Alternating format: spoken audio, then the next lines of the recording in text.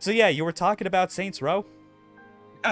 Yeah, Saints Row 3 and 4, probably one of the best duologies I've ever seen.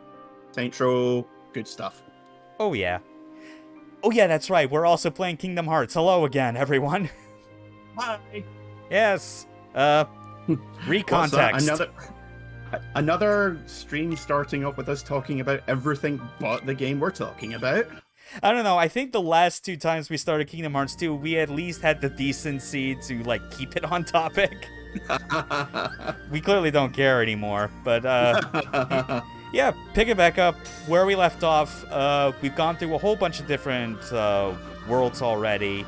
The last thing we did, actually, was, go to Santa's workshop and help him with some problems, under the idea that we would get a fancy new Keyblade as an early Christmas present, but he decided to give us Magnet instead. Yeah, screwed out of the best Keyblade in the game, goddammit. Yep, and then I burned the This whole will factory not down. stand. So we're going to Batman had it Agrabah. coming. Yeah, that old fat fuck.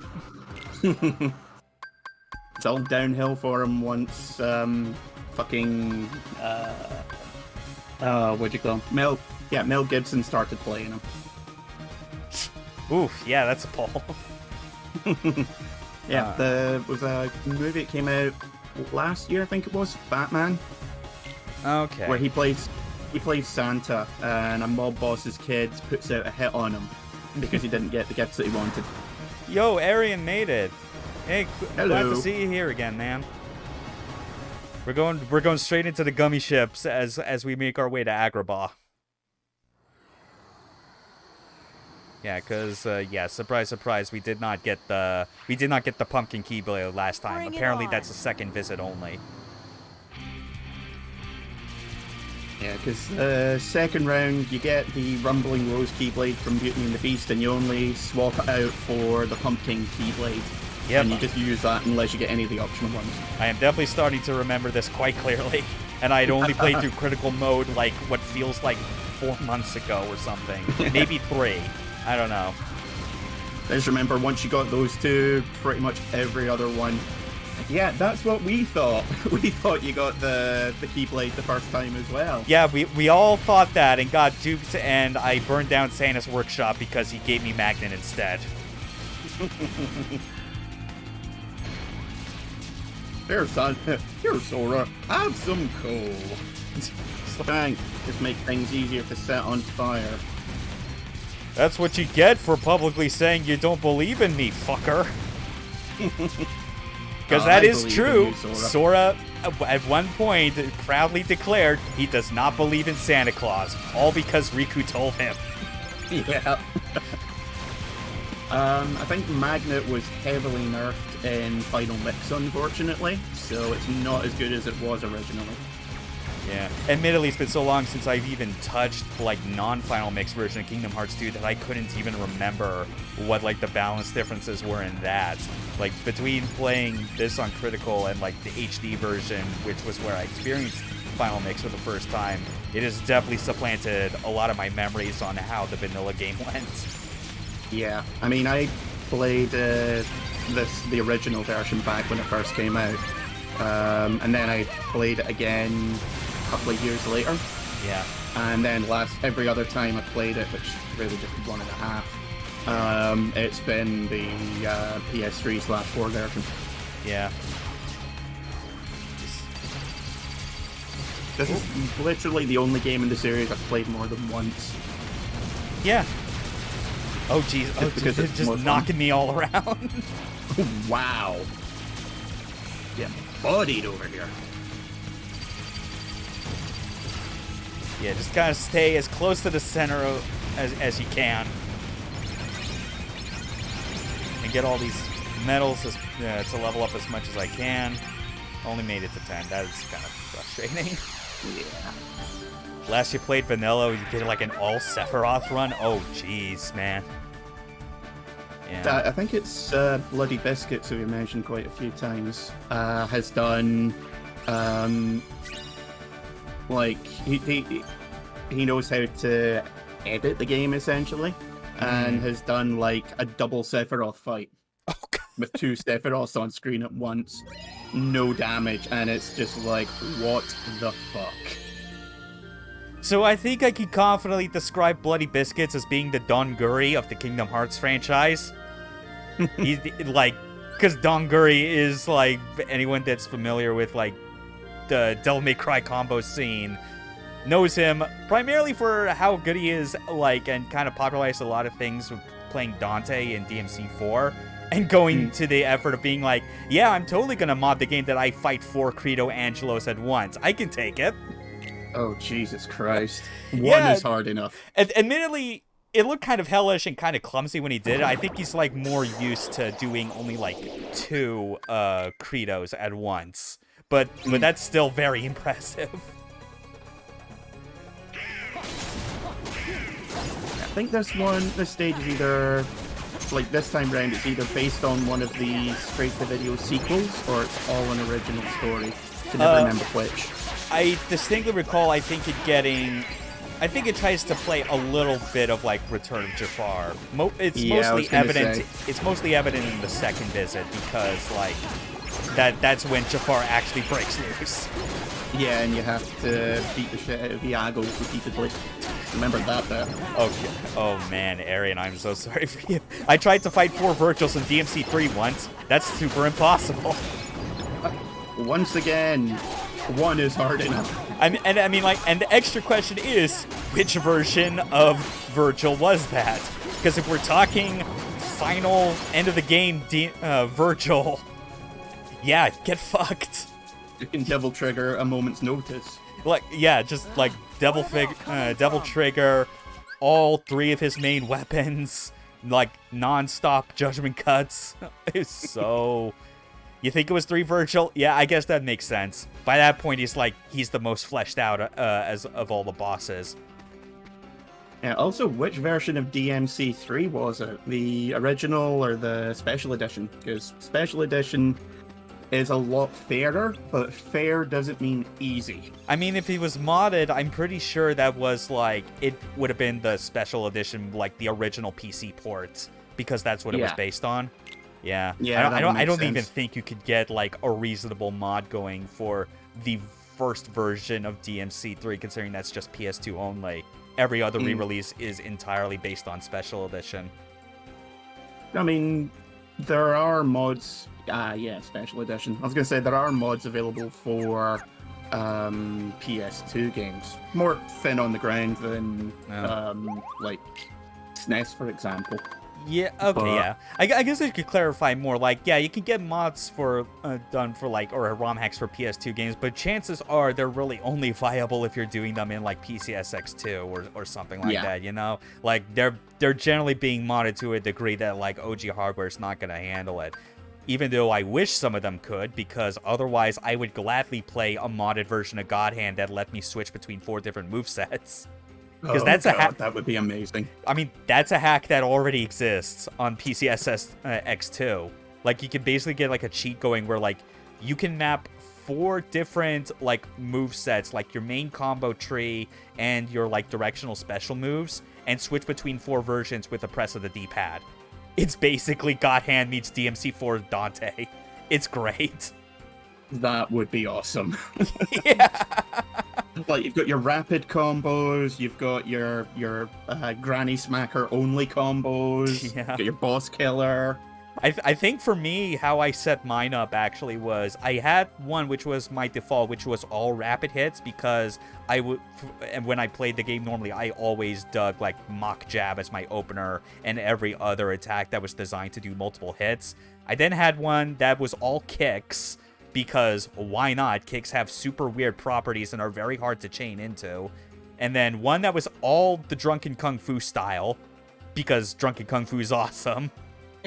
And then the last one, I'm sure some people would frown on me on it, but screw it. I kind of like felt it was nice. I basically had all like the post-game like God tier moves, like God Jab, God Straight.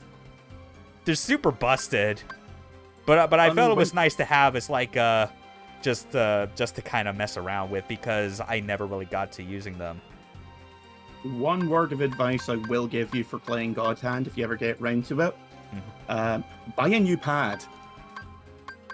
Yes. Because any pad that is less than pristine condition will be destroyed in short order. Yeah.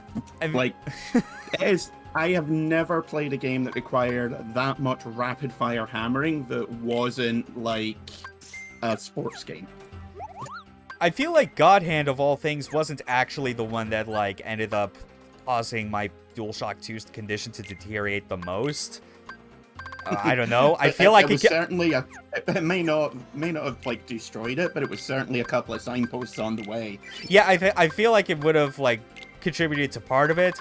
I feel like the degree to which I played a lot of Armored Core probably caused a lot of problems, but I think that's mostly because of how a lot of like those games like pre-Nexus, back when they didn't have the dual analog control method, it was like my control method involved having R2 as forward and L2 as backwards.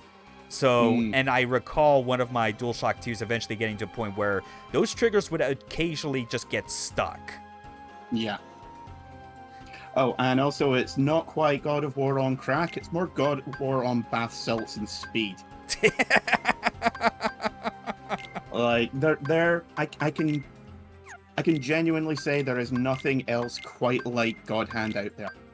Now, the closest would be in terms of feel, something like No More Heroes. But in terms of gameplay, no. It is a beat 'em up on fast forward. Yes. It is a beat 'em up fueled by Shinji Mikami's hatred for Final Fight Streetwise, that he was like, fuck you, Capcom, I'm gonna make my own Final Fight. Yeah. That Archipel documentary they did with him was absolutely amazing, if only for the section in which he talks about God Hand and what that meant for him. It was the best. Okay. Yeah, there really is nothing else quite like God Hand out there. Like, there's plenty of games which you can look at and be like, okay, like, this has similar feelings in terms of weirdness or not taking itself seriously, but in terms of the complete package, it stands alone. Yeah. I can definitely agree on that. Oh, you never played No More Heroes as well. I mean, like, yeah, you could get the PC ports. I mean, like, they are based on, like, the ones that they put out on Switch. But I'm one of those people that you could say I'm right. You could also say I'm equally obnoxious about it. But it's kind of hard to, I feel, to recommend No More Heroes and try playing it without the motion controls. I mean, the motion, at least try and play it with, on a system that enables the motion controls at least once, is what I'll say. Yeah, which is either at this point the Wii or the Switch. And the Switch is obviously better if you care more about having, like, solid performance. Because we streamed No More Heroes 1 HD. That was a marked technical improvement over what we experienced back on the Wii. Oh yeah. Mm-hmm. I think we spent most of the streams being like, why can't we get Mad World like this? God, yeah, why can't we get like any of the other like legitimately good Wii games, including the ones that never got North American releases, to like get this treatment? Where's Zengeki no Regen Leaf 2, damn it? Where's our Earth Defense Norse game? Come on, because that's what it is. Oh yeah, hi Gilbert Gottfried. We gotta like apologize to Aladdin and Jasmine on his behalf, I guess, because of, you know, him working with Jafar. Hey there, I'm a parent. I'm kind of a piece of shit in this story. Yeah. Thinking about getting the Ninja Gaiden ports, like the Master Collection. Oh boy, here we. So I'm just gonna step out the room for the next hour. Like, you can take this by yourself, dude. Sora, Donald, Goofy. Okay, I think that's actually the first time we've heard in this entire stream a character say the dreaded Sora, Donald, Goofy line in that order. We're done. Yeah, no, we no longer need to say anything. Yep, we have peaked as a species. Not much more needs to be said. But the thing is, like, the Master Collection is like, I've not played that, I've generally refused to get a hold of it. It's like, because I kind of already, like, I don't even really need to say that much, I feel, because I know what it is, and, like, just what I would say based on not playing that re-release, I think is still accurate. Like, those are the Sigma versions. I already have 2 entire Let's Plays that have, like, video proof of what the differences are between the Xbox originals and why they're worse. Like, a PC port of those games does not change that stance. Not to mention a PC port that is infamously terrible. I've heard that they've, sorted out some of the issues with it in terms of patches. Yeah. But, like, it's still, by all accounts, a pretty shitty port. Yeah, like this was obviously farmed out to a production company, and who were just told, like, we don't care, just get it working. We don't care if it's good. It's like, I almost don't want to even dignify it as being like a production port, even though I feel like that's kind of what it probably was. It's just more like, it really is the biggest sign, I feel like. Like, if it was a outsourcing company, I guess that would make more than enough sense, because the alternative I see, in which it is just like a skeleton crew of people at Team Ninja that had nothing to do and were clearly not equipped for it, like, trying to do this port because they went on record saying that they had modified the source code of Ninja Gaiden 1 and 2 so much that Black and Vanilla 2 are no longer salvageable, which is stupid. I mean, Japanese game companies failing to properly preserve source codes is basically a running gag at this point. Yeah. Because it happens so damn often. Yeah, and it's like, so, and they've largely gotten better about it. It's just the problem is, like, when it came to literally all the pre-HD development stuff they did. Because it basically took the entire Japanese side of the industry getting their collective asses kicked by the tech issue of designing games with HD pipelines in mind. To kind of go, we actually need to change things. I mean, once they realized the remasters were getting them big money, they were like, oh shit, maybe we should look into that. Oh, we have become error. Yeah. But, and the thing with Aaron is like, yeah, you've only ever played Black and Vanilla Ninja Gaiden 2. I mean, might as well keep it that way, I think. Like, unless, because I don't know, I mean, like, there are, Sigma 1 is not as good as Black, but I would be lying if I said there still weren't any merits to at least checking that out as far as, like, for research purposes. I don't know if buying the entire collection just for Sigma 1 would be worth it in that case, because you'd then still be saddled with Sigma 2, which is just not the same game, and then Razor's Edge, which is still based on 3 and should not be acknowledged in any positive light. And Razor's Edge, which speaks for itself. Yes. As I said, I won a copy of that on a Twitter contest. Yeah. And I still felt cheaped out. Oh, yes, I did. We got the as far as we could get with the dry forms last time. So the last thing we did. Yeah, it's the thing we did before we actually went to Halloween Town. Actually, we stopped by Timeless River and we got the Valor and Wisdom forms up to their like current maximum. We won't be able to get them upgraded further until we go to Twilight Town and like do the stuff there to unlock Limit Form, and then go back to Hollow Bastion and do some things to get Master Form. Until then, though, we gotta head back to the Cave of Wonders, because we gotta find something that we can trade with that peddler to get that lamp. At this point, the Cave of Wonders is like the cave of, it's alright, I guess. Been there so often. It's a game of, alright. Yeah.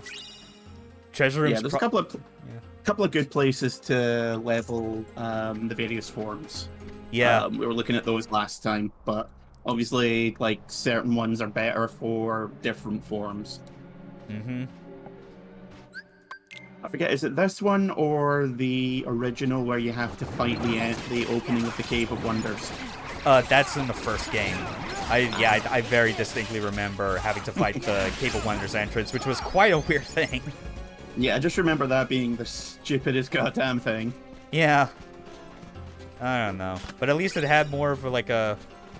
Well, I'd say kind of original plot, but it still was more or less like doing some of the things that the first Aladdin did anyway, you know, with like Jafar specifically trying to get the lamp, and it ends with him getting sealed inside it. Yeah, main difference is that you beat the shit out of him until he gets sucked back into the lamp. Yeah, pretty much. Man, Kingdom Hearts 1, I do still feel that really is like the best that like those worlds in Kingdom Hearts ever got in terms of feeling like story and thematically relevant to what you're trying to do. I mean, the second one I like because like the first one is good in terms of like putting you in the story, you know? But the second one I think adds more in terms of throwing you a curveball every so often. Yeah, with like especially with like the second visits and whatnot, yeah. So that like for some of those visits, they like the first ones, like for some worlds they'll just get out of the way. Okay, we're just doing the movie again. So when you do the second visit, it's like, okay, we can actually do something a bit more original this time, even if it's still kind of limited. I don't know. Like, I still feel like it's. Like, I know it kind of didn't amount much either way, just because, like, because when it comes to this being like a crossover game, Disney is very much, I'm going to put this as politely as I can say, massive cowards when it comes to actually doing any fun crossover shit with all these characters. Kingdom Hearts 1, I feel, gets the closest with that because you have multiple scenes in which you have various Disney villains from different series literally in a dark room around a table, just chucking it up, scheming evil shit. And then right at the end, you've got the Disney princesses all clustered together as well. Yeah, exactly. With Nomura's OC being the 7th one. I think I'm vaguely remembering now. Wasn't it said that for the sequels they weren't allowed to have any crossovers between Disney characters, other than the summons? I feel like part of that was still like in effect even during the first game, because it's like, yeah, the characters that are specific to the worlds you visit don't really like get much play outside of that. Yeah, like there's a few obvious outliers like Pete, but he, you know, has crossed over in Disney cartoons in general. Yeah. And Maleficent, him and Maleficent show up in random worlds in the third game. But other than that, like, you never see Buzz and Woody hang out with Tarzan. Yeah, which is the more interesting thing. In fact, I still wish like, I always go back to Super Robot Wars on this as the point of comparison. That literally does it all like the right way. I wish it was just something so coked out and insane where it's like, where it's just like, instead of them being all in their own separate worlds that are essentially planets in a giant universe, it just have it be more like, yeah, they all exist literally on the same planet, and their plot lines and like characters or whatever all canon to each other, and they just naturally meet up, you know? Well, I mean, you've got Pinocchio and the Toy Story crew in a game. That's a no-brainer. Yeah.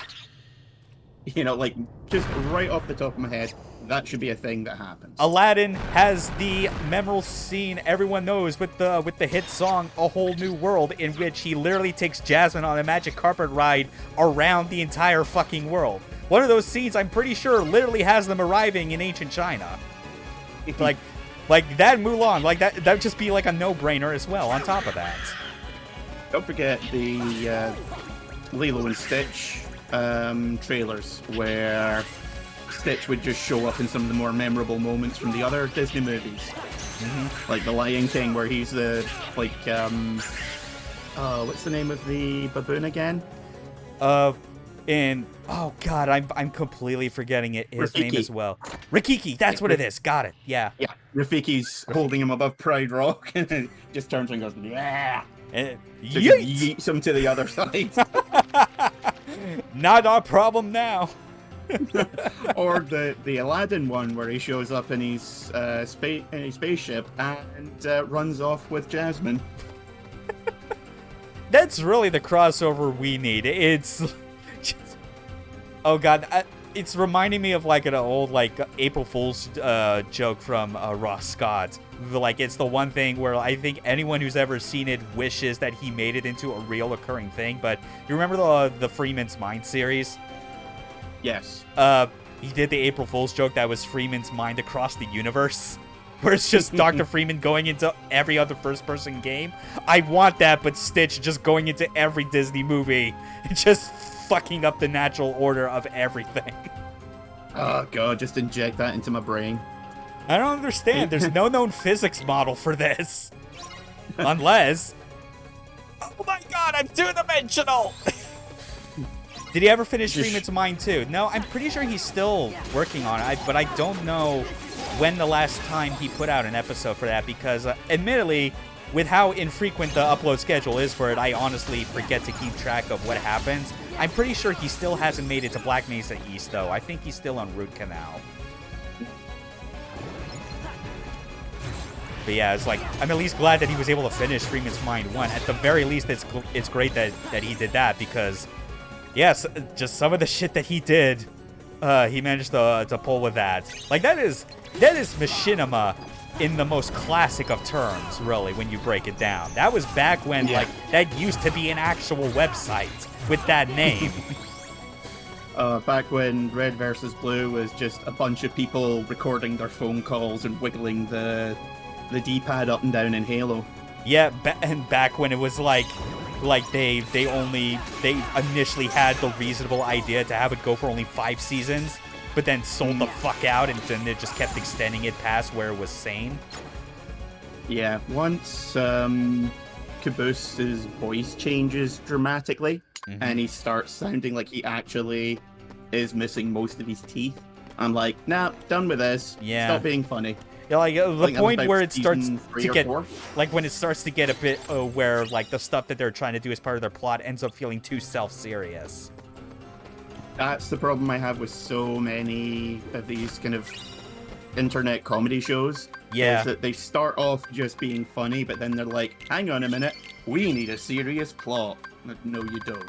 Like, you can have a plot, you just don't need it to be incredibly serious. Exactly. It's great that you've got the chops for writing drama, but that's not why we're here. We're here for shotguns and dick jokes. Yes.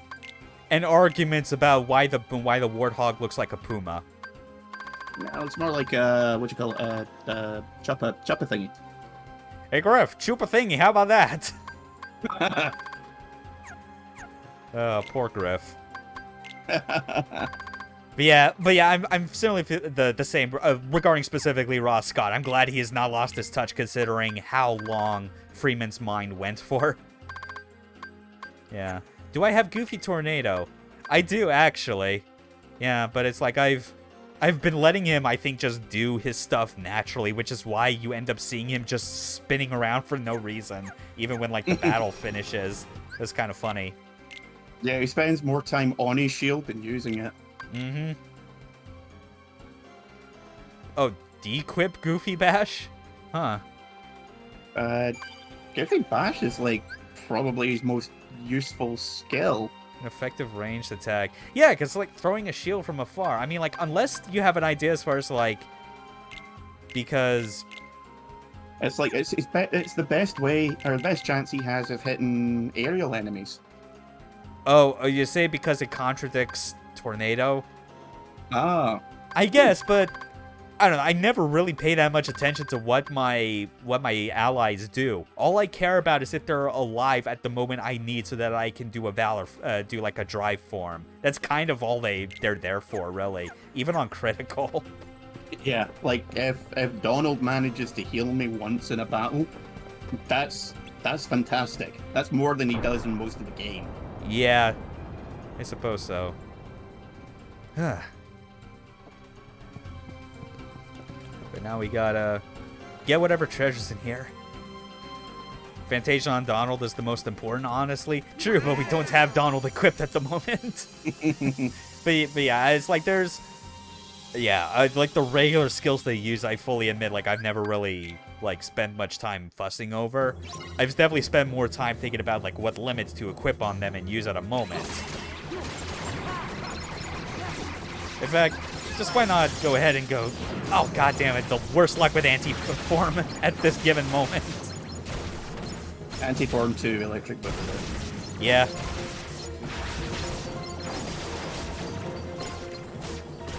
At least it's still kill. These Heartless are like small and weak enough that like it kind of doesn't matter. Oh wait, except these big assholes. Oh fuck.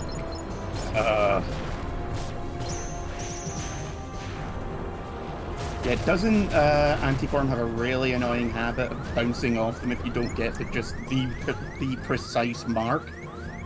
Yeah, and it's I remember that happening all the time. Yeah, this is. Oh, you did on critical when doing a level 1 challenge. I guess that makes sense. Huh. Yeah, if you are, like, at level 1, you are, like, greatly, like, reassessing the value of, like, all those other moves that you just let your allies do automatically. Yeah. Kind of like when I was just going through hard mode playthroughs in Portrait of Ruin, which, admittedly, I actually had to take a break from doing like the level 1 hard run mode that I was doing, and just went back to doing like a level 50 on that, because I realized kind of partway through that like not only can you not cheese level 1 hard mode by just tricking the game to think you complete it by killing the Lolitas halfway through. Because I realized that I think that's the moment, it was either that or Dawn of Sorrow, where Iga decided, you know, maybe getting the bad end in one of these games shouldn't make you immediately get the credits. I think that was the part that, like, maybe go, okay, maybe I can't, I don't have the energy or patience to try and keep going to the end of level 1 for now. Plus, it's like, the one bonus I really needed more than anything from beating hard mode in Portrait of Ruin was the 50+ luck boost that you get from beating it on level 50, which is the Big Viper trophy. That's really the only thing I needed, because I'm still missing one of Charlotte's spells, and it's the one that you can only get in the Nest of Evil from the Amducius. And I think if you recall how the... I'm trying to focus on like getting rid of this last fatso.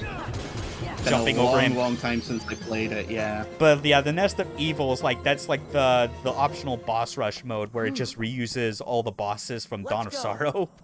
But the thing with that is, when you go through a door, like each floor is a gauntlet, and when you enter a room, you cannot back out to the previous one. And the Amducius only shows up there, so you can't grind them the same way you can like all the other enemies. Oh Jesus.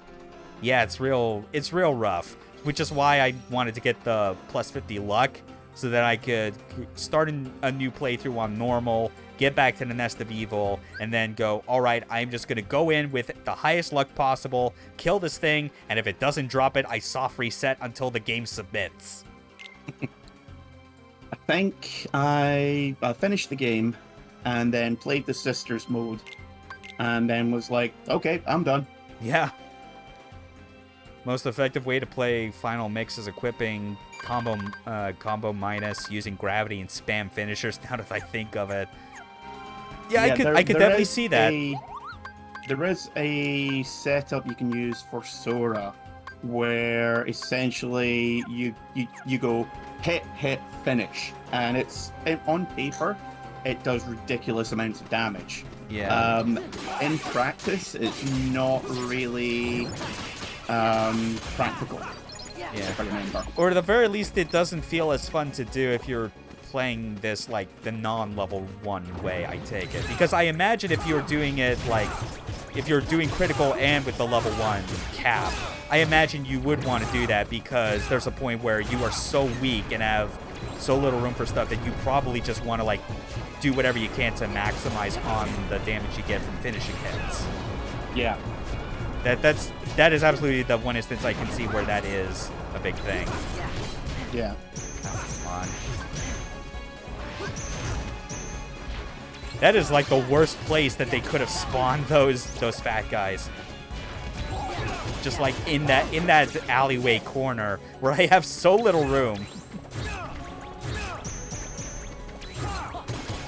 And then they turn around and your day just becomes so much worse. Yeah. Not only on paper, but it's just not feasible to get since you need to finish Sephiroth for that. Oh god, that's right. Yeah, beating Sephiroth does give you just like one of those very specific like abilities you need anyway, on top of the extra boost to your drive meter. Yeah, at that point it's basically just lingering will, and you require very specific setup to fight him anyway. Yeah, which again I will always iterate with the caveat. I did beat Lingering Will, but it was on PCSX2 and I had to use save states by the end of it. Every other post-game boss, at the very least, I fought them as, like, legit if I were to have played them on my original system. Like, no save states, like, during the middle of them.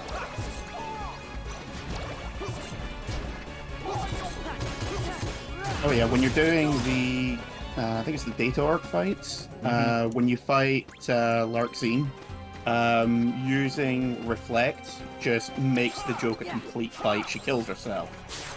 Yeah, it's like, it's just everything about Reflect is a much more practical solution to the game's regular guard move, you know? Like, it's just, it is a lot better as far as, like, ease of timing. And then, of course, you have just, like, the bigger area of effect when you use it, because it reflects all around you as opposed to just what's in front.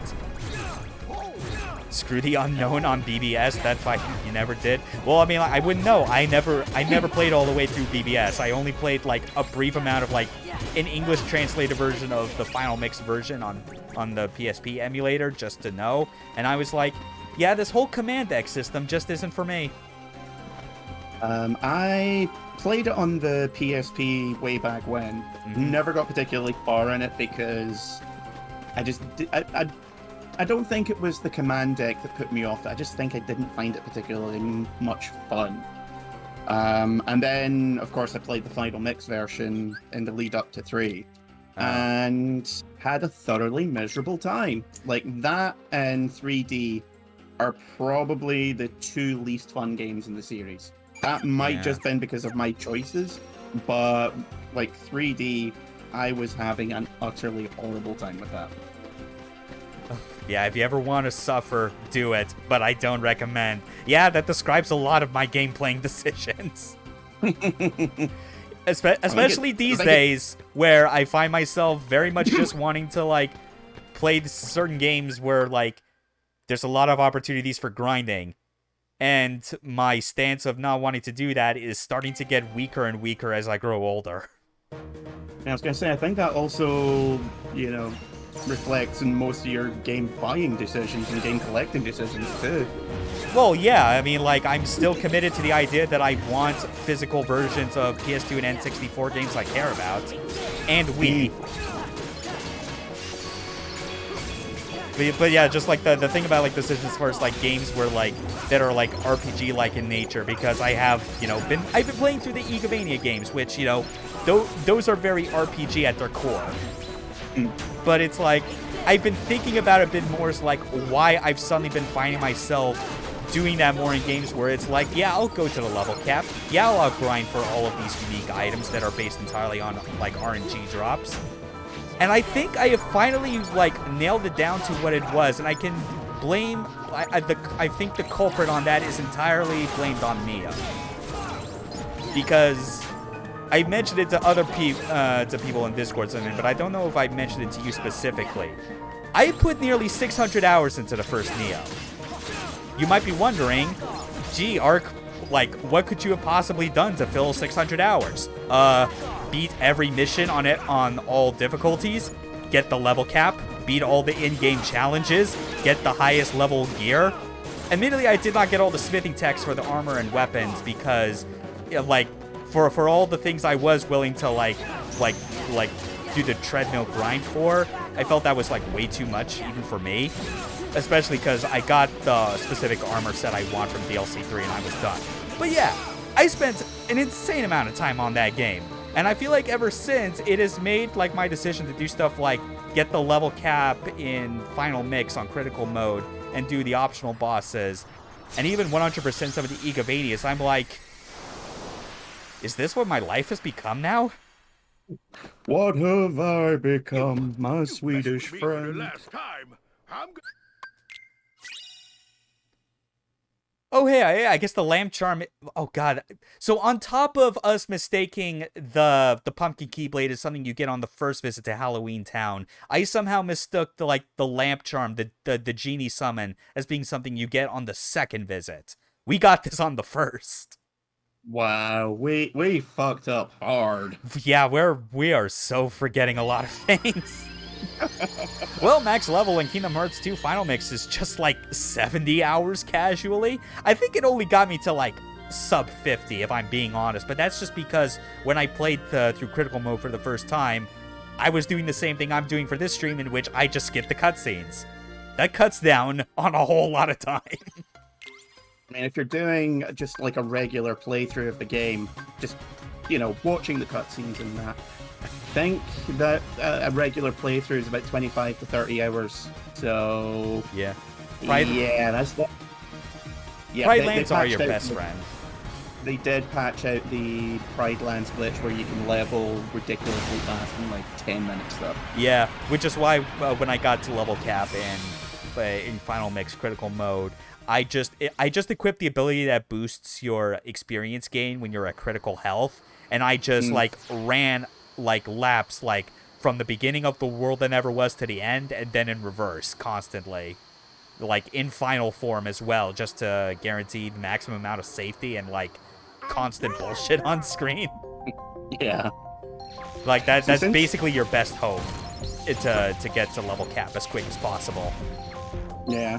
See, I think since the PS3 era, I've stopped doing as much of the bonus/end game content or post-game content. These days, like, I'll do all the side quests in the world, but once I'm done with the game, that's pretty much it, unless I'm like really enjoying it. I think part of it for me is because Neo was like the first instance where I really noticed it. I think it has to do a lot with where the core gameplay is something that manages to like pass the threshold in my brain where I'm like, this is fun to do regardless of context. Like Neo's gameplay for me is immaculate and is a big reason why I grinded to the level cap the way I did and got max stats, because it is a fantastic combat system. And to a lesser extent, similarly with Kingdom Hearts 2, you know? Like, just the options you have, you know? While not being the same kind of, like, pure action skill depth that other games have, you know? It's still engaging in its own way. And then I've also been, you know, with the Igavanias I've been playing over the last few months, like, I've definitely felt that with a lot of them. Like, I'm trying to do reasonably everything I can in Portrait of Ruin, and I also got, like, 100% All Souls and Aria of Sorrow because, like, it is that brisk of a game that it was, like, completely manageable. Yeah. Plus, like, even in the, you know, your first time round, if I remember correctly, there's ways and means of upping your drop rate to the point where you don't need to grind too hard for most souls. Yeah, which, like, I did it. Admittedly, I did it primarily based on luck, and I think in hindsight, I still did it inefficiently because I did not realize that there was a ring you get, like New Game Plus or whatever. I think late game, actually, in Aria, where you can buy it from Hammer's shop, and it is specifically, it says in the description, it increases the drop rate of souls. For some reason, I didn't do that. I instead vested in just going for a max luck build, and that still, I still was able to get all the souls in that game, like, under the 15-hour mark on my total save file, which is like, again, compared to a lot of other RPGs that would have similar grinding methods, still faster than those. Like, that's how well-paced and, like, non-bullshit Aria of Sorrow is in terms of the time you spend on it. I think your first playthrough in most of the Igavanias as well usually clocks in about 5 to 7 hours or so. Yeah, like If you're taking your time. the theoretical maximum you could possibly see yourself getting to, like, in any of those is 10 hours. Yeah. For the first time. I'm getting my ass kicked real bad right now. I've not been paying as much attention, admittedly. Ow. Clearly so, because I did not... The clock. Yeah, just... Oh, well. Think I'll give Deedlit in Wonderland a try on the weekend. I still not tried that. I've still been, like, constantly skeptical about ever wanting to try to get into any other Metroidvanias, because I do think I'm always a Metroid first kind of guy, which obviously, like, those games are not steeped in any of the RPG stuff that Igavanias have. But by the same token, Igavanias, on top of the RPG systems, have a lot of weird stuff in them that I feel like even the indie attempts at it don't really capture. So it's like, I'm basically one of those type of people that really only cares about the two series from which the colloquial genre term is derived from. Yeah. I got a copy of Lost Ruins for my birthday last month, which, you know, you can't help but have seen doing the rounds if you have even like the slightest bit of interest in Metroidvanias. And it's surprisingly short. The game is very difficult because it's one of those games where, like, in terms of the amount of damage you can take, it's closer to a Souls-like. Like, you are generally like 3 hits away from death at any given moment, no matter how... My god, that line looks derpy as hell. We are now a cub. Also, this dog is now a turtle. Don't ask questions. And this duck is now a pelican. Yeah, so here we are at one of those worlds that I'd say is very cool, and in the first time you see it, just for the basis that, like, you are in a completely different form. But it's also one that I found was this I feel is one of those worlds that kind of ends up being a pretty big challenge in critical no matter what. Because when you're a lion, you don't get a lot of the same stuff you normally get when you're a human. We can't do drives, or limits, or summons. But you can power slide like a motherfucker. Yeah, we could just, like, drift through the wildlands like we're a boar. Well, like we're riding a boar in Nier. In Nier. Yeah. Still the most inspired thing they had ever devised.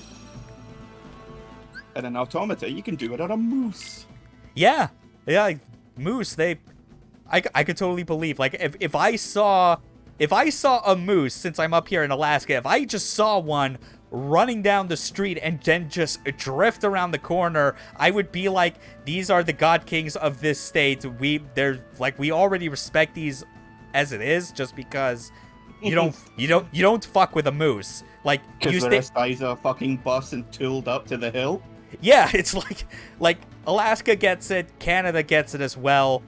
Like, you give moose a wide berth in any and all situations, because getting trampled by one is just bad news. It's not fun for anyone. I do not fuck with any creature that has weaponry bigger than my thumb. Yeah. And these, like, moose have antlers the size of a good medium-sized adult. Yeah, it's raw, man. Like, no.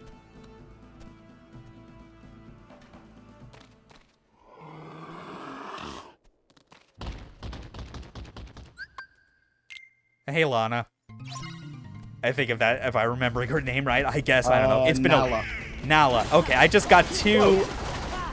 Yeah, I just got 2 consonants reversed. I mean, you were very close, I'll give you that much. Yeah, it's a similar enough name. Thank you, Goofy, for the air juggles, and Donald. Look at that hyper team combo finish. That was a hyper combo. Definitely heartless. Let's get crazy. Where you call your mustache? Man, I don't even play Marvel, and that's how much, like, that series has infected everyone.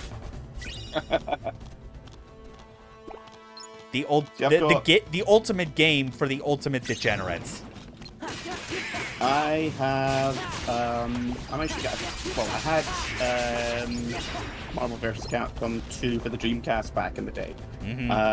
Left a whole load of Dreamcast games at a friend's house who I wound up, like, stopped talking to them and never got them back. I did manage to find a copy of it on PS2. Apparently the European version of it is very rare. I'm not surprised. Yeah, because like it's a niche game, and it's a very unpublicized port of a niche game.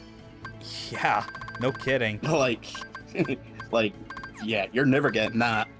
But I remember the Dreamcast version. No word of a lie, I think I easily clocked up several hundred hours in it. Still suck at fighting games, but that was a lot of fun. Yeah. And when Marvel vs. Capcom 3 came out, in the run-up to it, there was an event in Glasgow where they were showing it off at various places, and did some very cheap Iron Man cosplay. And won a T-shirt. Yeah, that's a sign that you're in familiar company. Yeah. The cosplay was consisted of me wearing a T-shirt of Iron Man's chest armor, Yep. a rubber Iron Man mask, and a pair of red gloves. That was it. Yeah. I was the only person there in anything remotely resembling cosplay, so they were like, fuck it, give him a T-shirt.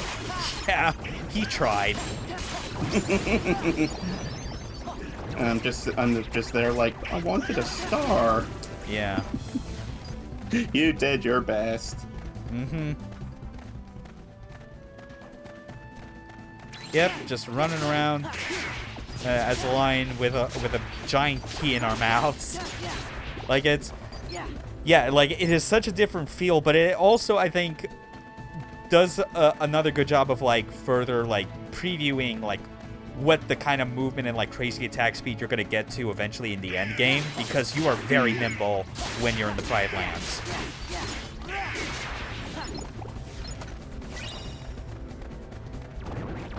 Okay.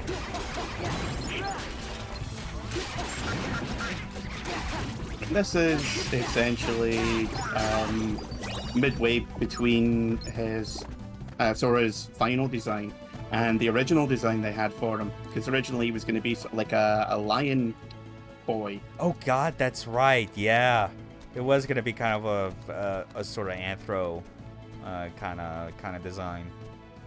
Because the special edition of the first game for the PS3 has a bunch of promo art in it, like original character designs and that, and they've got a full page illustration of the original cat Sora design. Yeah. Looks They're a fucking line which weird. is like, yeah, it is weird. That said, I do think of all the weird like world change designs Sora has ever gone through, none are ever going to be as weird as his Monster Inc. version. I don't know. I would say Pirates of the Caribbean in 3, because he hits the uncanny valley with the strength of an ox. I can see that, but I'm more upset by the Monsters Inc. version because I feel like that is way too close to like your typical poorly drawn like DeviantArt furry OCs. I feel like that's the bigger problem.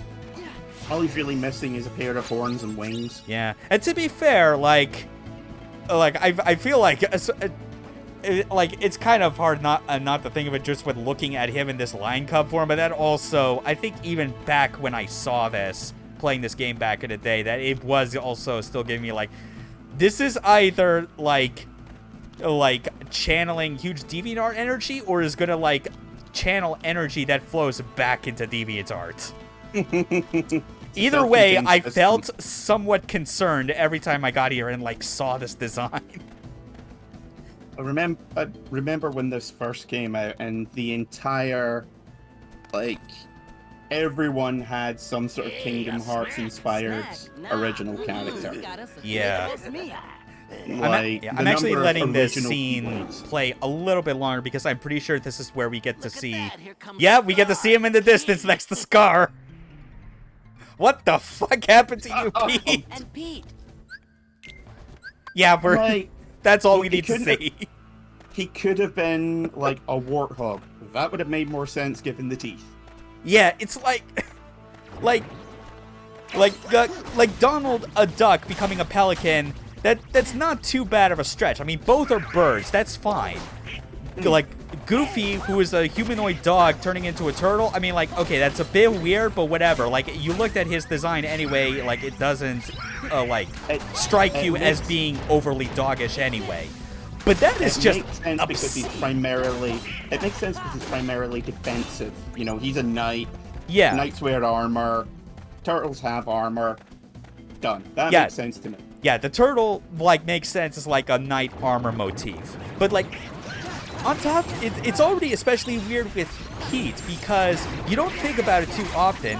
Pete's technically supposed to be a cat. And, like, that should make sense because, like, yeah, okay, lions, they're technically felines. But you have this cat character who's clearly does not resemble much of a cat at all. And looks even less like a lion when he is in this form. Like, I thought he was like a bulldog or something. I thought didn't so realize he was meant too. to be a cat. I thought so too, but for whatever reason, I guess that I want to say that I recall people like saying that's what he's supposed to be. Maybe I guess that's just because of how like he originated at the same time Mickey did in Steamboat Willie. And you know, That would make Mickey is a sense, mouse, yeah. so cat mouse dynamic. I guess that's the idea. But it just does not come across. It never came across at all with his current No, design. He looks more like a dog. Yeah, which He's always looked like a dog with weird teeth. yeah, and as someone that like many people back in the day watched plenty of Goof Troop, I also thought the same. Yeah. I mean, he's like, Egg was obviously like a dog. Yeah, they all were like dog-like. That was the implication I always got from everyone, especially because it's like, I had no problem seeing that that's what Goofy was supposed to be. The show was ostensibly named after him because of that. Ergo, the people that are part of the main cast would also be dog-like in the way he is.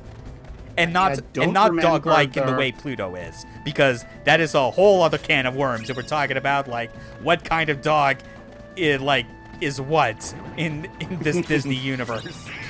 I just remember Drawn Together, if you ever saw that. I remember seeing bits of it when it was like, I think it was like back in the day when my parents would like had like a TiVo, like a sort of like a DVR recorder for recording Daily Show and like Colbert Report, and I think I recall their nights where like Drawn Together would air immediately after the Colbert Report was done, and would always catch like the first 30 seconds of it because surprise, surprise, cable television programs, they never start at the half hour or hour exactly on the dot. Weird. Yeah, but I recall Drawn to Death being a thing. Not Drawn to Death, Drawn to Life. Drawn to Death was a really shitty arena game. Yeah, okay, by David Jaffe. Yeah, honestly, they're both at that tier for me, if I'm being honest, because I can't imagine adult me appreciating either of those. There's a bit in one episode where one of the characters winds up working as a hostage negotiator for the police. Oh, God. And Pluto, totally not Pluto, has totally not Goofy at gunpoint saying, how come he gets to wear fucking pants? We're both dogs, I should get to wear the pants. Yeah. And then after that, he shoots Goofy in the head and then commits suicide. It's like, that is so weird, but not too far off from like the constant joke I've always heard about like trying to discuss like why is Pluto more like a regular dog and why Goofy is just like a weird humanoid dog, and then it just evolves into like a weird discussion that like it's basically some like weird form of pet play in the Disney universe. Like Pluto has the capacity to be like a kind of man dog in the same way Goofy is. He just chooses to be an actual dog because that's what he identifies as and is comfortable with. we're not kink shaming, they're lifestylers, we're just kink asking why. Yeah.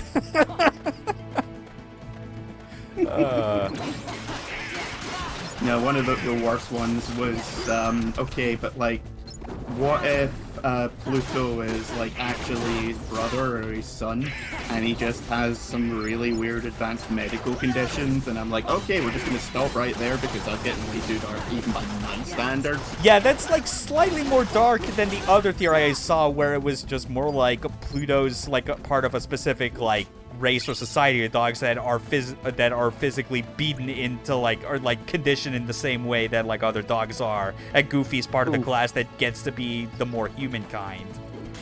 But that's why I generally prefer the more like the more Kink styled explanation, because not only am I all for just like letting people that have like these sort of Kinks lifestyle be able to be like more open about it, because it's not harming like them or anyone else to like live the way that makes them happy, but it's also funny to have those alternative interpretations, if only to upset the ever-loving shit out of the prudes that would like try and kink shame them. Like, no, fuck you, this is what they mean to me and you can't stop me. It's all fun and games until Pluto just starts pissing on some dick's leg and does not break eye contact. Yeah. He's just like, we both know what's going on here. You can't say anything because I'm just a dog. Yeah. It's also the sort of thing where it just like, it reminds me of like a theory about like the whole dynamic between Mario, Peach, and Bowser that I also really appreciate. That's of the similar line where it's like, they're not actually play. Yeah, it's like they're not actually enemies. They're part of like a polyamorous triad in which they have a huge kidnapping and rescuing kink. And I'm like, this makes a whole lot of sense. Except it kind of brings up some bad implications when Bowser Jr. gets into the mix, and because of Mario's sunshine leading him to think Peach is his mom. And it's like, this, like, everything about this is cool, except for the part where you're technically involving a minor, which is a huge red flag in any kind of kink, fictional or otherwise. Yeah, it's like Bowser gets her on the weekends. Yeah. Unfortunately, that's when he sees his son, and his son thinks, oh, this is just my dad's new girlfriend, so I guess I'm too young to know better. I guess I'll just call her mom. Yeah, but at least in like in any of those interpretations, it is hard. You cannot debate otherwise that Bowser is just a single father doing his absolute best with what he's got. And you can't really explain these things to children, so it's like, yeah, it's just a big game that we're all playing, but, you know, because he's like 12, he takes it too seriously, so... Yeah. Yeah, God forbid you end up with a situation like when you do that dominatrix sub-story in Yakuza 0. Oh, God. I hollered in like so much laughter and so much pain when I saw like those kids show up, because it's like, and this was even before, like, this was like in the few years before kind of realizing that that it was more than just me subconsciously like leaning into these sort of weird things, to realizing, oh wait, I'm actually kind of have an interest into this and I can put a label to it. But I knew instinctually even back then that those kids walking in on is like, hey, what game are you playing, grown-ups? And it's just like, back up, back out. It's just like real rough. Not just saying your safe words, but screaming it to the high heavens. Artichoke! Artichoke! For the love of God, get me out of here!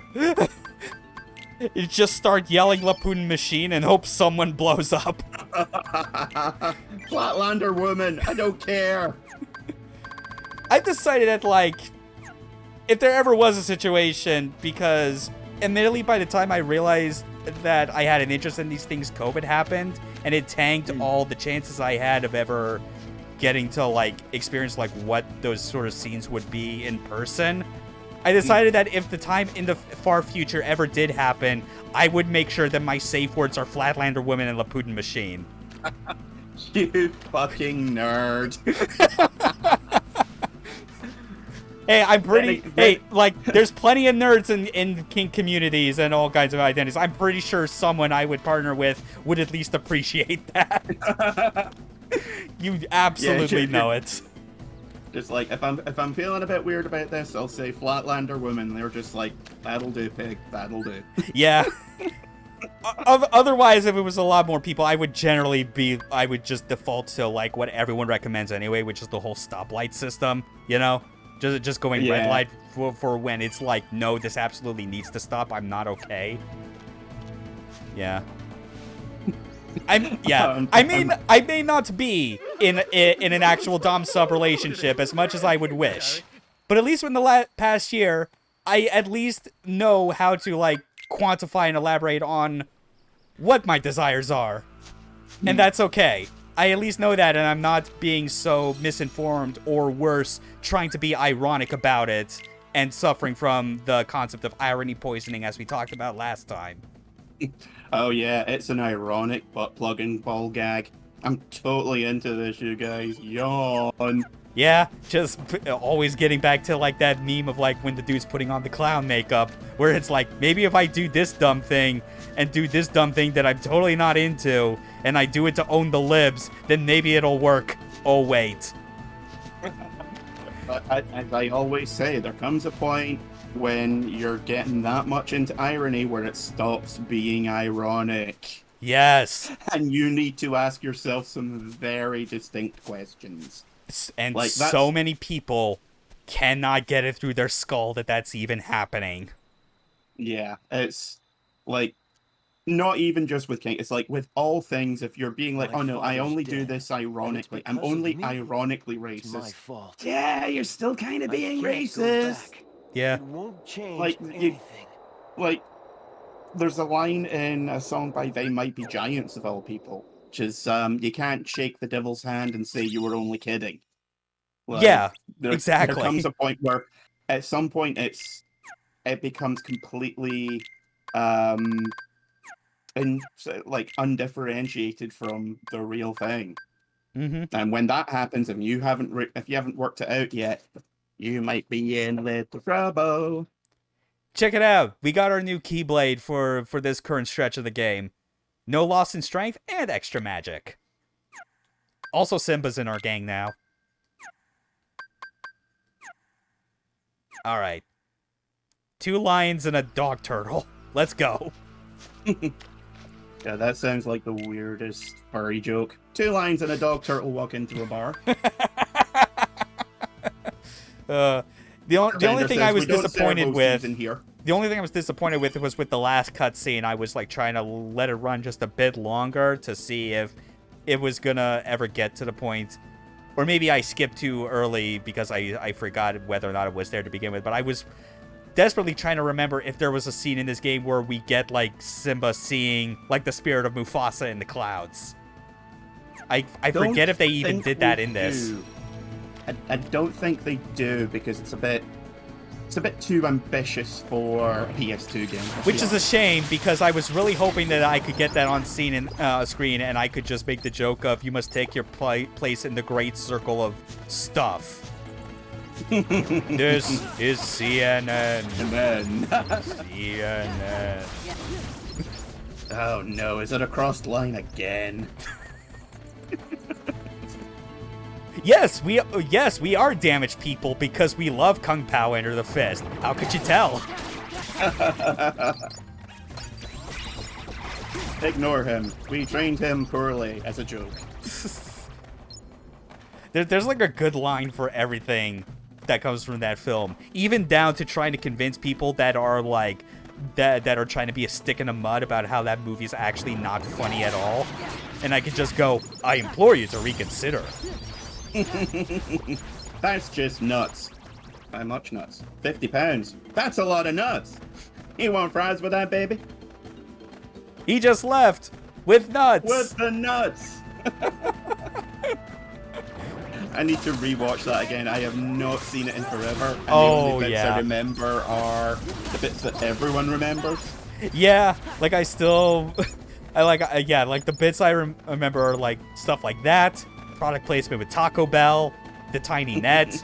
We purposely trained them wrong as a joke. The cow projectile firing milk from its udders. Thing I actually realized recently, because someone was talking about Oh, what was that one BioWare Kung Fu RPG? Oh, Jade Empire. Yeah, that thing where it's like, I hear plenty from people that I don't know if they played it a whole lot or they just remember seeing it, but like going that probably racially insensitive. I'm not sure. I've not played or even seen it. I just knew that it was the game that existed in between KOTOR and Mass Effect for them. Yeah, like, I mean, KOTOR 2 and then Mass Effect, and it's like, no, two of the, like, one of the best PC RPGs of all time, and one of the biggest PC RPGs of all time. Of course, it's going to get forgotten.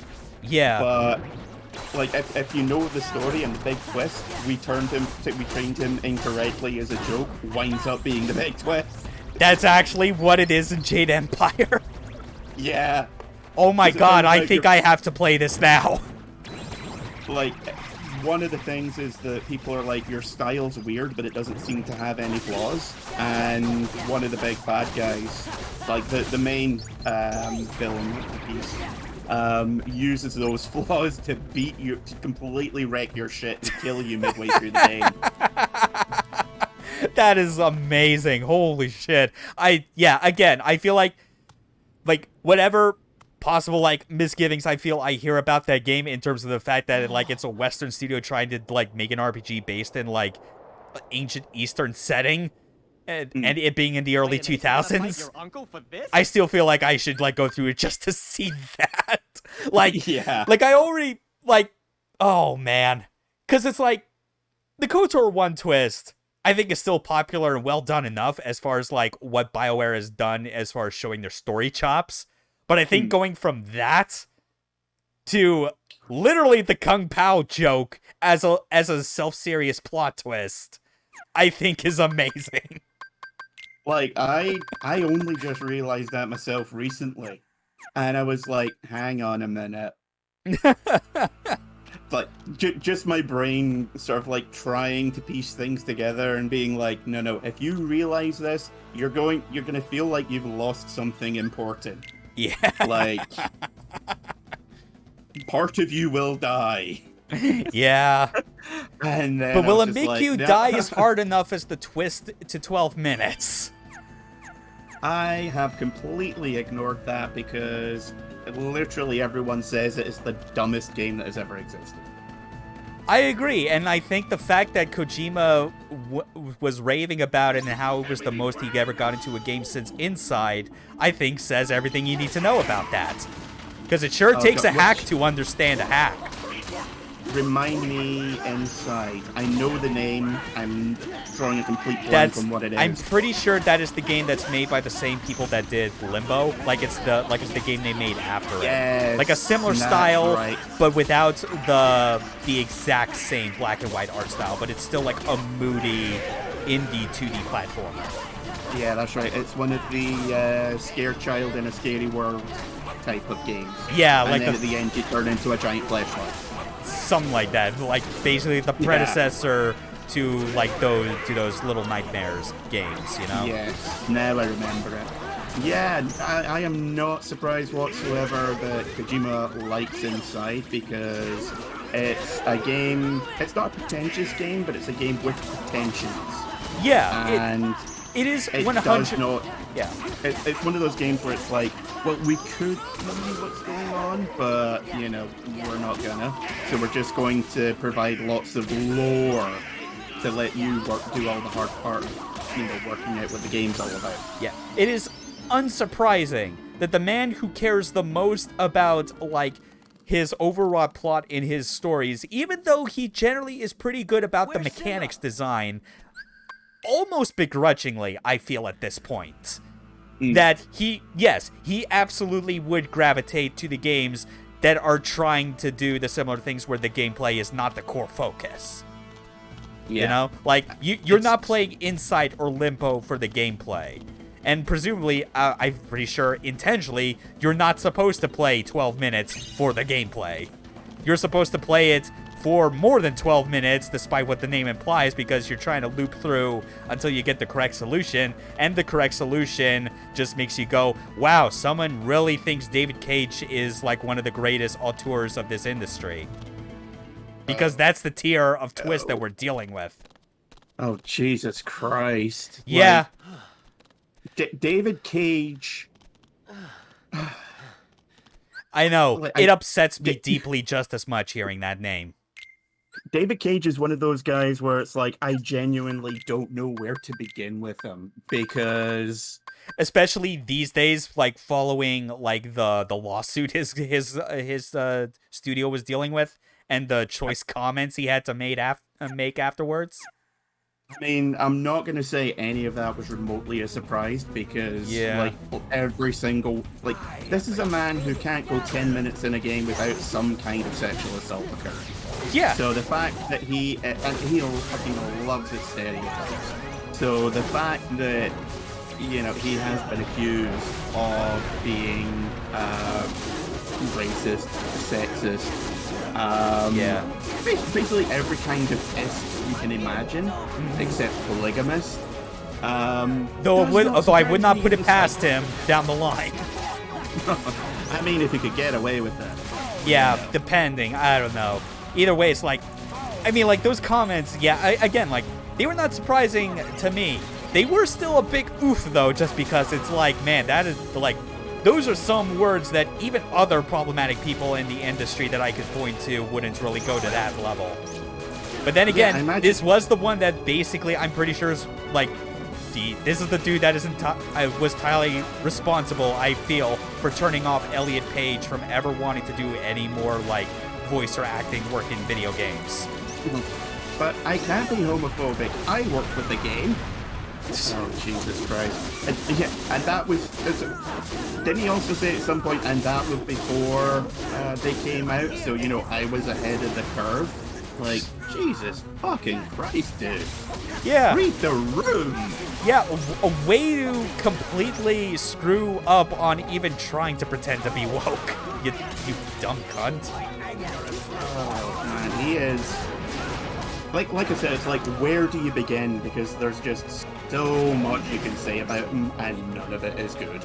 None of it's good, and so many people would, like, very quickly, like, forget that he's even that bad, because they're like, oh, there's nothing like his games, though.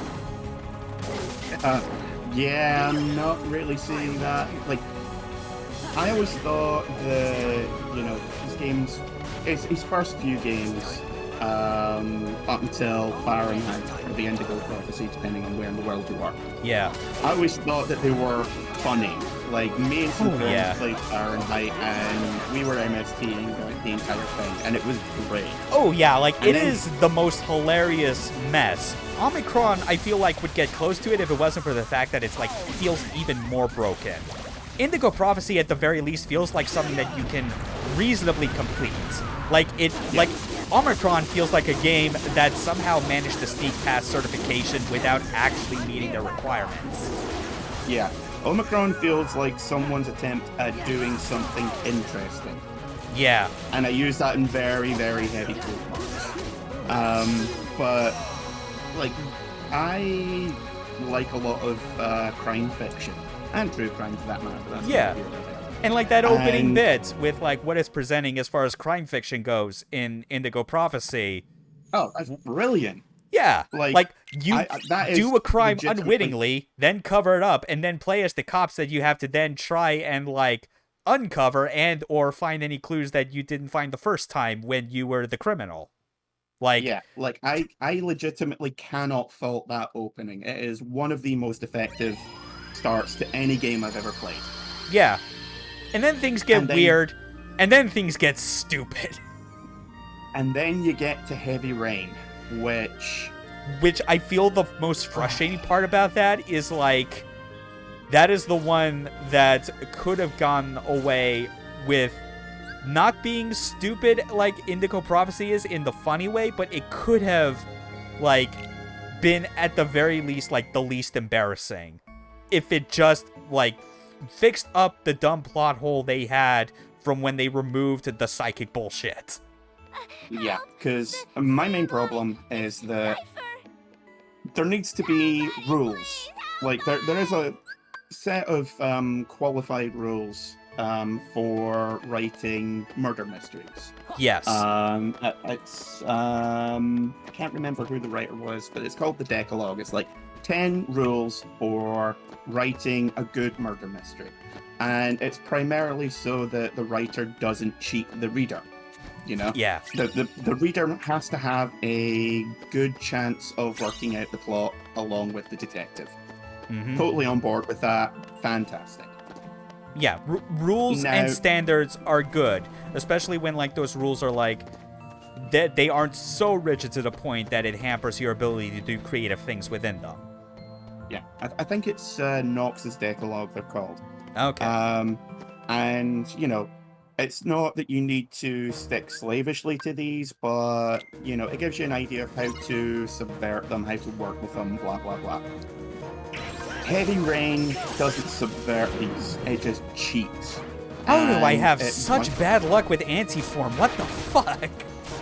Wow, that's like 4 times in a row if you include last week. Something like that. I know it's like, because I'm pretty sure that I've done a dry form 3 times this stream. First was anti, then I successfully got Valor when I was in Agrabah, and now we're back to this. Oh man, getting final form is going to be a pain in the ass. Well, not with the 2 becomes 1, because we'll just do it in that exact same starting area.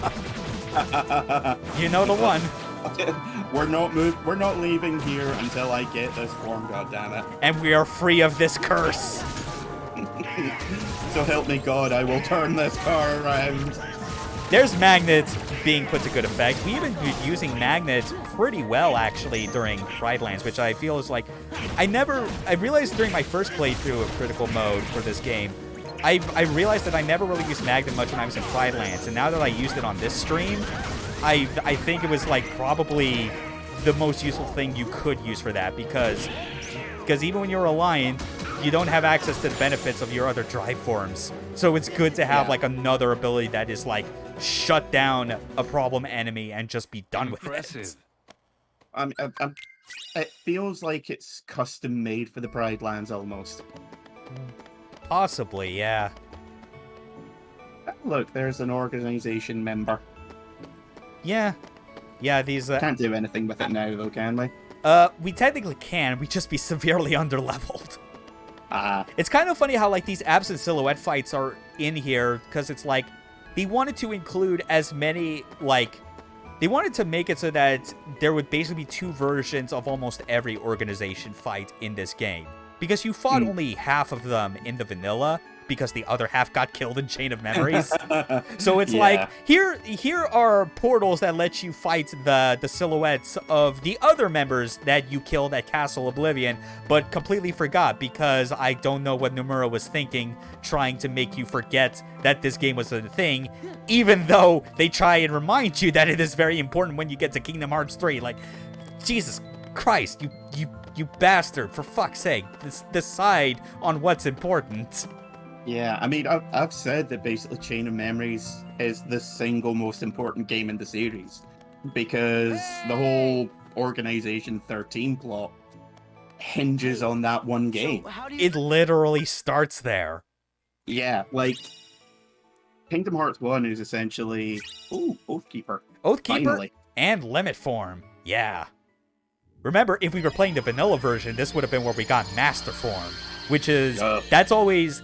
I feel like because that's when we get the Oathkeeper, that's always what I guess in headcanon, that's what I consider the Master Form's ideal Keyblade. And Oblivion I always put on Final Form. Now, Oathkeeper's kind of... In a lot of promo art, it seems to be like the one that it's always paired with. Yeah, Oathkeeper and Oblivion, like, that's clearly the point. They both start with O. That's what Roxas ultimately uses. Yeah. I didn't mean that. They're like his quote-unquote canon weapons, so... Yeah, why not? Kingdom Hearts 3 even confirms it when they keep going through the list of ass pulls to bring everyone back at the end.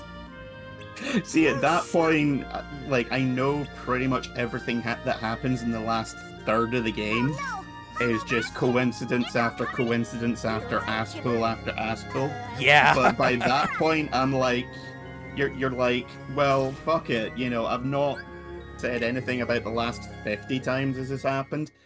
Fuck it, you've earned it. Yeah. And even right to the bitter end. Like, even when being brought back in ways that really should not be done, if only for, like, making you question what the point of the earlier games was. Roxas is still better than Sora. Well, duh. He You had... can use two at once without limit.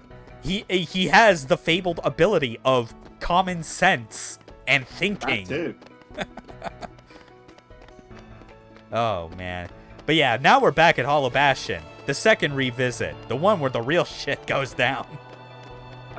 The war sequence. Yeah. Or is that the next one? I forget.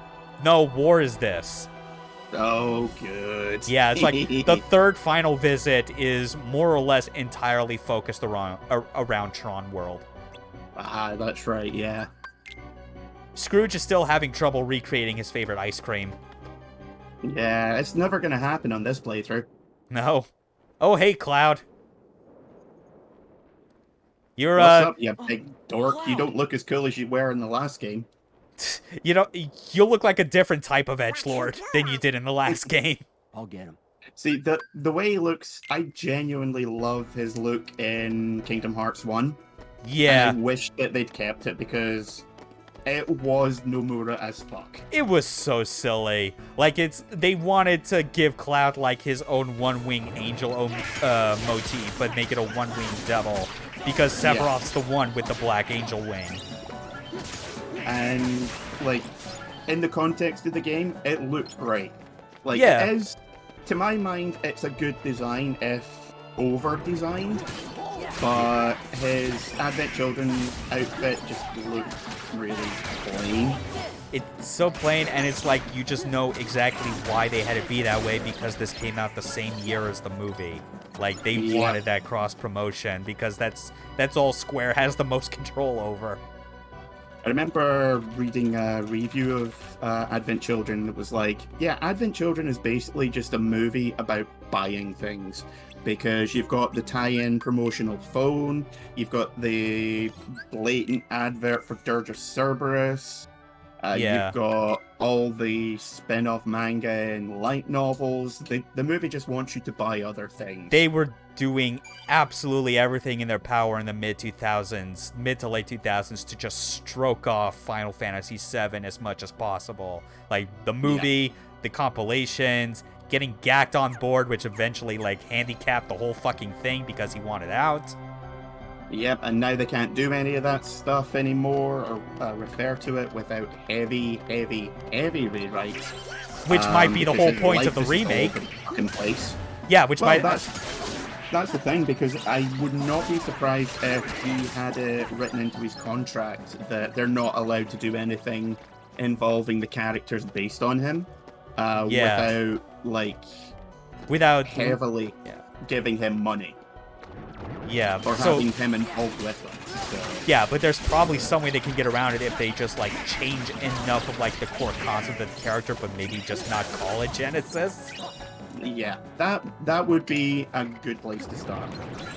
Yeah. Like, somewhat that, like, they do that thing where, like, no one mentions his name, and then when it does come down to it, someone goes, Gen, and he goes, oh, no, now I am Omega, or some bullshit like that. Yeah. No, I'm Revelations. Yes. Yeah, just go with, like, the dumb freshman surface level biblical bullshit. Outdo Evangelion on that stuff. At least the staff on that had the decency to actually look up the angel names and, like, some amount of apocrypha. I doubt even Square Enix would have, like, the capacity to do that part. They'd just go straight to, like, what are the names of these books in the Bible? Yeah, let's do that. Yes, my name is no longer Genesis. I am flips to the end. Fuck. Well, fuck that one up. Yep, you ruined everything. Yeah, Gact ruins everything. News at 11.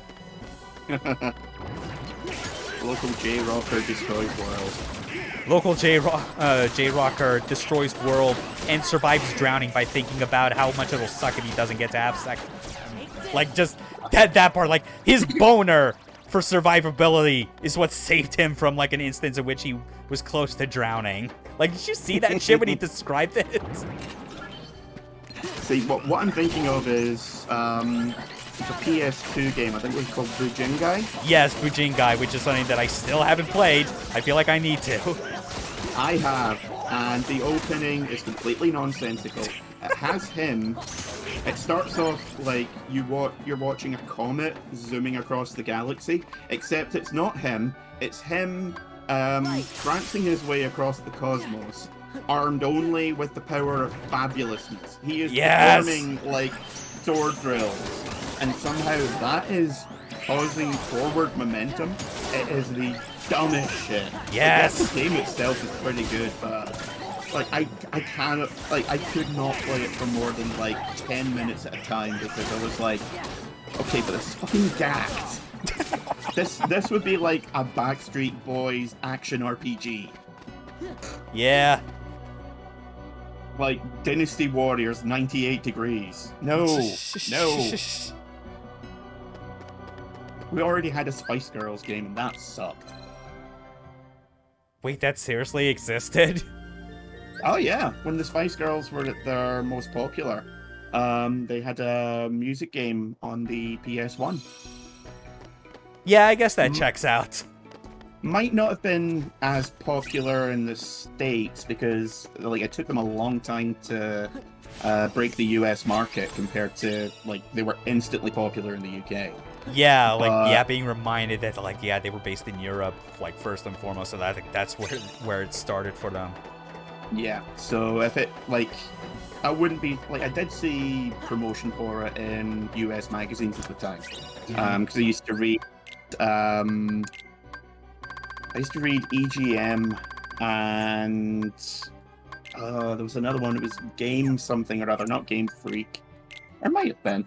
Well, anyway, I did see advert for them for the game in there, but it was basically just like a music game with bits where you could customize the girls' dance routines, and you know, it was slightly above a cash-in game, but not that much. Yeah, I can totally see that.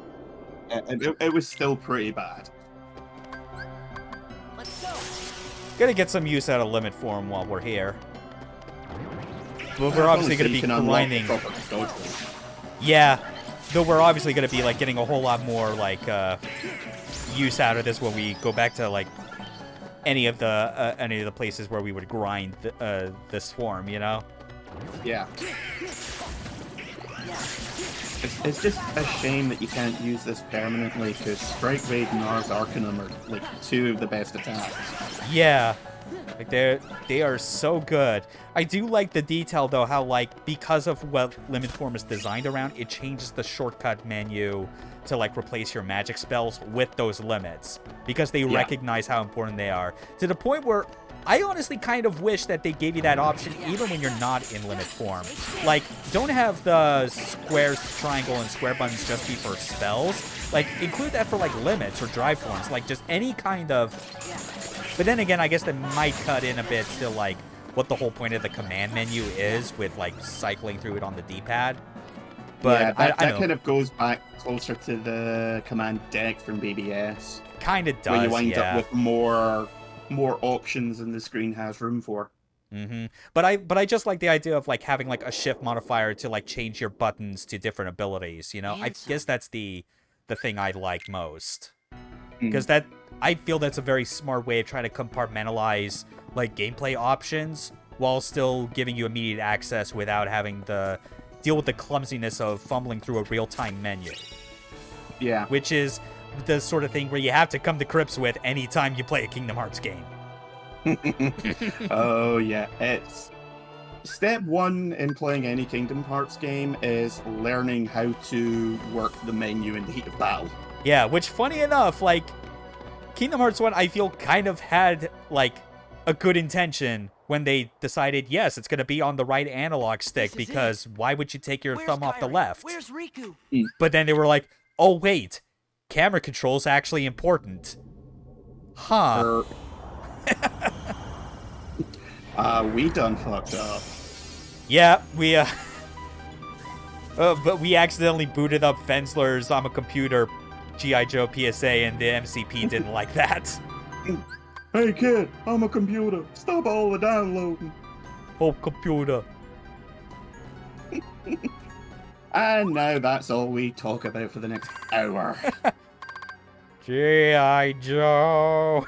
Just however, like, lazy sounding that G.I. Joe, jingle always sounds. Give him the stick. Don't give him the stick! Do you know my dad? Oh! Pork chop sandwiches! Oh shit! Oh, Get shit, the fuck out of here! What are you doing, you stupid idiot? My mom done told me not to do the thing. Damn, they smell good. God bless us for being around to keep memories of the old internet alive. The good parts of the old internet, I should clarify. I don't think anyone needs memories of the old internet from, like, early something awful or 4chan. Or 4chan in general, let's be real. Yeah, I mean, I, at one point, was a moderator for 4chan, and dear God, the things I've seen. Ugh. In fairness, I was younger, and I kept mostly to the comic board. That's and it was the comics board, and for some reason, 2 of the porn boards, they were like, yeah, we need someone to moderate these. You do that. Oh, like, no. Okay. Yeah.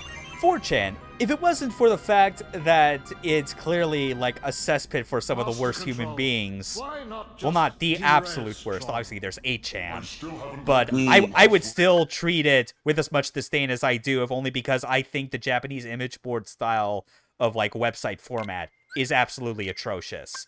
I never liked it. I never understood how anyone ever put up with that. It's definitely an acquired taste. I'll say that much. It's just the feeling of a lack of, like, uniform look to everything. Just shit being, like, plastered on there with posts being, like, not constrained to, like, any decent, like, width standards or format or whatnot.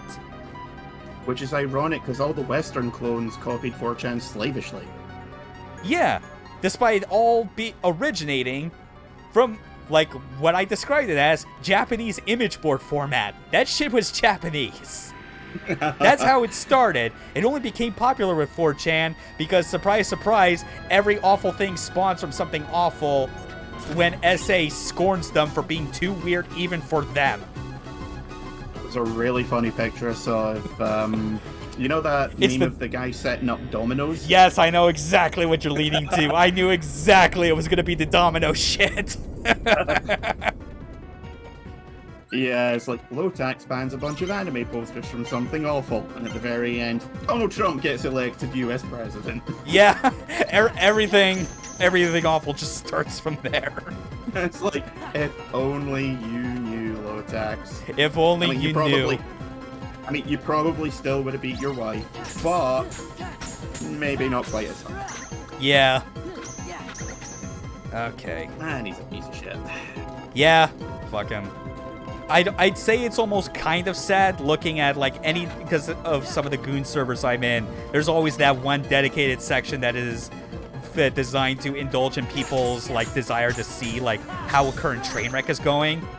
And just seeing, like, what Low Tax is up to is a mix of this is kind of sad, but still ultimately deserved because he's a piece of shit.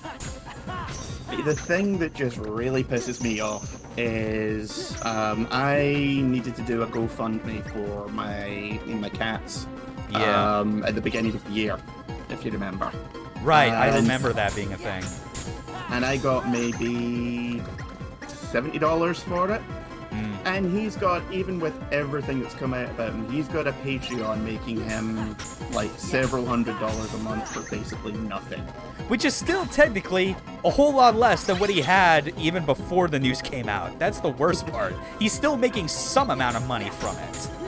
Oh yeah, like the fact that, in fairness, I think a lot of those people are, because the thing with it, like I've worked for banks and that, and a lot of these things rely on the idea of people forgetting that they're subscribing to something, you know? Yeah.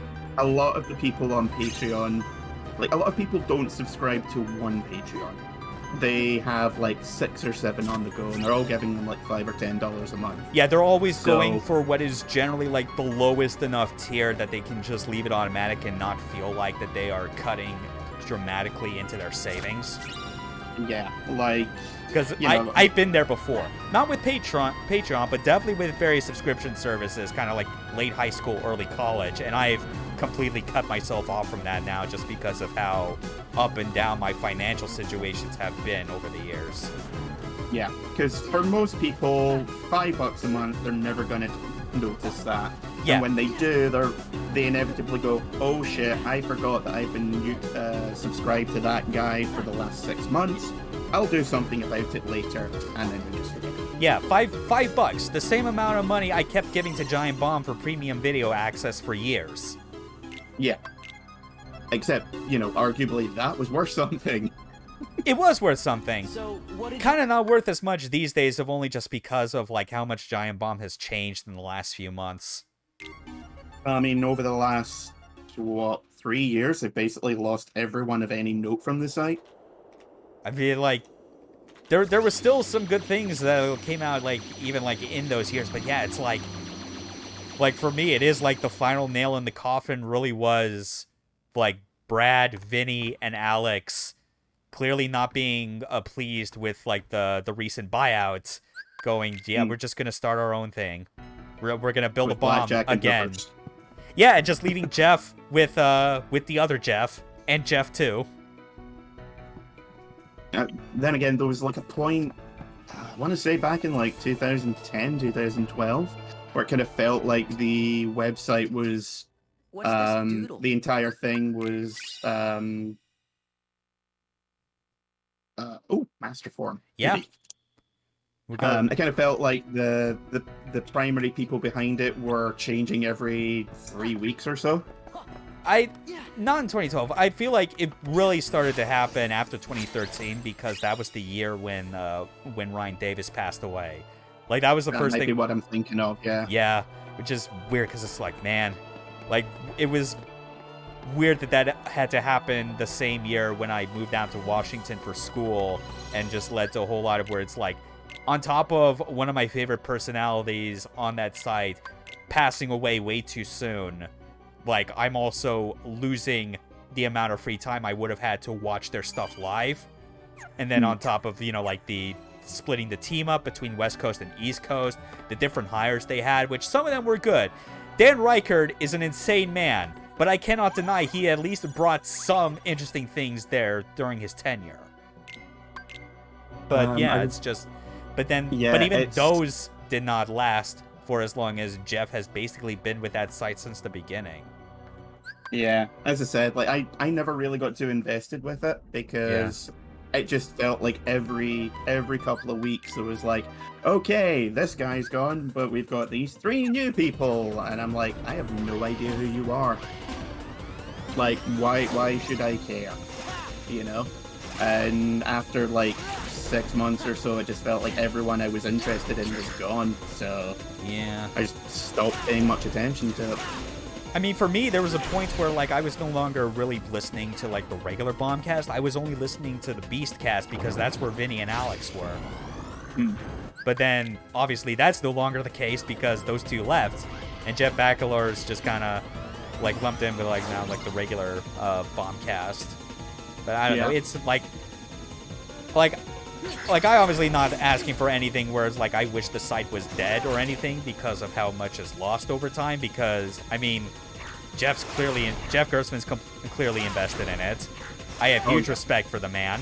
Even if, like, he can have some of the wackest game tastes ever, it at least is, like, proof that, like, you don't need to base whether you like someone entirely on whether they like the same things as you.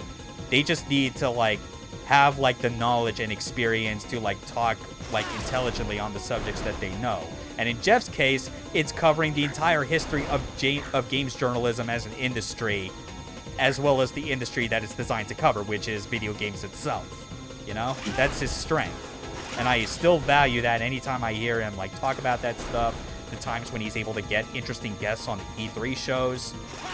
But yeah, it's just everything else, like, with, like, the various video series they've done, podcasts, it's like, it's gone less over time.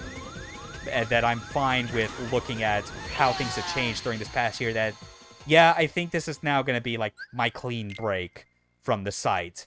I've, like, but, like, after over 10 years of the site being a thing, like, that's a whole lot of memories. Yeah, but, you know, there comes a point where you're, like, essentially where you're like, okay, so am I going to stick with this, or am I going to have to cut and run? Yeah, and this year was clearly that for me. Yeah. Though admittedly, by that point, I had been kind of listening to the Beastcast a bit less, just because I'd fallen behind and was forgetting. The last time I listened to any of their specific premium series was when they did All Systems Goku, which is probably the most exciting thing they'd ever did, because it was Jeff and Dan, known like anime dismissers back in the day, finally going, all because of Dragon Ball FighterZ, hey, let's watch some Dragon Ball. And it was delightful. I remember being a couple of people that I knew being like, man, we should totally do like a giant robot podcast. Just start with Evangelion, because it's the one that everybody knows, and then somehow try and tie everything back to Evangelion, like a unified theory of Eva. That sounds like a personal nightmare for me. Well, the primary reason for doing it was because, A, we thought it would be really funny, and B, because we were planning on trolling the shit out of everyone. Oh, I know. That would have trolled the hell out of me just listening to that. It's like, oh yeah, Gundam War in the Pocket? Totally an Evangelion ripoff. Here's why. Yeah. I feel like for me, that kind of troll really only works if it's like a one-off video thing. I could not imagine that being a running gag that could sustain its welcome for an entire podcast series. Well, the thing we were going to do was, it was going to be, it was going to start off like, okay, so like, here's this show that we've been watching, here's a brief rundown of it, here's some interesting facts, here's our opinions on it, and here's how it's totally a rip-off of Eva. Yeah. And just watching how many death threats we get on a weekly basis.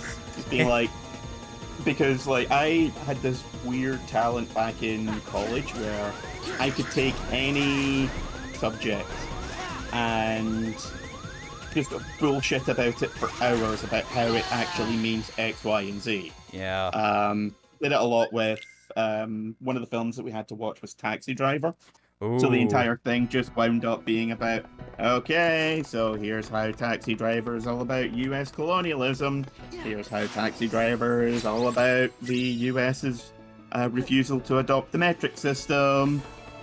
And backing it up. Like, it was complete bullshit. Oh, wow. It was backed up, and it was like, well, you know, if you look at this aspect from a certain angle, because, like, I'd seen Taxi Driver, like, 16 times by this point. I was bored as shit. I needed to make it fun for me. Yeah, and that's what it comes down to for a lot of things. Yeah. And the teacher was just sort of like, okay, I know this is bullshit. You know this is bullshit. But it's interesting bullshit. Yeah. Like, it's fascinating how you manage to work this disparate shit into something that we both know is complete nonsense. Yeah. God, this light cycle section is so difficult. You take so much damage from single hits on critical. It's definitely one of those gimmick things where it's like, that's always the worst part when you get to high difficulty levels in games, where even if like the core gameplay loop is somehow well balanced, there's invariably some kind of gimmick mode in there which is clearly not put well together to the same degree. So yeah, it's usually mini games. They've clearly just been like, okay, well, we'll just up the difficulty by a flat 20%, without actually thinking, oh shit, that now makes this completely unplayable. yeah. I'm just trying to avoid as many of these enemies as I can. Just, for God's sake, let me get to the exits. I mean, I don't even like regular light cycle style minigames. Yeah, some of the minigames in Kingdom Hearts are okay. The majority of them do tend to be pains in the ass. Yeah. Fucking Atlantica and this for one. Oh, yeah. Which we're still not doing. We're keeping true to that promise.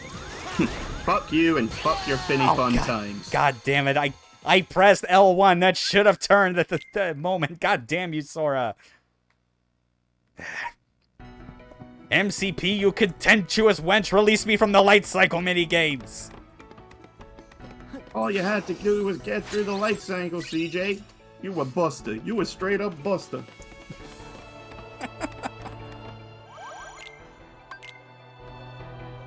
Oh, man. It's also really annoying when, like, the checkpoint for this section doesn't even start you back inside Tron World. It literally dumps you back out to when you got Master Form. Like, seriously? Like, why? This game's checkpointing really gets real boneheaded at times, no matter what. Yeah, that is a mistake.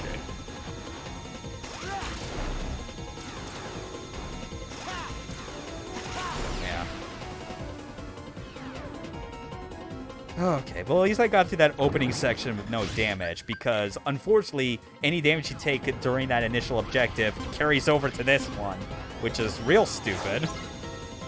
Yeah, I do not remember this bit being quite as long as it is here. I remember it being when I did my personal playthrough months ago. It gave me as much trouble then as it is here. Ugh. God, that's right, because it's like only certain attacks work best on certain enemies. Like, you can't use your Keyblade against enemies that are guarding. Yeah. It's real. Ugh. Like, I'm already back down to critical health. This is so stupid. The game never, like, this minigame never wants you to rely on any one ability. They arbitrarily have to force you to use, like, all of them to some degree. It's one of the things that annoyed me about Doom Eternal is that the game's deliberately designed so that you don't get comfortable with one weapon. I think it's that's like, actually to its strength because it is part of the core combat loop. This is not. True, but it's like, I just want to use this shotgun. Not the super shotgun, just the regular shotgun. Give me more than 32 shells, you sons of bitches. Oh, but you can. Just use your chainsaw constantly, and your blood punch, and both your grenades, and the flame belch. That's what they're there for. I've done single weapon runs of, like, various Doom Eternal levels, like, in the base game. Admittedly not in the DLC, just because the spirits, which can only be destroyed by the Ghostbuster gun, kind of puts a wrench in that. But it is possible. It's just you have to... But on the other hand, shut up. I am every person on the internet who has played Doom Eternal.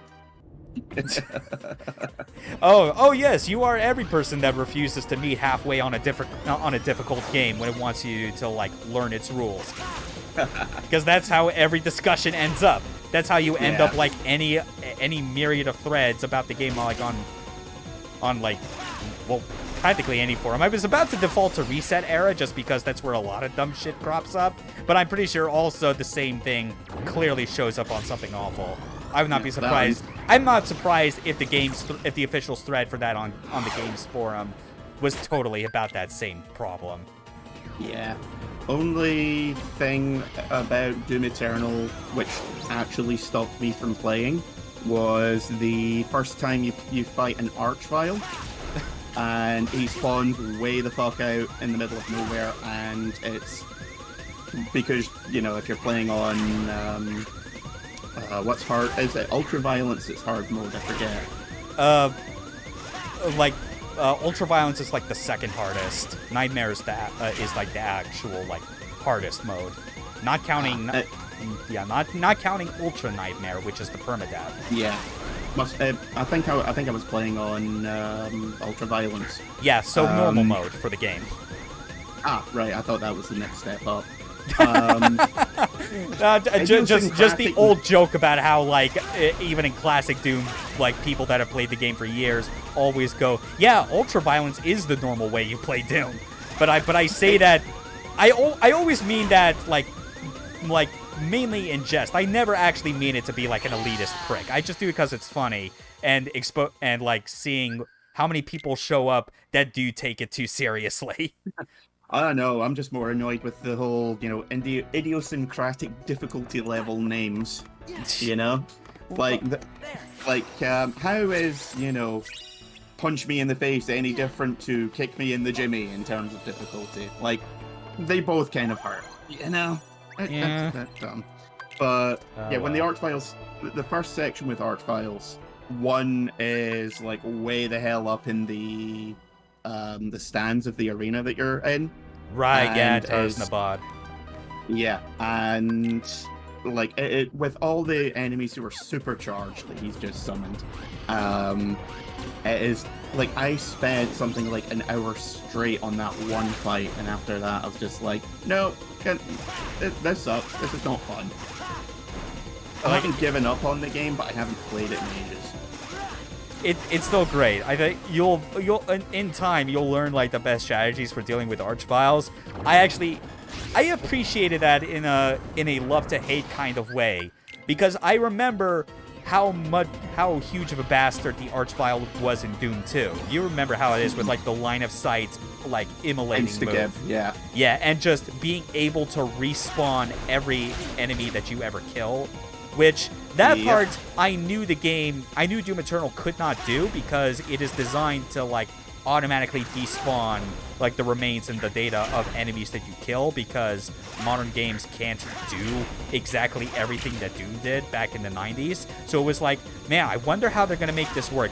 It's obviously going to be just, like, their version of the summoner they did in 2016. And then when I saw what they actually did with, like, summoning not just enemies, but also buffing them, I was like, oh my god, you bastards. You have brought back the fear of God in the Archvile. I love you. Like, that is the part of their legacy they needed to maintain. And as far as I'm concerned, they fucking delivered. I remember the summoners, everyone basically going like, right, so this is just the Archvile, right? Yeah. Like, this is your version of it because for whatever reason you can't do it properly. Okay. And then they brought back the Archvile properly, and I knew the meaning of suffering. Yeah. And, strangely enough, the meaning of Christmas. Yeah. It's a bit unexpected. That's the best part, really. It's like, didn't see that coming, but, thanks. Kind of a bonus. Oh, come on. I'm so close. I gotta just make it. Come on. Oh my god, finally! Oh, thank fuck for that. Fuck this minigame now and forevermore. At least we don't have to do it again, right? I'm pretty sure... Wait, am I misremembering? Like, was the trauma of doing this on Critical so strong that I blocked out any potential revisits? I want to say that they clearly made this minigame in a way that it's like, yeah, you could probably do it again for, like, a challenge mode or something, but I don't recall it being, like, a second thing.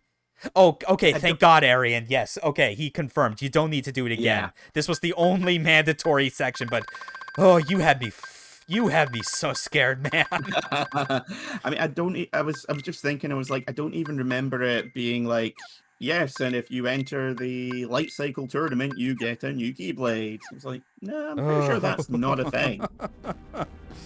Oh, boy. Let's get some more... Oh, wait, we can just get high potions right now, except, oh, we're gonna be flat broke. Oh, who cares? We'll just keep stocking up on them as much as we can. Don't forget to drop off your crystals. Oh, yes, of course. I gotta remember to do that, considering that I'm not focused on trying to level my Moogle all the time. AP, defense boost, another AP boost, another AP boost, power boost, another one, magic, just all the boosts, all for days. Hell yeah. Diggity damn. Another one. Another one. And another one. We are so broken.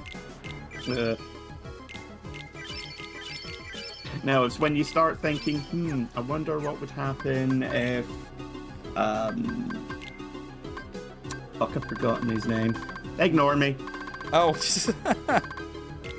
Yeah, I'm just thinking again about just like between us bringing up like all these like not just current memes but all the old ones like from the old internet and whatnot. I'm just reminded of like an instance from I remember like a Neander stream where she made reference to the Conan as an alligator. Like that looping gif with like the music and I'm pretty sure like when she like made that reference she was like no one understands that, but I was like I remembered that. You're not alone. You're not alone, you old boomer cat. I don't normally pay much attention to VTubers in general. Yeah. But I only found out recently that she was the one who did the whole I can do different types of anime girl voice. Yeah. Nanners has had like quite a storied internet history for like spanning a decade. Yeah, I saw that and I was like, Jesus Christ, that's 8 years old? Yeah, and like when you see like her as a VTuber and just like the unhinged content she gets into, it's not surprising like that it's the same person. Even down to the point where like at least she has like the maturity and like hindsight of growth to realize that some of her old videos not really things she's proud of. I don't think anyone really needs to like look back at Pomp Pomp with like any fondness. No, especially the dubstep remix, Hump Step. Oh God, yeah, just. Oh. But I also didn't realize she was the one who did the chorus of anime girls sing the theme to the Nut Shack. Yeah, that is. Oof. I was like, that was her. Holy Jesus. Yeah. And my worldview is shattered. Mm-hmm. And meanwhile, it's like some of her like other weird like parody songs or whatever are like way more tame, but still in the kind of style you expect her to have, like Say So. That goes. Admittedly, for me, that kind of goes beyond it just being like real dumb, cringy internet parody. It's actually kind of legitimately great. Like her version of Say So and just how it perfectly sums up like the constant joke of like VTubers being like idols and they have to be pure, but no, she's just a horrible piss goblin. See, I have more respect for the ones that don't have any pretensions of being, pure waifus. Oh yeah, like, and she clearly does not either, even though she makes the joke on occasion. But yeah, I also appreciate that as well. That's why like V Shoujo I've watched so much of, on top of the fact that like yes I am one of those people that got into watching them because these VTubers because of Hololive. Like they clearly have a whole lot of reach, but V Shoujo stuck a lot, not only because like they all speak English, they speak a language I understand, but they all manage to like straddle the line. It's not straddling the line, they pendulum to the point where, like, they loop around from being, like, genuinely wholesome and, like, good moral characters to just the most deranged degenerates you can imagine. I don't know who it was, but I just remember someone saying, it's like, there's a thin line of decency, and they don't just cross the line, they peg it in front of its parents. Yeah, like... I was like, that escalated quickly. Yeah, but it's the sort of thing where it's like, when you have a VTuber whose original origins was on Chatterbait, and in her non-Chatterbait streams is like one of like the kindest, most wholesome people you could ever see on a Twitch stream, like that's power. It was funny because I remember I was showing someone, it was an unboxing video for the initial release of Nier Automata, the special edition with the steelbook, the statue, all the gubbins. Mm-hmm. And I was showing it to someone, and they were like, this girl looks really familiar. Like, does she do a lot of cosplay? I was like, yeah, you could say that. I was like, seriously, where do I know her from? I was like, well, you might recognize the name Lana Rain. Oh, yeah. There was a lot of embarrassment on his side. He was like, no, I've never heard that name before. I was like, really? You don't say? Yeah. Shocking. That was kind of a limit being used a bit too late, I just realized. Yeah. Tron's limit is admittedly pretty cool, if only because it is one of those where all the stuff that's on screen is designed to, like, do the maximum amount of rapid hits. Oh yeah, if you manage to get it in a good crowded room, then everything just fucking melts. Yeah, it's real good. Okay, but now we're gonna wrap up this this current visit to Tron World, and then get to the real shit back in the real world. Aw, shit, son. Yeah, as we finish up going through Ansem's modified version of the Tron OS. I still can't believe that that's a thing that's, like, a canon thing. And it also upsets me so much that this is the closest you get any sort of crossover between different worlds that aren't just Sora and Goofy and Donald going into them.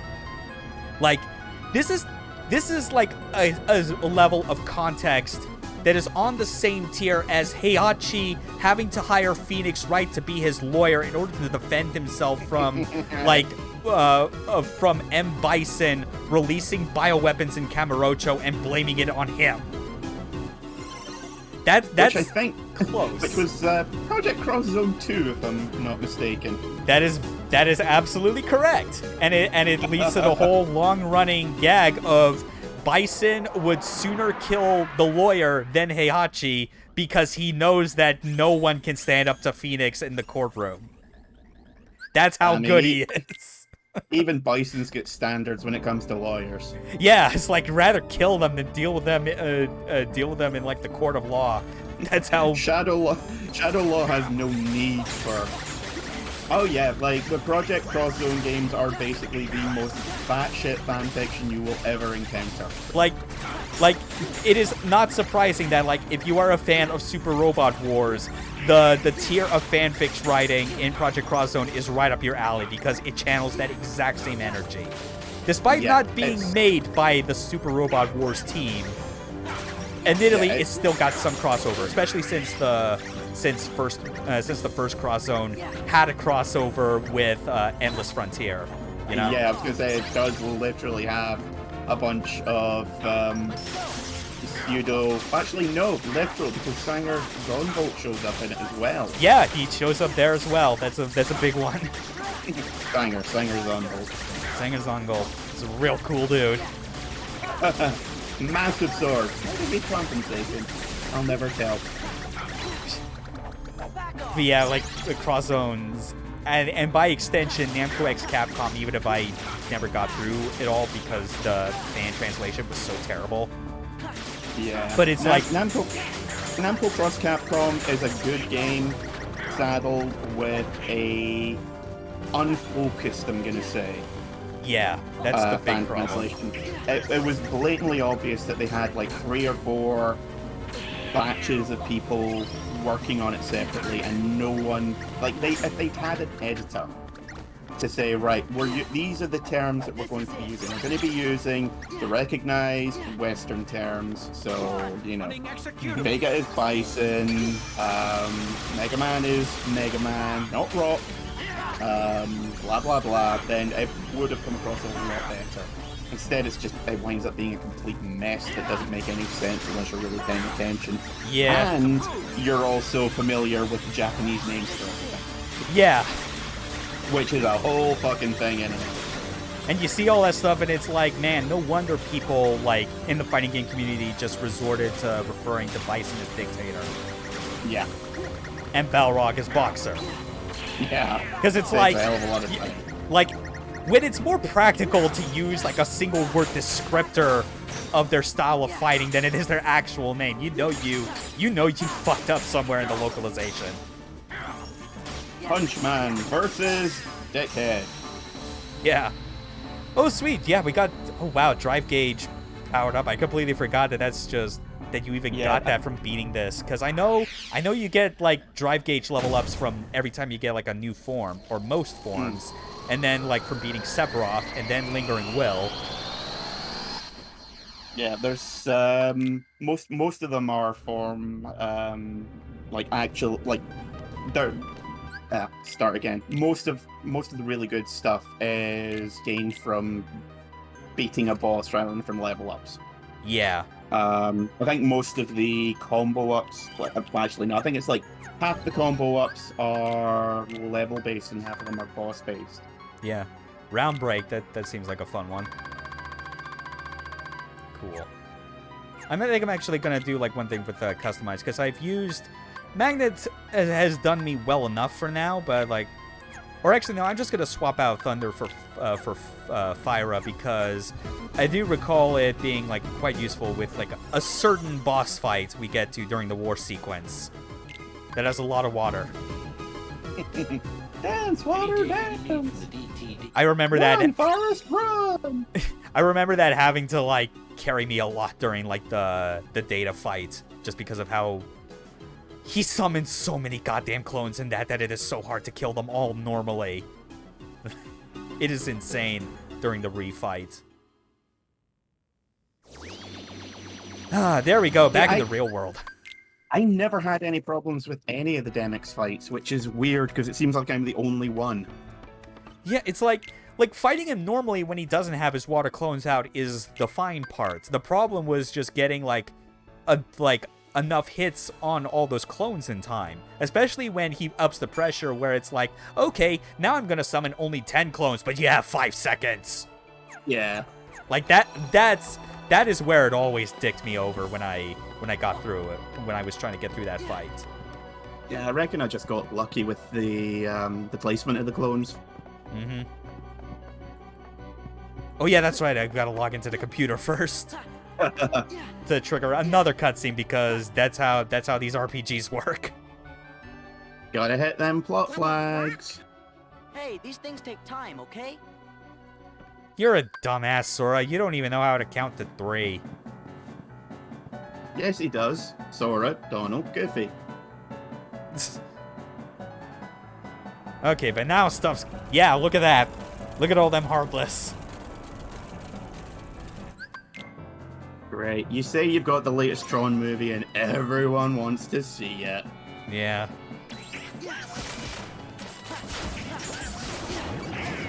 Oh yeah, this is also where we finally get introduced to the dancers. They have quite the annoying attack, let me tell you. Especially on critical. Excuse me. Oh yeah, even on crowd mode, I remember any fight with dancers, I was just I would just wind up spamming magic at them to get them to fuck off the field.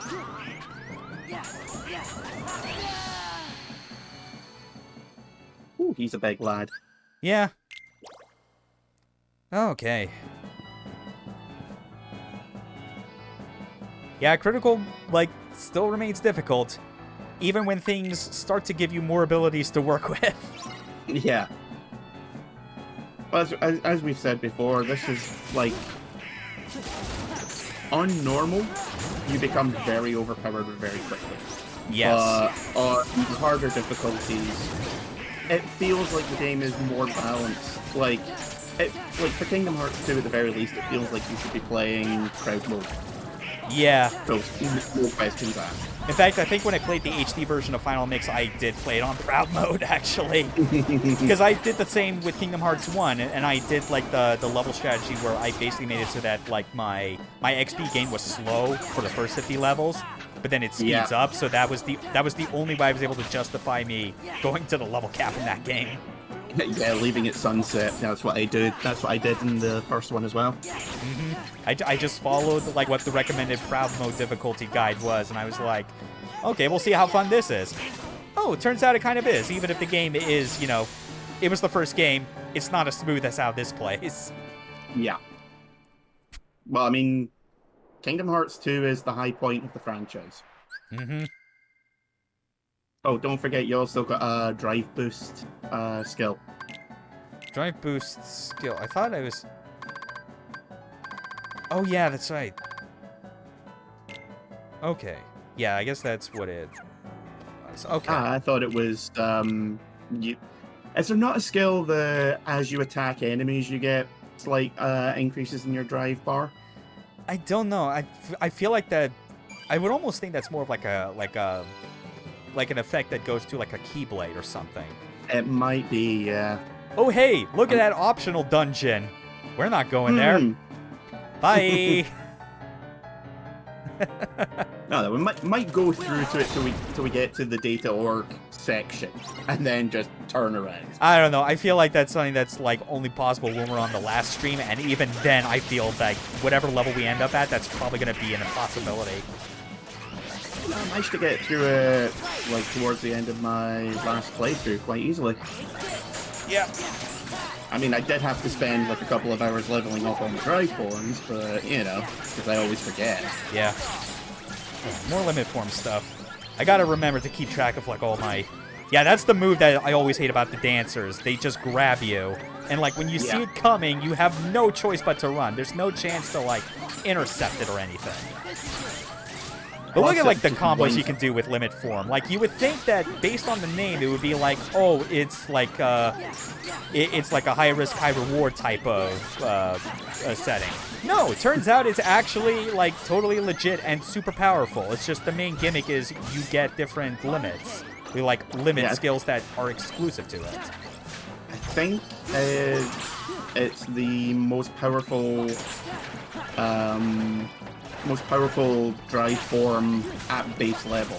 Yes. Like, once you start powering it up, like Master Form obviously is the best, but for a good chunk of the game it's Limit Form, just because the limits you can do are fantastic, and it's got the best like straight combo potential. Yep. And yeah, this is where like the fun of Kingdom Hearts finally gets at, when you get like combo moves that like when you're in the middle of a combo and you just press the square button to get a launch. Like that's the good shit right there. Yep. You know, throw in a couple of reaction commands, and you know you haven't set foot on the floor in 20 minutes. Like right now. Yeah, that's that good shit. Yeah, that move, that specific launcher, I always love. Just stab the ground, get an AoE blast, juggle so many dudes. You better head over there. God, this is... Oh, really digging this shit again. It's like, this is the point, I think it's kind of designed to make the player be like, oh shit, I'm actually really powerful now. Yeah, you start to feel the game shift. It no longer feels like what you remember it being before. Yeah, like this bit is almost the gimme section where they just throw loads of weak enemies at you, and you're kind of just like, have fun. Yeah. This is why I like equip fire for this and use wisdom form. I found like when this is a strategy I retained from doing the data org fight, where it's like not only do you get like the ring of fire, but like it does move you towards the enemy that it's like either hard or soft block too. That's the best part about it. But it's obviously a lot easier still to do like wild dance when the prompt shows up. Yep. Yeah. And then go back to regular. Juggle this dumbass with his sitar. And try and remember try and not think of the fact that, you know, Demix is the only reason the good guys win in the third game. Yeah, Demix time prevails. Despite being a complete doofus in this game. That Demix's best girl in Kingdom Hearts 3. It is kind of annoying, though, how he tries to play keep away with, like, the stuff that he does. Like, you cannot keep him in, like, a combo or juggle for long. That's okay, because, like, literally every combo you do to him, he just fucking melts. Yeah. Yeah, just... Like, two combos and you've literally taken off 3/4 of his health. Yeah. That's true.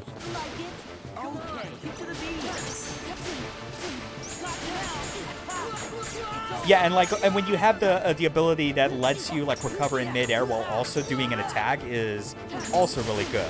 Like, these abilities are so good, man. Again, I cannot overstate how much it feels like you just, like, changed the way the game feels. Well, when you the second you get that attack that automatically pushes you towards an enemy, it's like, okay, that's the game made 10 times easier. Oh. Yeah, see, but that's still the annoying part. Like, even when I have him in air combo, because I land X number of hits, he always breaks out and does his, like, weird water pillar shit. Yeah. But this, I think... Oh, that wasn't going to be the end. This, I think, will be. Doesn't he force you to go through one more round of clones? Nope. I think that's only in the Data Orc fight that there's like a specific wave of clones that he does that is absolutely insane. And by the way, this is also the cutscene that we are letting play in full because it has the moment. You know. Oh yes. Goodbye, Demix. No one likes you. I like him. Especially Don't like his Larxene. haircut. Larxene especially doesn't like you. Hell, she especially doesn't like anyone. I do appreciate just how, like her voice actor does a good job of playing the, like, grating blonde bitch kind of character. Yeah. She nails it. The way she goes from sweet as can be to still kind of sweet, but just, like, with the sharpest edge to her is amazing. Yeah. Hi, fellas. I just got back from Hot Topic. Y'all disobeyed the king's orders. That means treason. You sure have lots of friends to help. You shall be hung until dead. God, I cannot do that voice I anymore. guess we better Yeah. all pull together and finish. I mean, this is why people like us settle more for just doing goofy voice. That's easier. Less high-pitched. Oh, gosh. Oh, here we go. Get ready to press F in the chat, boys. I can't believe they fucking killed Goofy. I can't believe Goofy is fucking dead. Pay for this. Man. Remember when it was so fun just to see everyone's reaction to this for the first time? Wake up. Remember when Chip and Ironicus played this on stream and fooled Voidburger into actually thinking they killed Goofy for real? No one's checking to see if he's breathing. This is not happening. It can't be happening. It can't. Oh my god, this game. They'll pay for Thing is, though, There's this the bit where line. Mickey is like, this bit is legitimately badass the first time you see it. Yeah. Donald is ready to go absolutely nuclear on these Heartless. Donald is ready to fuck shit up. Yeah, and they do it again in Kingdom Hearts 3, but it's still not as memorable as this. I mean, in fairness, when they do it in Kingdom Hearts 3, like, everyone is legitimately dead. Like, they state that everyone gets fucking vaporized. Like, Zeta Flare happens, and that kills Donald. Everyone gets swallowed. Like, Sora straight up, like, having a breakdown because he realizes that investing all of your strength in how many friends you have kind of sucks when you lose all of them at once. Yeah. Like, they actually had to come out and clarify that, yes, everyone basically died during that part. Yeah. So it's just that it's not as obvious as it is, you know, in this section. Yeah, as this where, like, you think, oh god, he's dead, we gotta fight in his memory, as you now fight alongside the cast of Final Fantasy VII plus Leon. Which, to be fair, is fucking cool. It is cool. As someone who really does not give a shit about the Final Fantasy games that this is pulling from, it does feel awesome. Like, 13-year-old me kind of was into this for a brief moment. I mean, Yuffie was, like, legitimately my favorite character in Final Fantasy VII. So, Yeah. Sweet. So, getting to fight alongside her, I was like, okay, there's a 14-year-old me playing Final Fantasy VII for the first time who is gonna lose his fucking mind when he gets to this bit. Yeah. God bless Limit Form. Again, it's pretty good. And I also have the Oathkeeper, which is designed specifically to, like, slow the rate at which Drive Form depletes. So that's especially helpful for when we're going to be doing some grinding after this. That's what the rest of this stream is. You know it. We got 2 new forms, and we need to get them up to snuff, man. We need that double jump. We need that, like, we need that roll. We need everything we can get for regular Sora. Is it Master Form that gives you Glide? I forget. Final Form gives you Glide. Master gives you the double jump, which is very nice when paired with Valid Form's high jump, you know? Yeah. It's like I got all the skills, I just cannot remember what order or where they come from. Yeah. There's our boy Cloud. Yeah, no one likes you, Cloud. Can we not just have Tifa and Yuffie back? Hell, even Leon.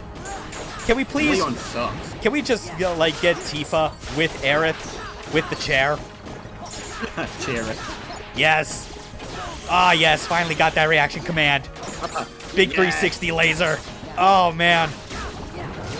Man, we may all talk shit about the dumb parts of Kingdom Hearts, but we know it's awesome when we see it. This whole section is that. It's so good. The first time you do the 1,000 Heartless fight is so cool. Yeah. Oh, you know what? I also said that we were going to let that last cutscene play in its entirety. I feel like it's only fair we also play the follow-up. Are you okay? Yeah, I'm fine, but... Goofy. Hey, fellas! Yo! It's a boy! Hey, guys. Goofy! I just took a nap. I'm fine. Yeah? Why is everyone so tilty? Aw, Goofy. Of course, Your Majesty. I get bumped on the head all the time. There you go. Character trait serves as plot armor. And now here's the extra funny thing. Hitting him with the head of a broom, and it apparently hurts just as much. More so. I did not plan to plan that when I decided impromptu to have this cutscene play. I forgot that I even equipped the broomstick on Donald. That makes this even better. Oh, God bless this game. Yeah, like, Kingdom Hearts 2 in every way, shape, and form is peak Kingdom Hearts. Yes. No ifs, buts, or maybes. This is the max. Oh, yeah, and I also have to re-equip his skills because he left the team, which... Oh, yeah. That's kind of dumb, but whatever. All you ever need is Defender and Lucky Lucky. Yeah, but I don't have enough for Lucky Lucky. That's a shame. Oh well. I mean, we're not looking to like spend time fishing for rare item drops this stream. That's just kind of how it is. That's a fair point. So yeah, you don't really need that until you get to the world that never was. Oh wow, we have 35 high potions. I mean, Yeah, we're at you the bought, halfway like, point of the 20 game. an hour ago. Yeah, I think now that we're like, oh god, look at that. Someone forgot to translate this. Yeah, we're just, we're replacing all this with high potions and put the automatic refill. We got 35 in stock. There's no reason not to. Don't forget you've also got an armor slot. Yeah, which I don't know if I have anything else that's new that I could put in there. Maybe I... Oh, yeah, I still have the Elven Bandana. That's one defense, but, I mean, like... The numbers on stats and health and all that may not go as high as other RPGs, but that just makes them feel more significant when you get one new point. That's the thing, because this is a game where, you know, like, other than AP, 1 point of attack and defense is actually pretty significant. Yeah, especially when you're this high in difficulty. Like, everything is valuable. Not until you get to Kingdom Hearts 3 that all the values suddenly have no meaning at all. Yeah, that really was just a shame to hear. Oh yeah, there's our limit. There's master, which we've not used. Oh yeah, because it's like, oh yeah, that's right. We could definitely start leveling this up in the 1,000 Heartless fight, because the benefit of limit form is that you don't need your partners on screen in order to use it. Yep. That's And also, if I remember right, the enemies drop pickups like confetti. oh yeah, they did. This is such a good bit right here. I think the last time I played it, I just basically used Master Form almost exclusively. Yeah. Just the odd reaction command to keep things interesting. Yeah, but like the thing with the 1000 Heartless fight is that we're solo. And Master unfortunately like requires both partners to be in the fight with you. So that's why limit. But that's okay, because that means more chances to use limit forms, and that means more experience, because that's the only way you level up. But that's assuming that, like, I get my drive form, my drive gauge maxed out again, because I'm a bit short.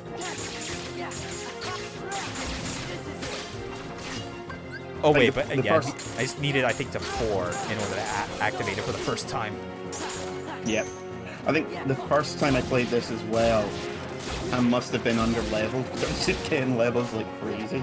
Yeah, this is a big place where you start, like, leveling up for a surprising amount of reasons, depending on how you've been playing the game. Also, admittedly, when I played the original version of this game, non-final mix, I obviously had a CRT back in the day, and all I had was composite. Even with this being like an analog display, I'm clearly able to see that like the enemies that are in the background, yeah, they're just flat. They're flat GIFs. That's how they disguise them. You couldn't tell when this was composite on an old tube TV back in the day. I think the fight has no more than like 15 enemies on screen at any one time.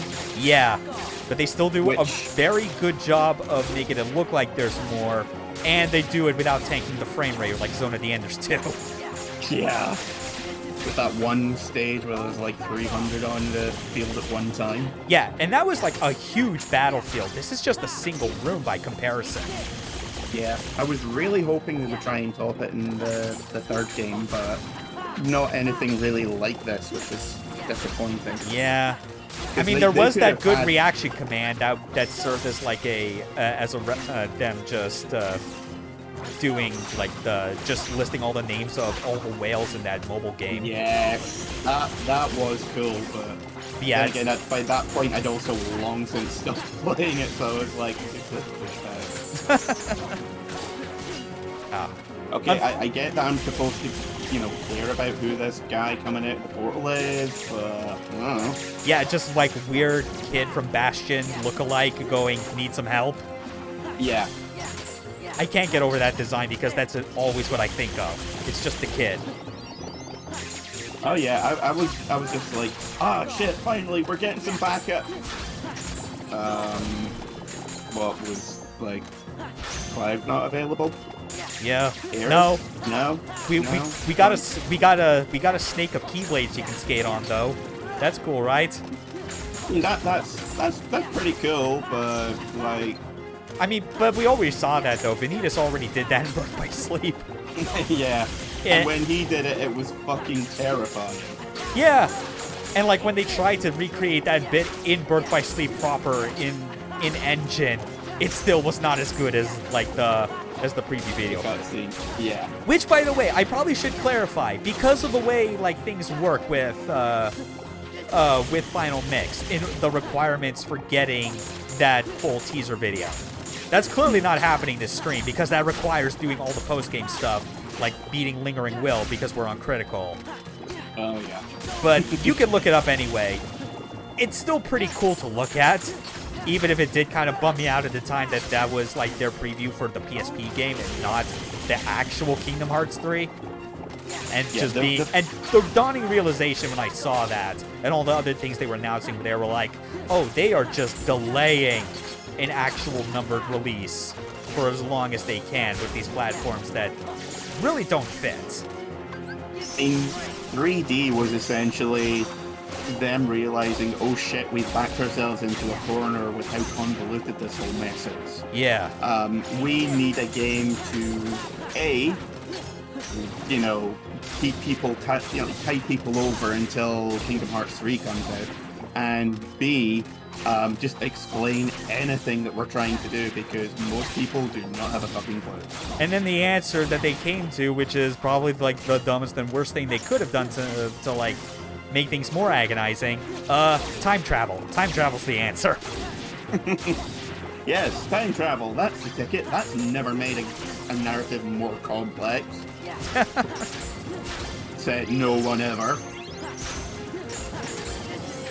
George Lucas probably would have done it if he could get away with it. Oh, he wanted to. God, there that's was, right. There was a thing that came out a while back of what George Lucas's proposed sequel trilogy would have been if we hadn't got the one from Disney. Right, yeah. And The part of it whales was that he called the them. whales. Yeah. And I think the tiny part little that's... creatures that live in your blood. Yeah, and I think the part that really sealed how absolutely coked out of his mind he was about, like, that proposal was him just going, people wouldn't have liked it, but it's what I want to do anyway. Like, I can respect that, you know? Like... Yeah, but not after you one spent hand- so much time ruining the series you were known for with 3 other movies. True. Like, I can respect being like, you know what, this is a story I want to tell, and I'm gonna do it the way I want to, because, you know, in a vacuum, that's how all creative effort should work. Yeah. But you also need someone to rein you in from all the dumbass shit you're about to do. Kojima. Like protection, like, when I think of, you know, people who have had protection from editors, like having no one tell them what they can and cannot do, two names spring to mind.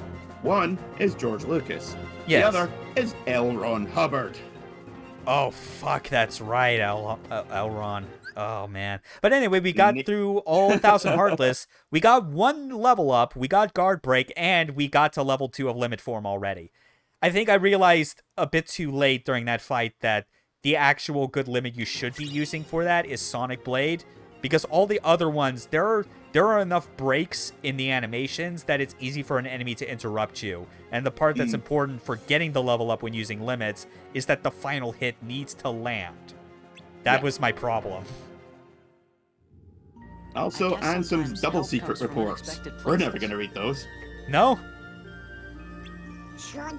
We sure also skipped like plenty of like other weird plots, something to do with, I don't know, Ansem's nobody, the Xehanort, whatever it is, the dumb plan that they have here, where they're like, yeah, we're totally gonna just let this kid keep killing Heartless with the Keyblade because that releases the hearts, and we want hearts. Maybe everything. Yeah, Ansem pretending to be Xehanort, pretending to be Ansem, pretending to be Xemnas, who's actually Braig in disguise. Yes. But yeah, ice cream and a photograph. What That's all we more got. could a growing boy need? Mm-hmm. A photo and some ice cream. Wonder if there's some sort of clue. Someone with a really fucking good freezer, that's it. Yep. Who's ready for more Goofy showing most common sense out of the entire trio? Just this feeling I got. With this little pep talk. I'm not gonna lie, Goofy being like, hang on a minute, is it not just this? Is always the best That would thing. only help the But Sora, I think you have to use it. It's just really annoying that between 2 and 3, Sora loses like all his IQ points. Yeah. Which is Like, kind he of... goes Yeah. he goes from like, what's the best way to put it? Like, in 2, he's like, he shows initiative, but he just doesn't think about the big picture. Yeah, he's... And then in 3, he is like actually suffering from brain damage. Yeah, it's like, you get to Kingdom Hearts 2, he's resembling more the type of typical anime shonen protagonist that you would have seen at the time this game was out, like mid-2000s. Yes. And then 3, he has devolved to Goku tier levels of stupidity. Yeah. Well, 'cause, like, almost. Because again, like I mentioned before, he has not gone to the degrees of like putting an entire universe at risk just to have a fair fight with someone. yeah, Only Goku can get away with doing that kind of nonsense. Well, only Goku does that kind of nonsense. He never got away with it. Oh, well, I kind of said got away with only on the basis that he eventually wins anyway. Yeah. So it's like that's why, because in other situations, like if he lost, all respect and trust would be lost in an instant. Everyone just being like, what the hell, Goku? And he's like, what? Just wanted to stroke my fight boner. I wanted to see how strong he was. There we go. Unleash a powerful finishing combo move that pierces through a target's guard. Mandatory. Yes. Yes. Okay. Especially once you start fighting more of the nobodies. Mm-hmm. There's some really fucking annoying ones there. Okay. So I know that, let's see. What do we got for, like, form levels we need to upgrade? Because every time we get a new drive form, the form level for all of our forms, the maximum goes up by 1. We got 2. So we got 2 levels we need for Valor and 2 for Wisdom. And then, obviously, we need to get Limit and Master up to that. So I'm thinking I'm just going to focus on Valor and Wisdom first to get those out of the way. And then focus on Limit. And we could just bullshit about whatever for, like, the next hour and 10 minutes. Because, I mean, this is enough to fill out the remaining 4 hours that we've decided is appropriate for this. Oh, what, you mean like exactly the same thing we've been doing for the last 2 hours, 40 minutes? The same thing that we've been doing for the last 2+ years we've known each other. No. In fairness, we did try and stay on topic with Travis Strikes Again. Yeah. And That's probably the most successful we've been. That's true, because it's like... Well, I mean, like, Kuriyami Dance and Shadows of the Damned, we were only on topic for the specific half that we knew was good. And then Devil's Third was like, I was on topic for about as much as I needed to. I was straddling the line as much as possible between describing the parts about the game that I felt were mechanically legit and good, while also letting the real dumb, coked out shit like run its course with the whole story and just the pacing and the everything. But yeah, it's like you being like, yeah, I'm going to, describe exactly the kind of techniques I'm going to use and how to get a good score in every stage. And then also, there's here's a this silly asshole. hat. Yeah, here's a silly hat. And there's me looking like Dorito Gremlin Diva being like, so, Mr. Piggles, he's fun. Yes! Mr. Pickles, forever immortalized. Like, if you ever get chat emotes, one of them needs to be Mr. Piggles. Yes, I will go through all of, like, my videos of Devil's Third and find, like, a good shot of Mr. Pickles, crop that out, and then just, like, yep, that's an emote now. And I'll call it Mr. Pickles. Mr. Pickles giving a thumbs up. Mr. Pickles looking sad. Mr. Pickles inspecting a puppy, and it's all the same thing. Arian, if you're still here and you're wondering what the fuck is a Mr. Pickles, this is a good reason for you to watch my Devil's Third LP. The more I can shill that to everyone and preach to people about the virtues of Devil's Third, the more we can get past this stigma that it was somehow a shovel tier game, when it was like, no, it was a promising game that got hamstrung by dev hell and technical difficulties, and being an Unreal Engine game running on the Wii U. Which was a big nope to begin with. Yep, a big nope. That should have been on PC to begin with. Also has the bonus of being relatively short. I think it was only like, what, 3-4 hours in length? Something like that. Yeah, like if we're going by like the average length for each mission, that's like 20 to 30 minutes. Yeah, I think it was like, I think the longest was about 30 or 40 minutes. Definitely, yeah. Beast Castle's a better place for Valor form leveling. Yeah, that's what I used to do, but I think it's more like, I mean, we're sticking with Timeless River just because we're gonna have to level up Wisdom form afterwards. But I guess, like, this is on a hard drive. The load times are gonna be slightly faster than they were if they were running off the disk, so I guess it's a bit fine to just kind of switch spots, like, on occasion. Yeah, because this was a section that I used most for leveling the majority of the forms.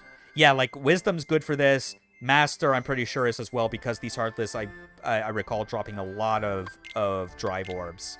Yeah. But yeah, And we'll, also we'll 'cause actually. it's a relatively small area.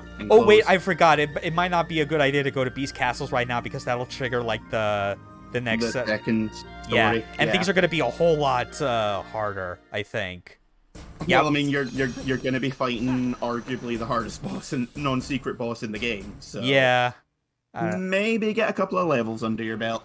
Yeah, I think it's gonna be fine. At the very least, I switched to Hidden Dragon because that's got my lowest strength boost at the moment, so that might be fine for milking as many hits as I can.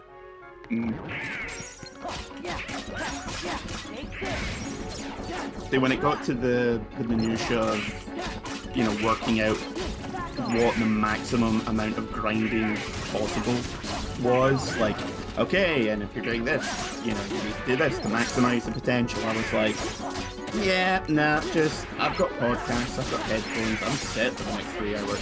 Yeah, that's fair. I mean, we got us. We're our own podcast.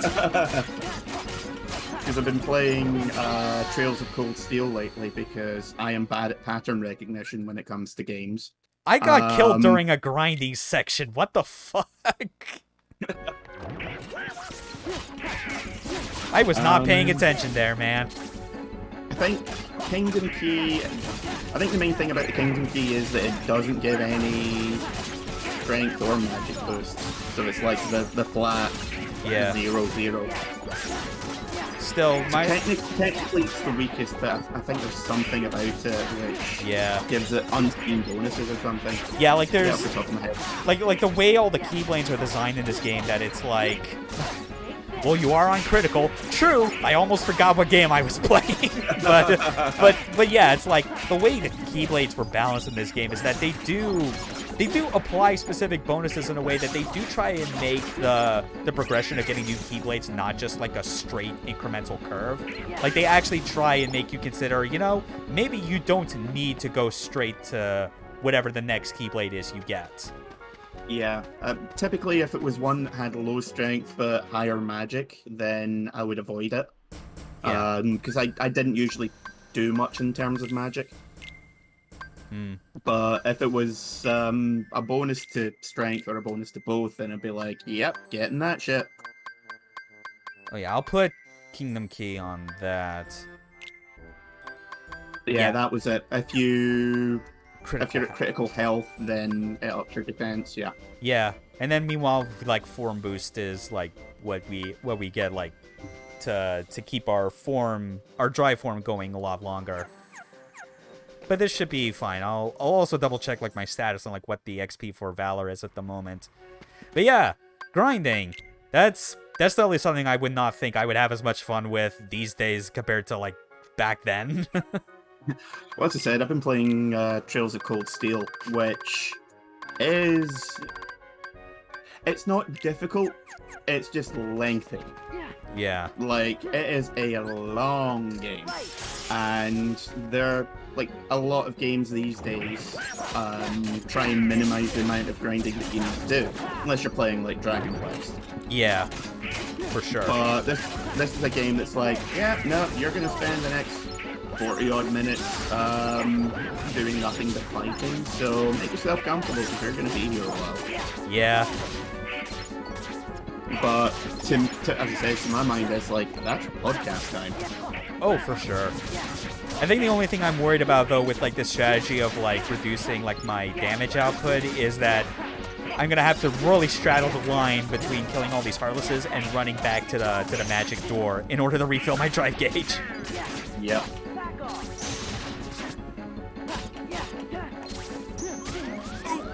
No. Okay, yeah. For the love of God, heal. Oh, no, wait, you can you? I mean, I could, but I'd rather not waste a high potion, especially when I could just leave.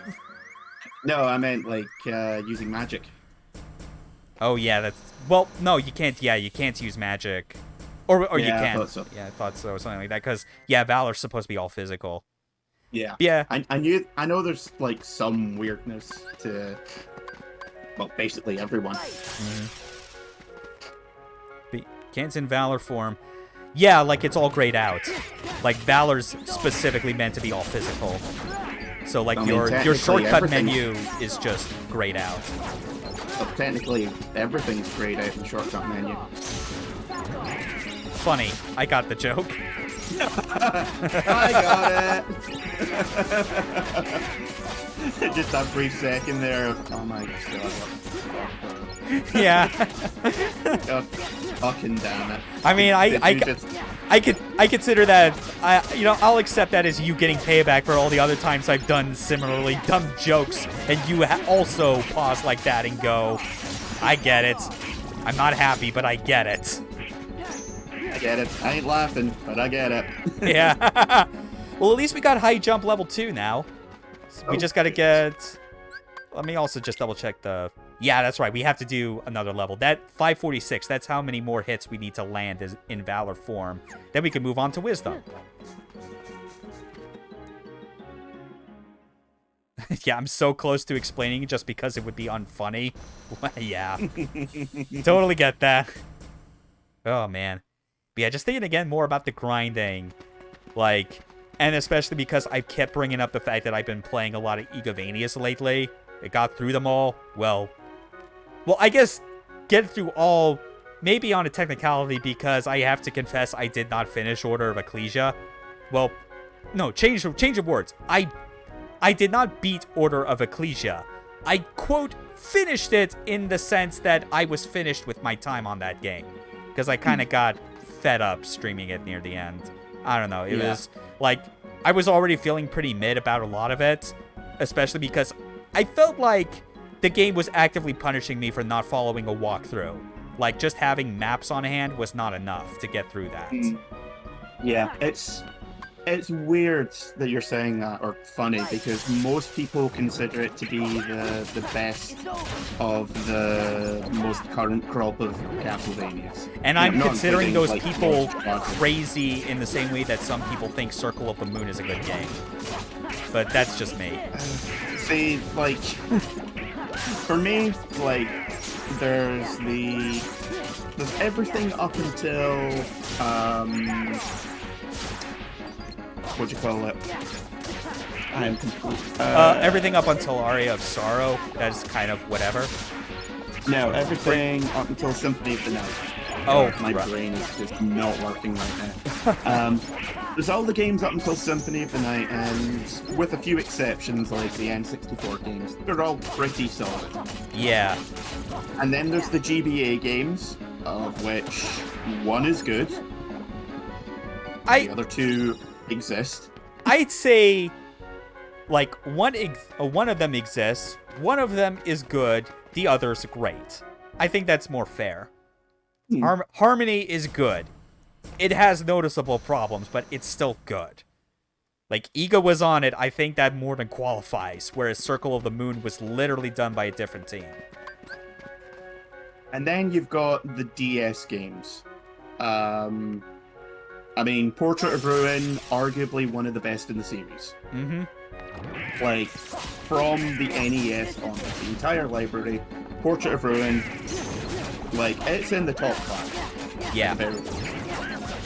Order of Ecclesia, I personally had problems with it because if you wanted to get anything other than the worst ending, you needed to backtrack ridiculously. And I think what I like, found is, like, backtracking to get all the villagers wasn't even, like, the annoying part. I think the annoying part was the thing that I ended up skipping, which was doing all the grinding for materials you need to complete their quest lines. Because some of those quests are designed to unlock items for you to buy in the shop, which is why I was stuck until the very end with only potions and meat as the only consumable items I could buy. Like, I could not, like, find or like a reason to set aside the time to grind the stuff for the quest line that would unlock high potions. That's bad. That's another problem I have with many games actually, is the whole double unlock, you know? You've unlocked the ability to unlock this thing. Mm-hmm. It's one of the reasons why I dislike Final Fantasy 12 so much. Like, everyone else is like, the game plays itself, and I'm like, no, the game makes you work twice as hard for your skills. Yeah, because it's like you're literally programming your companions in order to do the fighting for you. Oh, no, it's, you get license points to use on the license board.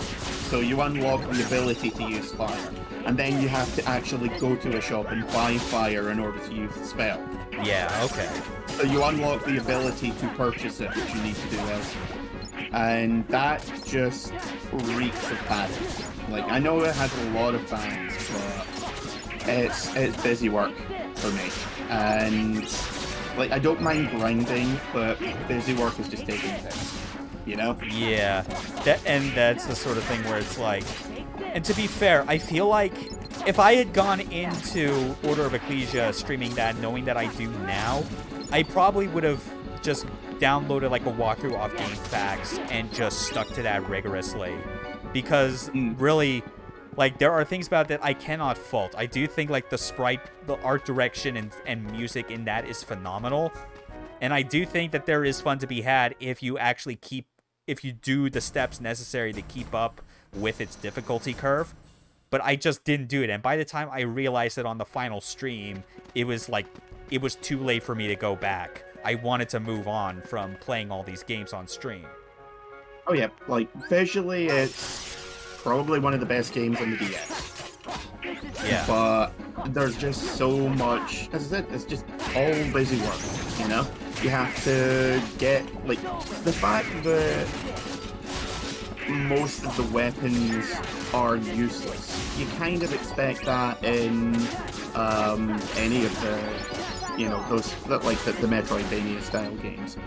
But, like, you wind up, unless you force yourself to adapt, you wind up with an underpowered weapon for large stretches of time. And that's weird too, because I was able to catch on very quickly that Order of Ecclesia actually emphasizes playing type advantage on enemies way more than any of the other games. Like, they give you 3 loadout slots for a reason, because they expect you to, like, change between different attack types depending on the enemies you go across. Like, anytime skeletons showed up, I immediately switched to a slot that I had dedicated to blunt strike weapons, and then everything else for, like, stabby rapier or lances, you know? Which, yeah. I actually thought that was cool. I thought that was the best part about it. I kind of don't like how it tied into the magic system and how it basically turns your MP into, like, a stamina bar, which I would rather if they just kept it normal, where you only use it when you do, like, the up B for, like, your sub-weapon equivalents. Yeah, I think overall they tried to monkey too hard with the systems, and rather than it being like there is a good game in, yeah, like, it was an experiment it was an experiment that desperately needed, like, a second version to iron out what worked and what didn't. Not just that, I think they were experimenting with too much in the one go. Yeah, you know, like, because up until that point, every game in the series, well, except maybe from, what was the first Soma Cruz game? Aria of Sorrow. Aria, yeah. Up until the first Aria of Sorrow, everything was an incremental upgrade. And then Aria of Sorrow's like, okay, let's overhaul everything. And that actually worked. Yeah, like, we straight up have, like, a new system that's designed to incentivize you to keep killing the same enemies for a specific drop, because it provides something meaningful. Yeah. Even though, like, the core concept behind it I'm not the biggest fan of, just because it is still an RNG determined system. Like, yeah, it was at least done, I think, the best in that game of all things. Which is weird. You would think for a first attempt they would have problems, but they made like the rate at which you get souls in that feel way better than they did in Dawn. Also, you haven't missed much. We've just been bitching about Castlevania. Yeah, because I've been playing through those games on stream and I'm pretty much done with them. Mainly the handheld ones. Like, make no mistake, I am not done playing Castlevania games, period, on stream, you know? I wouldn't mind going back through Symphony of the Night again, because it has been years, and I feel like that's the final piece of the puzzle I have, where I know what my current ranking is for the 6 handheld games that are in that style, but I don't have like a clear idea in my head these days of like where Symphony would fall in that. I just know that going from top to bottom, it's Portrait of Ruin, followed very closely by Aria, like to the point that I would say both those two are tied. And then third, like somewhat controversially, I'll say Harmony of Dissonance, because I really like that magic sub-weapon combo system. I like the left and right dashes. There are touches to it that remind you that like that game's director has a special fondness for Classicvanias. You know, not surprising because you play as a Belmont like the whole way. Well, that was like the first game to let you play as a Belmont in like 5 years or something, wasn't it? Yeah, it was definitely quite a while by that point. And then after that is Dawn of Sorrow, which I would describe the most as middle of the road, because it's like the things that people remember for that game being bad are kind of overblown. The real issue is just more like, because it is so similar to Aria, and it like does not do the things that it does nearly as well, it suffers that same sequel problem you recall seeing when you went from like MGS 3 to 4, or going from Devil May Cry 3 to 4. You know, like games that are like, at the time you played through them, you think these are the peak. This is the new gold standard. And then the immediate follow-up doesn't beat that. It's kind of hard not to feel something goes wrong, even if it is kind of harsh in the moment. I think it's with Dawn of Sorrow. The problem is that it feels less like a sequel and more like a fan hack. Yeah, like they try and like apply something to the soul system that you would think is like a logical addition, but it feels like it's not as meaningful. In fact, I'd say it actively cannibalizes it. Like it feels like it's a bunch of. It feels like a Mega Man fan game, you know? Like, there's enough there similar to the original, but rather than making it too difficult, they just made it too much like the original, you know? Like, it tries to be a proper sequel, but just winds up being an expansion. And the ironic thing about that is that the best way to play Dawn of Sorrow is actually through like a ROM hack, the definitive edition, because it does multiple changes, with one that is of all the criticisms that I think were like levied hard against Dawn of Sorrow at the time. I think one of them, weirdly enough, is a bit understated, which is kind of frustrating because it's a huge deal breaker. And that is the luck stat in Dawn of Sorrow in the original release is completely broken. It actually does not work. They fucked up somewhere on the calculations to the point that even if you were to get like your luck stat to the actual like maximum number that's possible, it would not change the drop rate of souls by like more than 0.1% or something. It's that astronomically fucked. And that's what the definitive edition actually fixes. It tries to make the drop rate more what it's supposed to be. And when I played it, it's better, but I still felt it was slightly less than what you were getting in Aria. Well, I mean, most of the other games just hurl items at you. Yeah. Look, not so much Symphony of the Night. It's a lot more...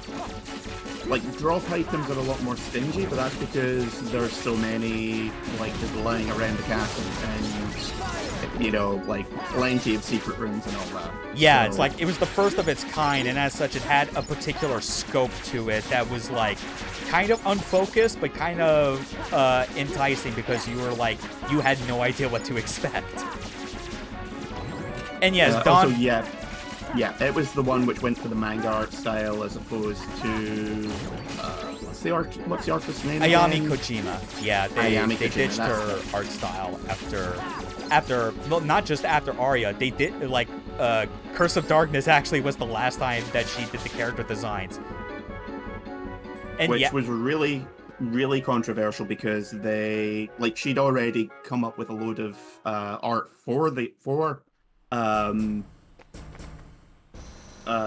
Aria of Sorrow. Yeah. But they just knocked her back. They were like, no, we don't need this. We're going in this direction. Yeah. Which lots of people did not like. Yeah, and it's like, yeah, and which is weird. I actually have to double check if Kojima actually did do the art for Ecclesia, because the way that the design, or at least like the art style for like the character portraits, it does not look like her stuff. It's like, it's obviously, yes, it's less anime, it's more gothic, but okay, yeah, she actually didn't. I knew I wasn't going crazy on that. Like, Order of Ecclesia's like character art, yeah, it may not be done by Ami Kojima, but I felt like what they had was a very perfect substitute. But it's the sort of thing where you look at it, it's like going from Kaneko's SMT character arts to what they got for SMT4 onward, you know? Yeah, where it's like, it's distinctly not Kaneko, but it's not Soejima, you know? It's not literally any of the other art styles they fucked with that are not fitting at all for the main game. Like, it tries to be respectable to what the tone of the series is. Yeah, I think if they put Soejima on one of the core SMT games, Atlas would be on fire. Yes. Like, they would just burn that shit to the ground. I'd get my torches and just, like, schedule a flight to Japan right then and there. Like, oh my god, that'd be the most disastrous, like, decision that could possibly happen. And it's a good thing they haven't tried to do that yet. Yeah, it was Masayuki Doi who did the art for SMT4. Yeah. They also had a lot of guest artists do art for the demons and so forth. Yes, I recall, because they specifically got people that worked on the production of Kamen Riders and other tokusatsu, which explains why they look like dudes in like humanoid rubber suits, which I'm all for. Yeah. Some people may not, but I would argue that those people don't know how to have fun. Well, I mean, they also got, oh god, who was it what was his name again? I'm just trying to find, artist. Yeah. One artist in particular I'm looking for, who did the art for several of the demons in SMT4. Right. Yeah, exactly. Like, yeah, Rig Death sums it up succinctly. Asmodeus is absolutely a tokusatsu villain in SMT4. It is so strong. And there's also one extra I keep forgetting the name of, but it's one that I recall that was like a very slim humanoid, but like didn't have like arms or whatever it was. It had like a palish gold and kind of like green as like its colors, but that was also another one where I got a distinct tokusatsu vibe from like its design. Yeah, well, all the national defense divinities were done by toku artists. Yeah, okay. Yasushi Nirasawa was the one that I was thinking of. He did the design for Medusa, which was he's worked on a lot of Devilman as well. And you look at it and it's like, oh yeah, that's definitely his work. Mm-hmm. But yeah, there's a group of 8 gods in Tokyo called the National Defense Divinities. Right, and I all remember of them that are, point. yeah, all of them are basically Toku characters. Yeah. Again, I don't mind that. Like, you can still go with those kind of designs and still have it fit with like what the intended tone of like Shin Megami Tensei could be.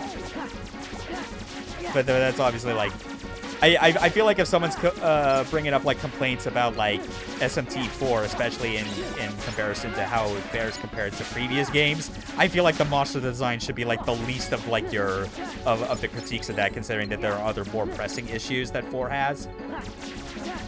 Oh, the one with the floating arms that you're talking about is Koga Saburo. That's what it was. I thought it was like something that started with like a K. Yeah, that design definitely stuck with me because I thought like it was very cool looking. Yeah. And Yamato Takeru is pretty much, he looks like he should be the 6th hero on a Power Rangers team, basically. That's pretty great. That's the best ringing endorsement. It's like, yeah, he's the 6th Ranger that shows up every now and then. Because his outfit's kind of like semi-robotic, but like he looks like he should be following a uniform pattern. but with more bling on it. Oh, Rick Death brings up, I think that you mean Kuebiko. He posted a link, I think, to like a thumbnail of like the specific. But give me in the chat. Admittedly, I can't check the chat just because I try and refrain the amount of time I have like my browser open much like during streams because of the CPU load. Yeah, just uploaded the link with Focus Sabado. Okay. Yeah. I'm just looking like could be it's a different translation because I don't remember him showing up in Nocturne. Yeah, possibly. Okay. Yeah, just thinking about all the... Oh yeah, and I was also thinking again about like... Yeah, it's funny, we just went straight into like SMT talk after we talked about the change in art styles for Castlevania. But I guess the thing I wanted to get to at the end of my ranking, because we were talking about Dawn of Sorrow and how it's like... The thing that I bring up constantly about that game, aside from the broken luck stat, which fortunately is fixed in the Definitive Edition ROM hack, the core problem I have is how like... They add weapon synthesis in that game, so like the idea is that you have more things to use the soul drops for, which I think on paper makes sense. That was the logical progression for that whole system. Yeah. The problem was that the difficulty curve very quickly became evident that it was tied to your weapon upgrade progression in soul synthesis. So I no longer felt the incentive to try and grind souls for my own character abilities. It was instead more focusing on like 1 or 2 weapon types that I liked and getting the souls for that and then just upgrading it. Yeah, the and problem I had with... it was to the point where I even forgot that you could upgrade the like the capabilities of your soul if you collected multiple of the same type. Like, soul leveling was a thing, and I completely forgot until I looked it up after I finished streaming that game, which is kind of nuts, and that probably says a lot about, like, how kind of flawed some of the updates were to that game. It's like the best way I could, like, describe a modern equivalent of how that feels to me is how, like I mentioned earlier in the stream that I put almost 600 hours into Neo, right?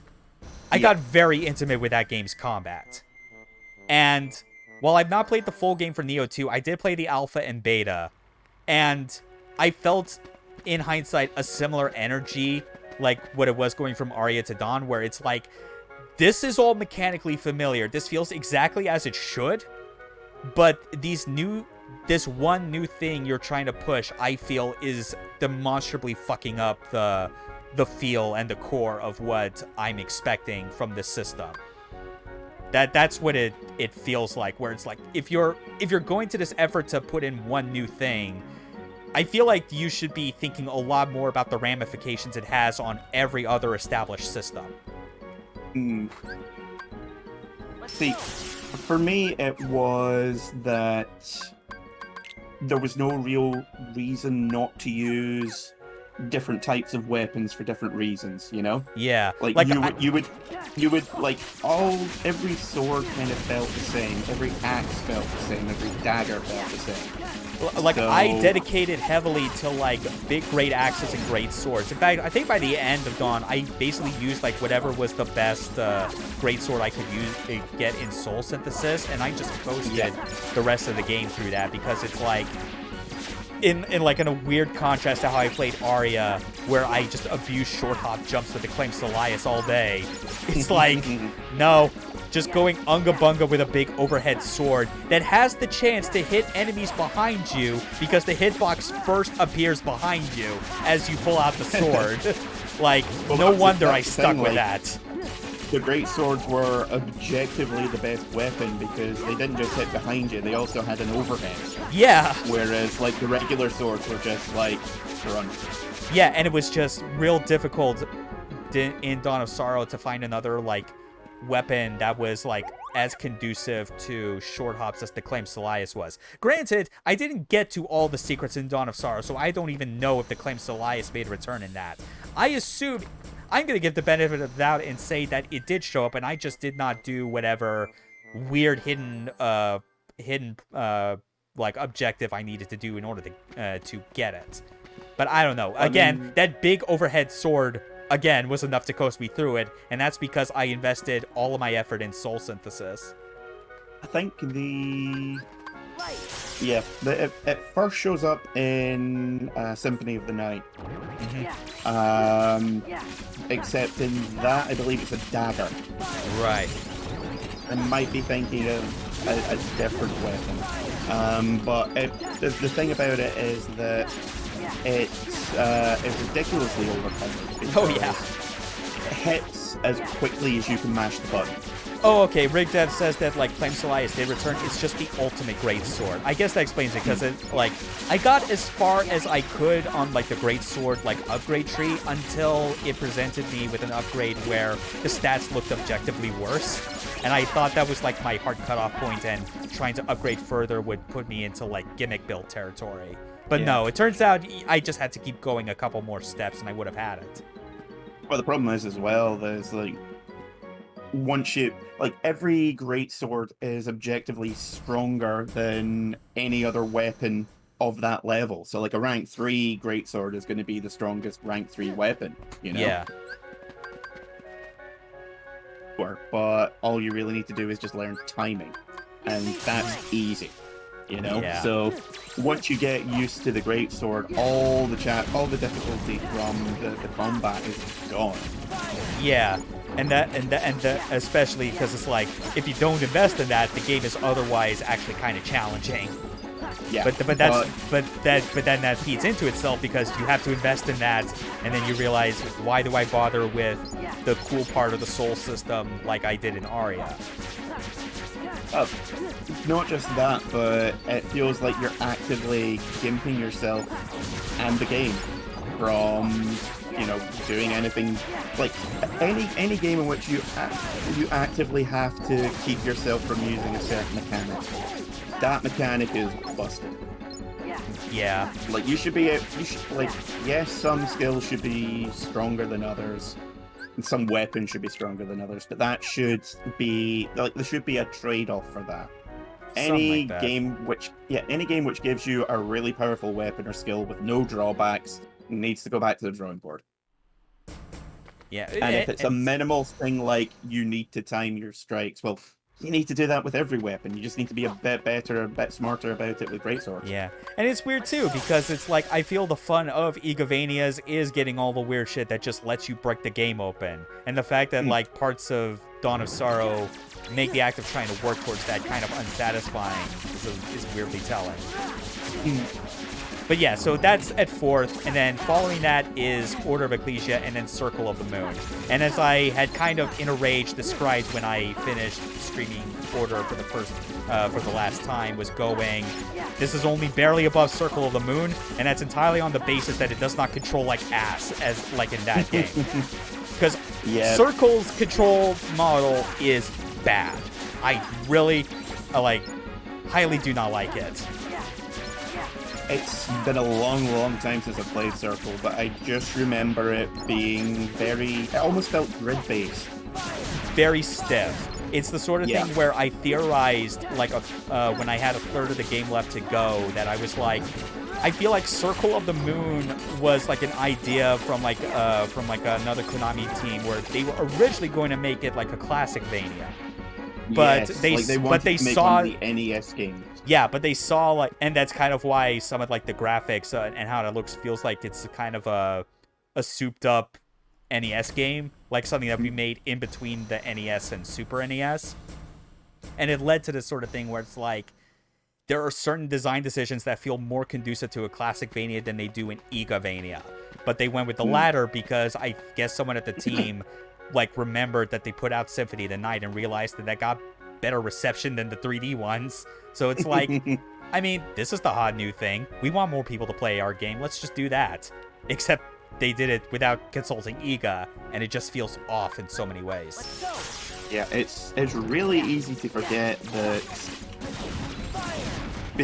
up until Symphony of the Night was released, the only games that we had in the series were the N64 ones, and they were terrible. Yeah, like for that generation, yeah, that's all you had.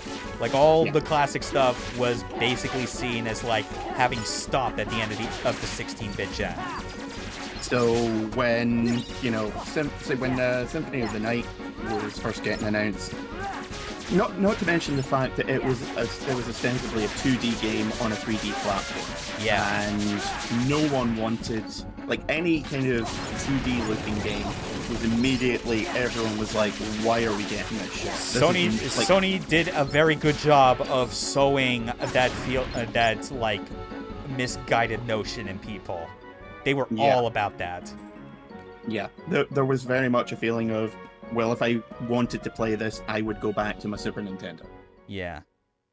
I'll try and spam magic a little bit more, but I think I'm close to the level cap on the current level cap on wisdom form. Actually, I just need to.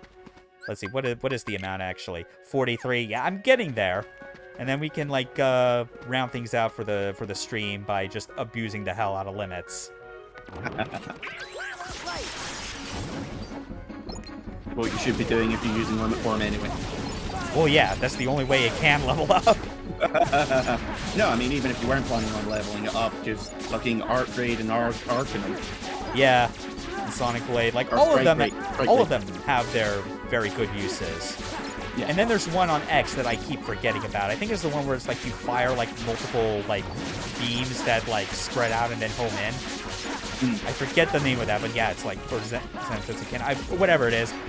Limit form's cool. Hard to believe it wasn't in the original. Yeah, it's weird. Because it feels like it should have been there from the beginning. Mm-hmm. A lot of things about Final Mix feel like they should have been there from the beginning. Yeah, that was Ragnarok. Okay, that's what it was called. You're right. Okay. But yeah, those 6 Castlevanias. That's kind of how it stands. I have no idea where Symphony would ultimately fall in the current ranking. I would predict maybe in the middle, because I do recall like when I played that for the first time, that was obviously well after everyone else did, and I was like, I see the appeal. There's definitely a weird kitchen sink approach that and like sense of scope that makes it feel kind of less focused. But I'd like to play it again, especially with like the knowledge I do of it now, to see how it stacks compared to all the others. Because yeah, that's 6 handheld games of a similar style. Well, similar in quotes if we're talking about order. But it is the sort of thing where it's like those games have varied a lot despite being very similar in what they set out to do. I bet it's probably going to be in the top 3 because, you know, like Portrait of Ruin and to a degree Order of Ecclesia do a lot of what's done in Symphony better, you know. Yeah. But by its own merits, it's still a very, very good game. Mm-hmm. Because there's tons of secrets to find.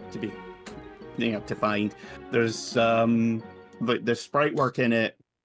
Granted, most of it was shipped directly over from Rondo of Blood.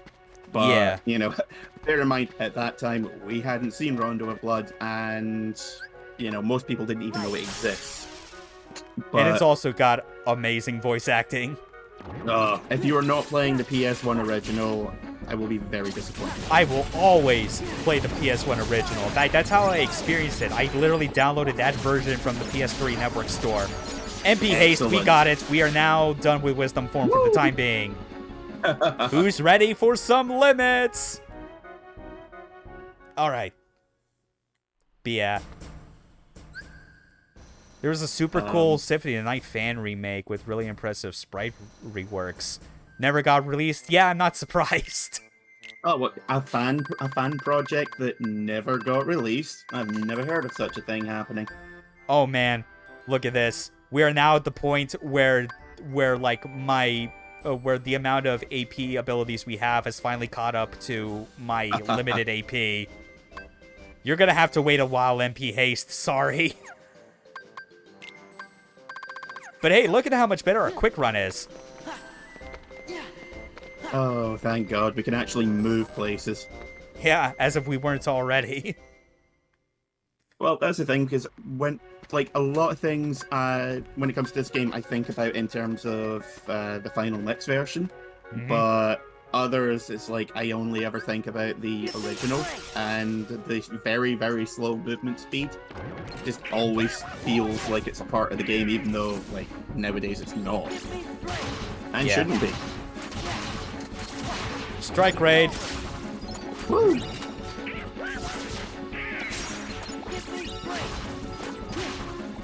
Yeah, just spam this for days. And then I gotta get out of here before my gauge runs out, because yeah.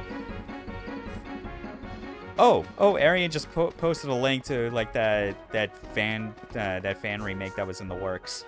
I'll definitely have to.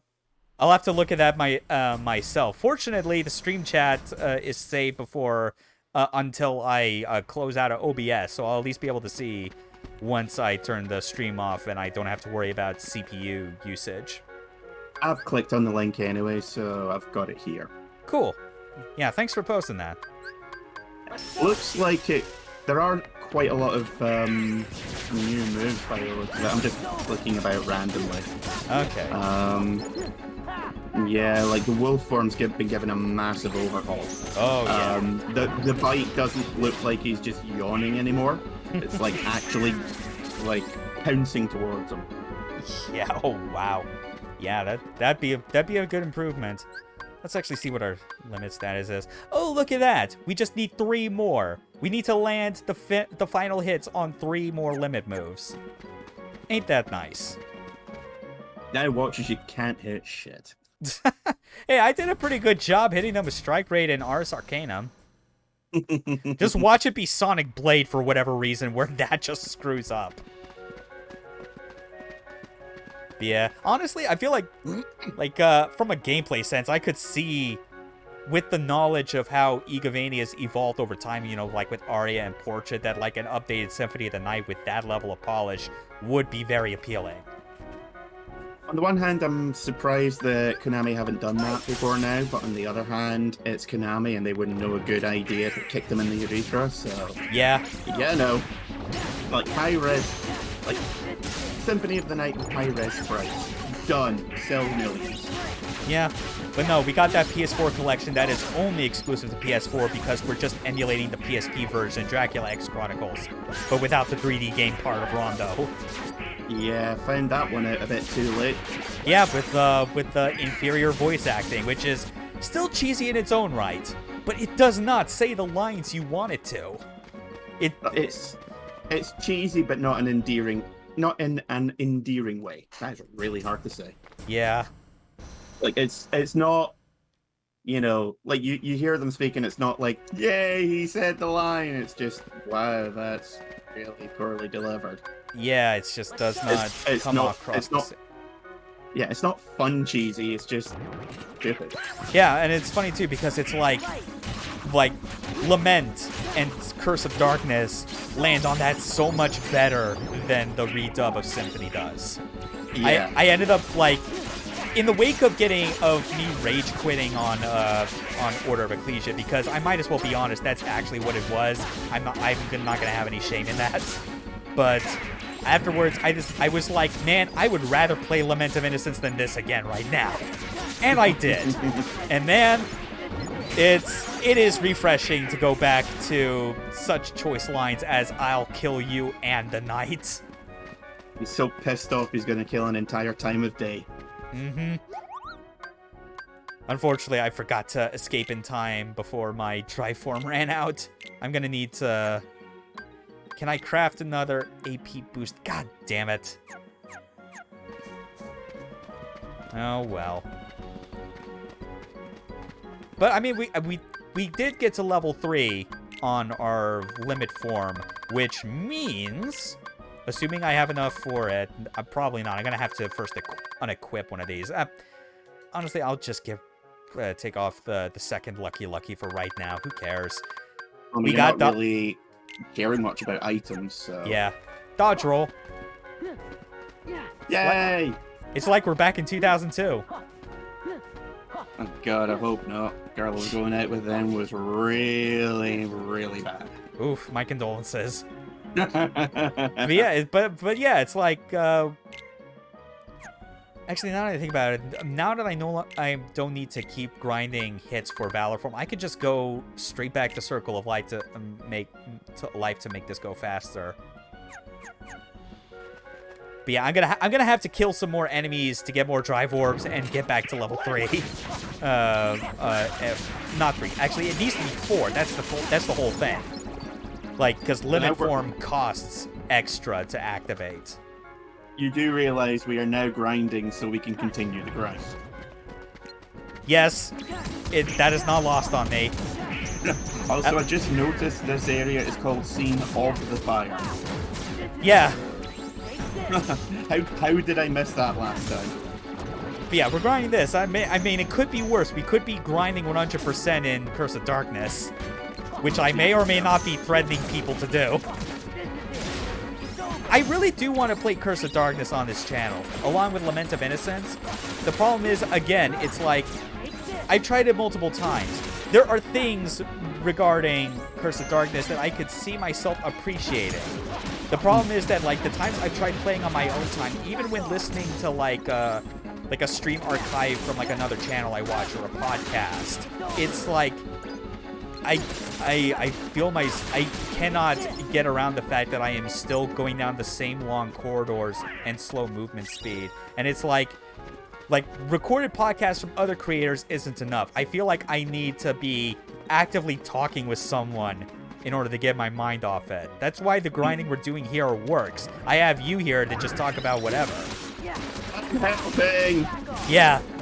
So yeah, hope you don't mind sometime in the future where I rope you into similar bullshit like this, where it's like, hey, we're playing Curse of Darkness, and I'm gonna grind all the materials I need to get that laser sword. And you're stuck with me. Cool. So I'm gonna ask for 30% of any donations because Daddy needs his cyanide capsules.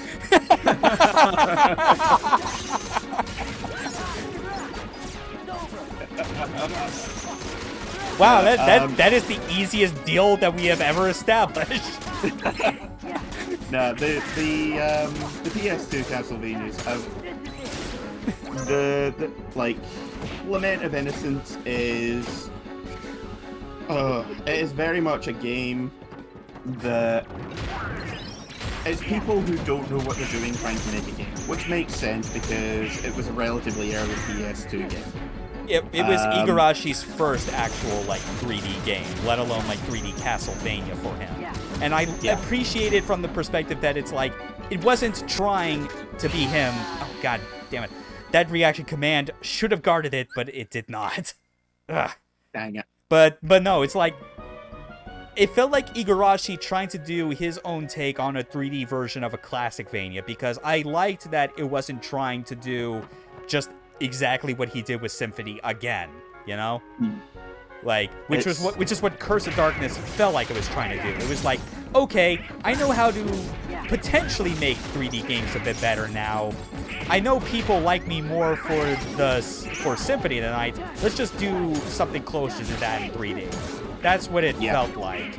And I wish I liked that game more than I did when I was like playing as Hector, just because trying to play through with those systems by yourself feels way more tedious than just trying to do the stuff that Lament of Innocence gives you, because it is more straightforward as like an action game.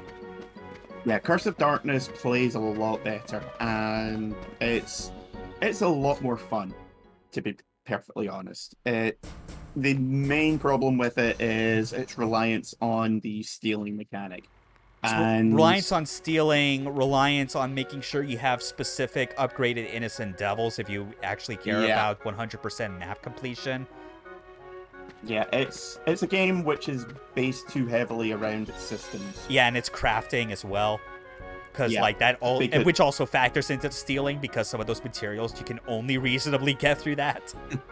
Yeah, like we've spoken about off stream that some of the, like, in order to get some of the ultimate weapons, you need to steal from a one-time steal from an optional boss, that has like you know, 1 frame chance of hitting the, like, you have 1 frame to actually steal it. Yeah, it's that ridiculous, and I've heard the horror stories about how stupidly insane the steal requirement for death is. Like, Oh, yeah. that nonsense is the worst. Yeah, like it's a really good game as long as you're not trying to 100% it or get any of the joke weapons or the gimmick weapons. Which is what I'm gonna try to do when I stream it, because I still like Lament more, and I want to put people's love of Curse of Darkness to the test. See, I can wanted to, like, 100% Lament of Innocence across all 3 player characters. I can't for the Okay. life of me fathom 100%ing even just 1 character in Curse of Darkness on my own time. Maybe Trevor, but at least Trevor is more straightforward. You know, Okay, that's a Belmont. 100%ing anything in Lament of Innocence, 1 character, I'm fairly certain is an example of advanced mental illness. I speak from a position of knowledge here. I had no problem with it. I don't know what you're talking about. I have no problem with it. The voices were very happy with me by the time I was fighting. Ronaldo just kept telling me to keep going. Unfortunately, the sofa kept asking for blood. You need to wonder what that's all about, but that's a gift for future me to deal with. Oh, Arian, just go. Don't remind me. I tried to do that once for 6 hours when I was younger and dumber.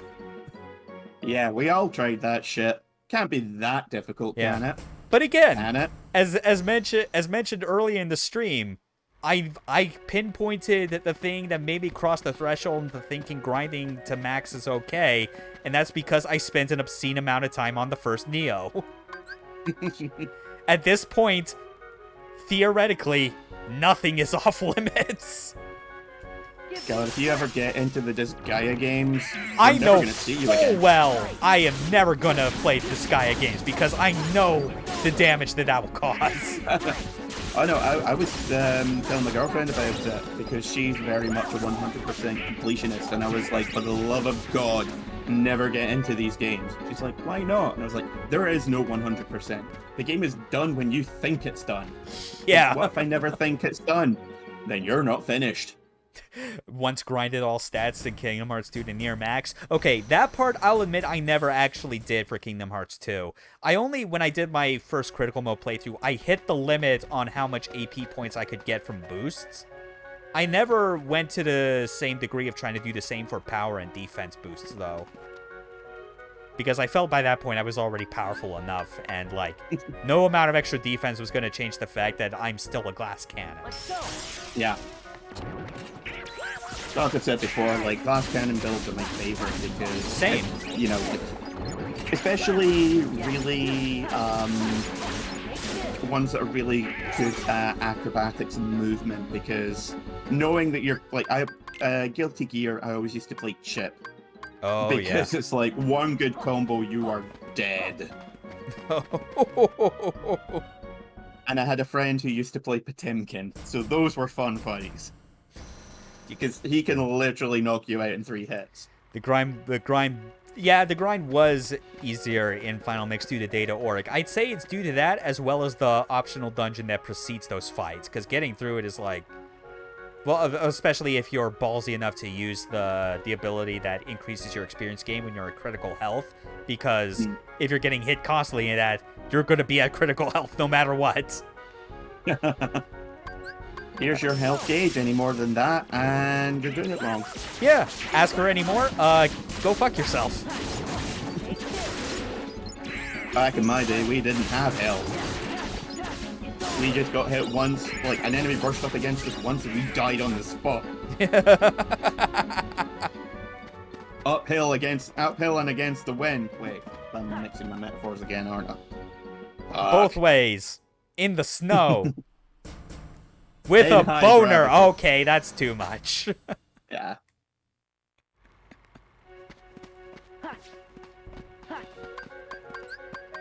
I do think with the amount of time I have left, I'll try and get as close to the level cap for limited form as possible, but I don't think we're going to have time to do any progress on Master. Nah, I wouldn't think so. Yeah. Because it's like, okay, I got Draw, so I need to get like 2 more levels, I think, for like limit form. It's a good thing that it really is as simple as you just need to land the finishing hits on a limit form itself and have it like kill on our amount of enemies. But let's see. Yeah, 18 more to get to level 5. That's not too bad. Yeah. Master, though, I still recall that's like, you have to pick up drive orbs dropped from enemies as you kill them. That's like part of the requirement. Pretty sure that's right. Thing is, you don't even need the limit hits, really. I'll admit, I've still been very fuzzy on like the very specific details of all these like level requirements for drive forms. I just always remember the basic gist and kind of I stuck to either Timeless River or the foyer in Beast Castle just to get them all out of the way. Yeah. Master form. 1 experience for every small drive orb, 3 for every large one. When leveling up, having the jackpot ability and the wishing lamp keyblade equipped will help. Right. So not really much point in doing it until we revisit Africa. That's a good point. Yeah, I think we can definitely save leveling Master form for near the end of the game. Because I think by the point in time we grind all the way through that, we'll have everything we need to done by the time we get final form. Sounds right. It's just, yeah, you need to finish the limit. Yeah, I knew it had to do with, like... But yeah, I guess I misread it as it being something like it needs to be the final hit that lands or something. But I guess, like, if it is as simple as you just have to go through the entire attack animation and not get interrupted, I guess that makes a bit more sense. Which is kind of a shame, because I wish it was something as simple as, like, landing the final hit, and if you manage to overlap it on multiple enemies, that would help with making it go a bit faster. Yeah, especially when you're just chewing through popcorn like this. Yeah.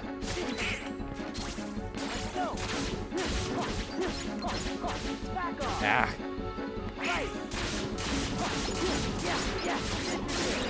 Okay. Can any of you guys hit me, please? Oh wait, no, I forgot. Like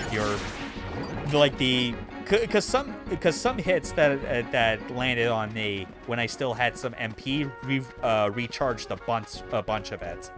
So I feel like there's probably a strategy there where you could just bait enemy attacks to make you gain back more MP. But this is critical. I kind of don't want to risk another death during these sections. Yeah. Keep at it. Yeah. And the other topics that we can run through, because we've gone through like all the Castlevania stuff I can think of. Oh yeah, I guess like just one extra thing from that to kind of extend from is, I feel like once I've gone out of the way all like the other like weird Castlevania stuff I want to play on stream, I want to use that to hopefully get into playing Bloodstained proper, and maybe, just maybe, they will have finished their DLC roadmap. I say maybe, multiple times, with an asterisk, with the asterisk leading to maybe. Yeah, I would say Bloodstained is best played after Symphony of the Night, because it felt like the game that it took the most inspiration from. While also still pulling from the other experiments they went with in the handheld games, you know? Because it's got the soul system. It's got the NPC quest, which was clearly brought to like a head in Order of Ecclesia. Oh yeah, it's still being worked on. There were rumors that they were going to do a second season of DLC, but no idea whatever happened with that. I feel like with the amount of DLC that they announced back then and are trying to get out, I'm pretty sure like it'd be more viable for them to just get the DLC roadmap done and go straight into making the sequel game.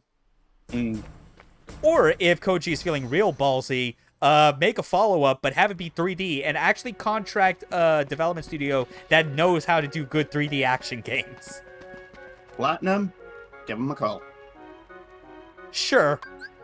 I guess, maybe. I mean, they've also, at this point, it's not just action, they kind of got some experience doing, like, action RPGs. But that's assuming that they find, like, a break in their schedule, and it's something where it's, like, maybe it'll look good and not look like Babylon's Fall, I guess. I don't know. In fairness, I have been playing Wonderful 101 and Bayonetta lately, so Yeah. I'm kind of in a bit of a platinum kick. Okay. Although I haven't played Wonderful 101 in several months, so I'm like, how do I make game do thing? Yeah. Oh god, someone's replaced my thumbs with flippers. And now they've added a time attack mode, which is actually super cool. And they even announced that they're doing like a DLC campaign where you play as Vorkin, which is like, at the first glance, I was like, why would you do that? You already have playable Vorkin and Chugi in the main game. But then I realized the implication is like, wait, they mean Vorkin as in boss character Vorkin, not recruitable bonus character Vorkin. That's awesome. Also, that rearranged like remix soundtrack they announced and showed snippets of has me super excited. I love the soundtrack as it is. You know, it is definitely one of those games that gets you hyped. Some of the things on the remix album that they previewed are actually pretty inspired. They have like a hip hop like remix for Wonder Black's intro theme that is being done by one of the artists they got to do the parts of the soundtrack for Max Anarchy. It's straight up. Oh, that's right. Yeah. Rustin Yeah, and that's right, Diamonds are basically doing that song with lyrics and just the parts of the guys like, yeah, this is totally their style and this is so fitting for Platinum. I am glad that they still remember the artists that they worked with on Mad World and Max Anarchy.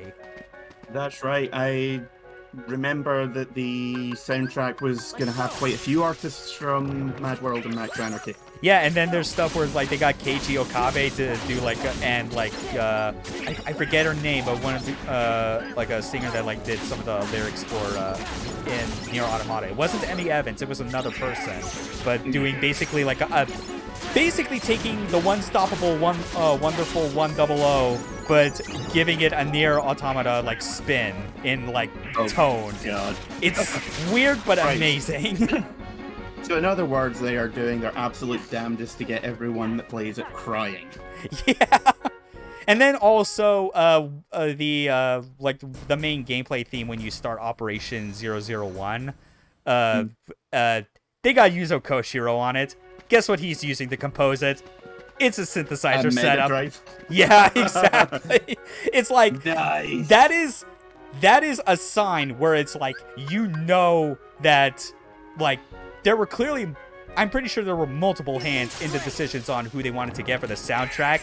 Getting Yuzo Koshiro was all Kamiya's doing.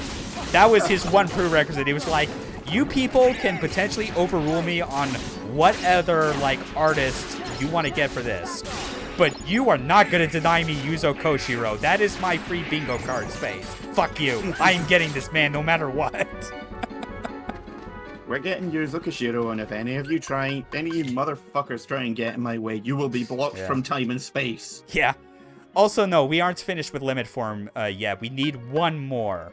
We gotta land 21 more limit attacks, and then we're actually gonna call it quits for the stream tonight. Because otherwise it's like our current maximum form level we can get up to is 6. Once we get final at the end of the game, we can boost these all to 7. But yeah, I'm just gonna keep this going. Master form requires drive orb specifically. Yeah, you're best off waiting until near the end of the game, because like most of the enemies tend not to drop those on a regular basis. And it's best to just equip with like the Wishing Land Keyblade and other abilities or accessories that are like meant to push that. You know? Yeah. You can't. It's very easy to essentially make a build with items or equipment that has, you can basically use drive form pretty much every other combat. Yeah, pretty much. Not literally, but you can use it way more often than you would normally. True. But yeah, we're very close to getting to level 6 for limit, and that'll be very nice, because at the very least we do have roll level 2. Like all of our mobility tools as regular Sora are at level 2, which is like profound when you finally get it to there. I'm pretty sure you, because it's like, I'm trying to remember again if like it's even possible for you to get like the level 3 versions as like normal or not, or if 2's the maximum outside of dry form. Either way, like that roll, that dash, and that high jump, like that is like the bare minimum that you can be satisfied with. I'm fairly certain level 3 is only available. Level 3 is max at 7. You know what? I'm going to check that. Yeah. Because I was fairly certain that the maximum level of each move you could only get if you were using that. Because otherwise, why would you use them? Yeah, because it's like, because already in our individual dry forms, we have the level 3 versions of those. Like, the idea is that once you get a level up on that growth ability in the dry form, you get a version of that that's one level lower for regular Sora. Yeah. So, and I don't think there's a level 4 in the dry forms. The maximum you can get as regular Sora is level 3, but if you use each form, then it gives you a max level. Got it. Yeah, that's right. Yeah, they designate it as like a level max. They don't put a number on it afterwards. Yeah. Okay. Yeah, So that makes sense. Each time you get, like, say, dodge roll, when you unlock dodge level 1, in limit form, you'll get dodge roll level 2. Yeah, that's correct. Okay. Yeah, I knew it was something like that.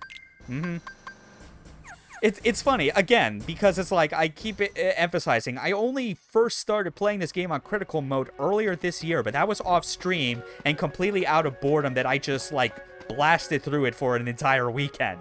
And clearly, a few months is enough time to start losing certain details, even though you played the holy hell out of it that you think you should retain more information than you do.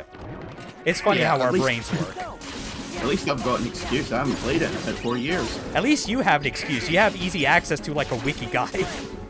That too. I don't even get to have that luxury. Because I'm very particular about avoiding unnecessary CPU usage on this laptop. It'd be nice if I could have a desktop again, but that would require PC prices to stop being insane. Yeah, that ain't happening anytime soon. Yeah, it's gonna be... I'm gonna have to keep writing out all of my Doom Eternal experience at 720p just to get all the frames I can. And lowest settings. And you know what? Game still looks good and is still fun. So, yeah, who's losing out on it? Not me. Yeah, the thing with Kingdom Hearts as well is it's not just that you forget a lot of it, but there is a lot of values and numbers that you don't need to bother with unless you go looking for them. Like, this is a game that it is entirely possible to play at surface value. And you have a hell of a good time with it. Yeah, or a maddening time, especially if you decide that casual time is spent with the cutscenes playing. Well, I mean, playing this for the story is a fool's errand. Oh, yeah. Pretty much every Kingdom Hearts game except for the first, trying to play it for the story is a fool's errand. One, at least, I feel manages to land enough of a charm because it being the first of the whole series and them trying to figure out what to do, it at least felt like Nomura and the people on the team were at least trying to do something that would be plausible, like, in its Disney-ness. Like, with, like, the character arcs, the message and meaning behind what they're trying to, like, get. Just the whole saccharine energy it has going for it that feels very lacking in a lot of the anime bullshit that every other game in this series started leaning into. Like, that was them getting into their current identity of realizing, oh yeah, we have our own OCs and our own insane plot. Let's just lean into this thing we're clearly good at, even to the point of alienation. Let's go. I remember when the first game came out, people were like, this is a gateway for, you know, both types of fans. Because on the one hand, you've got Disney fans who'll be like, oh, hey, I recognize these worlds. Yeah. Don't recognize these Final Fantasy guys, but I kind of like the cut of their jib. I'm going to go investigate them. Yeah. And then on the other hand, you've got the Final Fantasy people who'd never watch a Disney movie being like, you know, this Rapunzel chick is actually kind of fun. Yeah, it's the sort of thing where it's like Kingdom Hearts Wonders overall, like it manages to feel like a Japanese take on making something that's Disney-esque, and it also has the benefit of feeling like a innocent, like straightforward, like anime that would be ostensibly designed for kids.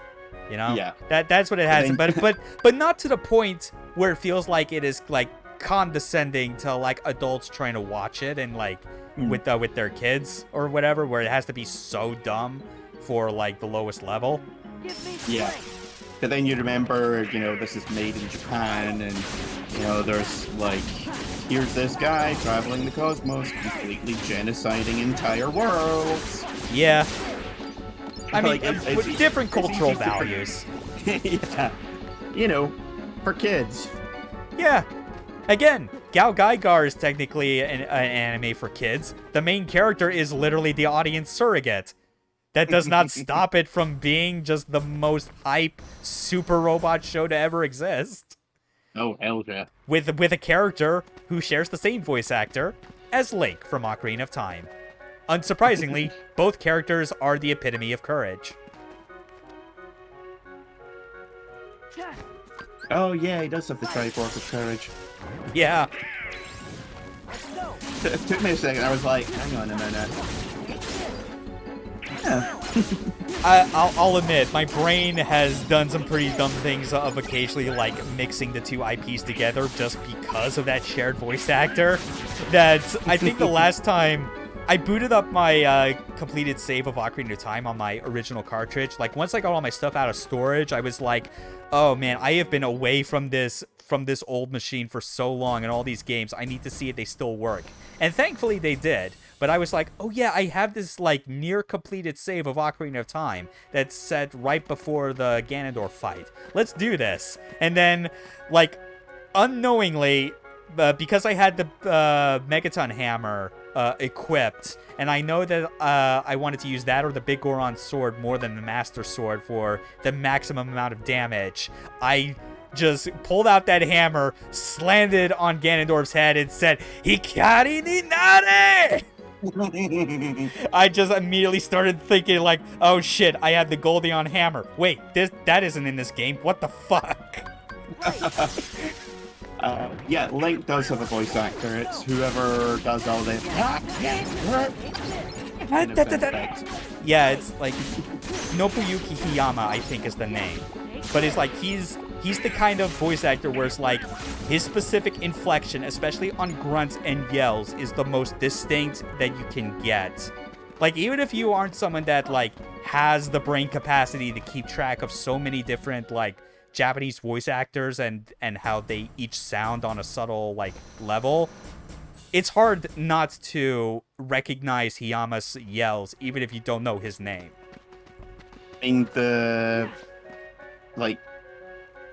I was never a big fan of Ocarina of Time, and even I have all the yells and grunts committed to memory. Yeah, especially since those got carried over into Soul Calibur 2. Yeah. But actually, no, I played the PS2 version. Oh yeah, it got carried over to Soul Calibur 2 on the GameCube. It even got carried over into like most of the preview cycles for Twilight Princess, funny enough. Like, there was a point where I was actually just out of curiosity, because I had also been playing some of the 3D Zelda games a while back. Like I mentioned the offhand, I played all the way through Wind Waker again, and I played all the way through Skyward Sword again. And I was like, I wasn't gonna dedicate more time again to playing Twilight Princess, at least not now. So I was like, you know, I remember the hype and preview cycle for Twilight Princess feeling like a fucking event. I should look up those old trailers again. And if there was ever another piece of definitive proof of how much they were designing that game as an apology to people who didn't like Wind Waker, that you could hear Hiyama's voice clips as Link in those early trailers distinctly. They were wanting to channel everything about Ocarina of Time as hard as they could. Well, if you remember, the first tagline for Twilight Princess was "Sword will bleed," And the Yeah. first trailer looked like it had blood on Link's sword. It, So it they was were like, yeah, it was even using the same trailer music from like a Conan movie or something that was like that they also used on an old Ocarina of Time commercial. That's how deep the audience appeal was with that game. And I think the crazy part is that like Hiyama's voice clips were being used in that. I've even all the way up to when they demoed the game in 2005 at E3, back when they finally revealed what the subtitle was. But then they delayed the game a whole year because it was supposed to come out in 2005, and then retooled it so that they would launch it with the Wii, and then Link's voice actor was different. I don't remember who the name is because, again, it's not Nobuyuki Hiyama, so why would I remember? Yeah, that's right. It was originally just going to be I think it was GameCube exclusive. Yeah, because but GameCube was the current system at the time. Yeah, but they had to delay it by I think it was about 10 months or so because they realized, hang on a minute, Link is left-handed and most people are right-handed, so we need to flip the entire map and still make it make sense. Well, that was just for the Wii version. The GameCube version was still as intended. I feel like that entire like 1 year delay, or roughly from 2005 to 2006, is something that I feel like people, internet detectives, historians, or whatever you want to call them, should have done the digging to actually try and get a glimpse of why they pushed it back the way that they did. I feel like I could guess what it is, and I want to say that maybe it just kind of, for similar reasons that extended into them making a version for the Wii, was that even in 2005, the mood in Nintendo, it really did feel like back in the day that writing on the wall was everywhere about how like this type of system was so on its way out. And it was kind of to the point where it felt like really hard to get excited about a lot of GameCube exclusives back then. Like around 2005, it was just the only things there to be excited about were what was left of the Capcom 5. Which was the hope that, Dead Phoenix might make a showing. Yeah, but instead we got Resident Evil 4 and Killer 7 released that same year. So, still a victory in the end. Yeah, I'm not complaining. Yeah, they were great games. I think it was also that, like, the thought was that going purely by what had been shown, Twilight Princess was looking... I think it was... they saw what they'd done up to that point and thought, oh no, this is way too dark. We've gone too far. Like, too dark and maybe too ambitious, because I also remember from, like, looking at those old trailers, there were scenes, especially whenever it involved Link on horseback and fighting enemies, which, obviously, that mechanic made it into the game. But the way that the field design was, and also, like, the forest environments they had, which I think these days is colloquially called the Beta Forest, is, like, I feel like they were trying to experiment with something they eventually got around to with Breath of the Wild, where it was like, we no longer have these field overworlds that feel like you're in a boxed canyon. Because I distinctly remember getting excited because it looked like you were going to have these big, almost open world type fields without the artificial rock walls that you constantly had in like Ocarina of Time and Majora's Mask. And then, of course, you have the earlier game for precedence, like Wind Waker was an ocean.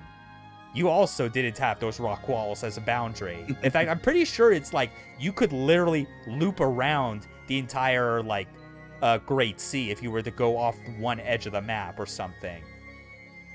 Like, would not surprise me, to be honest. Which so I guess there were probably plans to try to make that more ambitious than they did, but then delayed it to retool some things and make it even more like Ocarina of Time, which is why it still ends up being the least interesting 3D Zelda to me, even though I got swept up in the hype back in the day like everyone else did, Yeah. That and Brawl, those were the two big ones where it was like the last time I ever got that invested. And granted, I had enough fun with both of those games when they came out. I was not racked with disappointment to the point of hatred, but I would not really go to bat for any of those games these days. I was like, yeah, I was clearly younger back then. I had a much different, like, headspace and, like, interests in games back then. Yeah, I think we were all more susceptible to hype. And not just, like, legitimate hype, but the fact that other people were hyped about something. Yeah, Like, it was easy to still get hyped even during the early days of the internet because we were still not at the point where we reached critical mass like we have now, in which everyone's expected to use the internet for something, you know? Yeah. That was still pre-social media blowing up. Yeah, like back then, it was more. Like the advertising campaigns were, we're telling you to get hype about this because you need to be hype about this. Don't believe us? Check these very, very niche message boards. Yeah. Where everyone would be totally buying into the advertising. Yeah, the message boards, the news websites, the game magazines, back when they were still relevant and had more than just Game Informer. Mm-hmm. So, yeah, it was a different type of hype, but I mean, it's in many ways, it's no different to, you know, when Activision releases a new Call of Duty trailer and people are like, oh my god, this is going to be the best one yet. It's like, no, it's going to be the same as the last 7, but sure, whatever. At that point, that kind of, like, infectious hype no longer exists and is basically limited to people who are already, like, invested to the point that you think they've sold their souls. Like, I mean, you know that they're going to be excited no matter what because that's the fate they've resigned themselves to. It's not like how it is where people who may potentially be on the outside will look at it and go, oh shit, I need to get in on this. I mean, I guess we technically still kind of had that, but it's so few and far between, and I feel like the instances when that happens now often ends more in failure, but I guess that's just because the last time we saw that was for Cyberpunk. Boy, that was a game and a half. Yeah, that was a fun, in big air quotes, like, news cycle following the release for like a good month. Just like, oh, what horrible things can we dig up about this? And just like, man, can't imagine it getting worse. And then California, like, state of California goes, yeah, about that. There's this company called Activision. Latest patch accidentally unleashes killer bees right into your mouth if you build too many items. It's like, yeah. You know, I didn't see it coming, but I can't really say it's unexpected at this point. Yeah. I'm just more surprised it's not Hornets. Yeah. Arian does feel similarly to kind of how we feel in a lot. It's like, we don't feel the hype the same way anymore. Occasionally we do. I'm still obviously excited for No More Heroes 3. You are. Yep.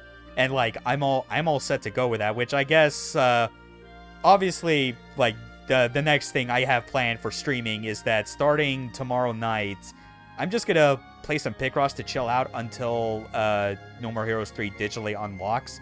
Because I got it preloaded on my Switch, so I'll get through the first hour of that on Thursday, and then every night following will be another 3 hours of No More Heroes 3 until I get to the credits. Yeah, I don't think I'm getting my copy until Tuesday at the earliest. Yeah. The place I ordered it from said that there'd been a delay with getting copies of it, but on the plus side, I am getting a tote bag and a badge, so I'm not complaining. Yeah, that's not too bad.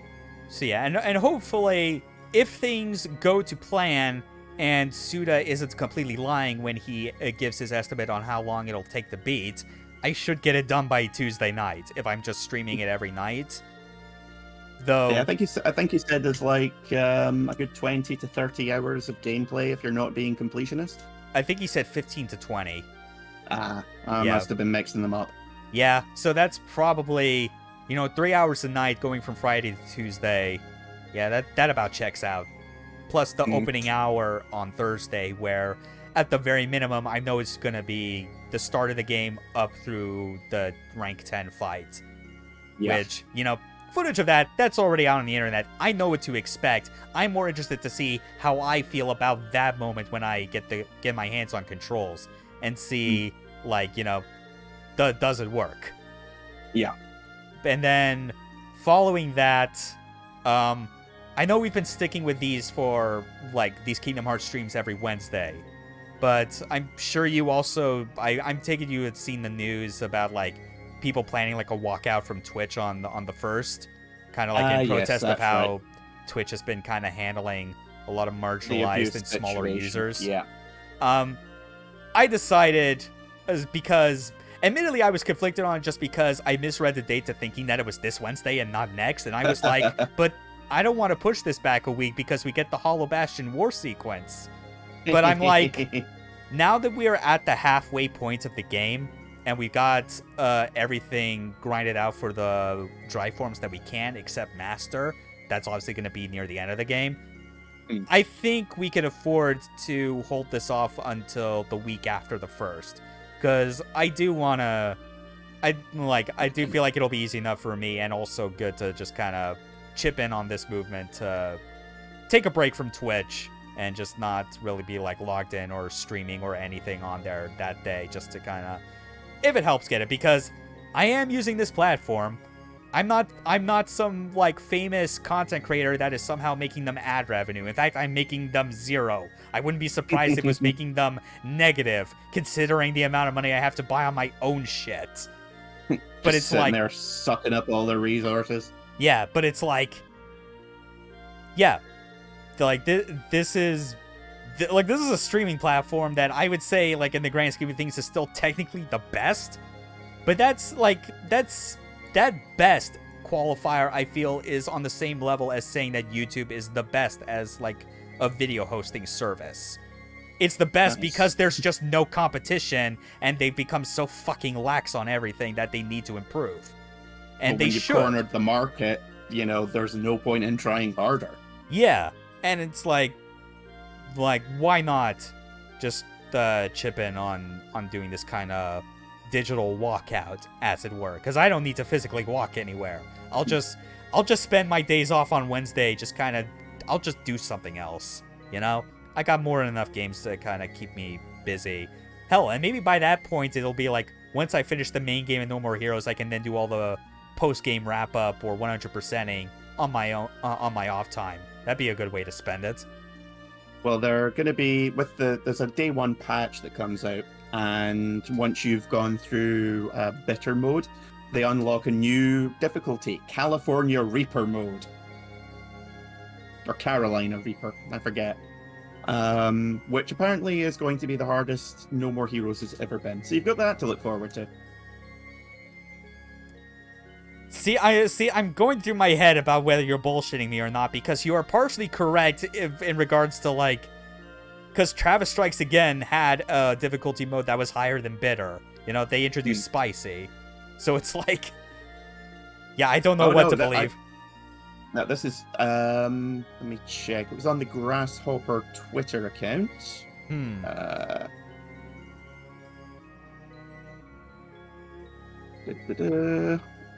Let's see. No More Heroes version 1.01 release notes. Release date August 27th. In addition to berry sweet and bitter difficulty levels, spicy mode is also available is now available when starting the game. After clearing the game once, Carolina Reaper mode is now available. Oh, so they really are just calling it the Carolina Reaper. Yep. That is ballsy.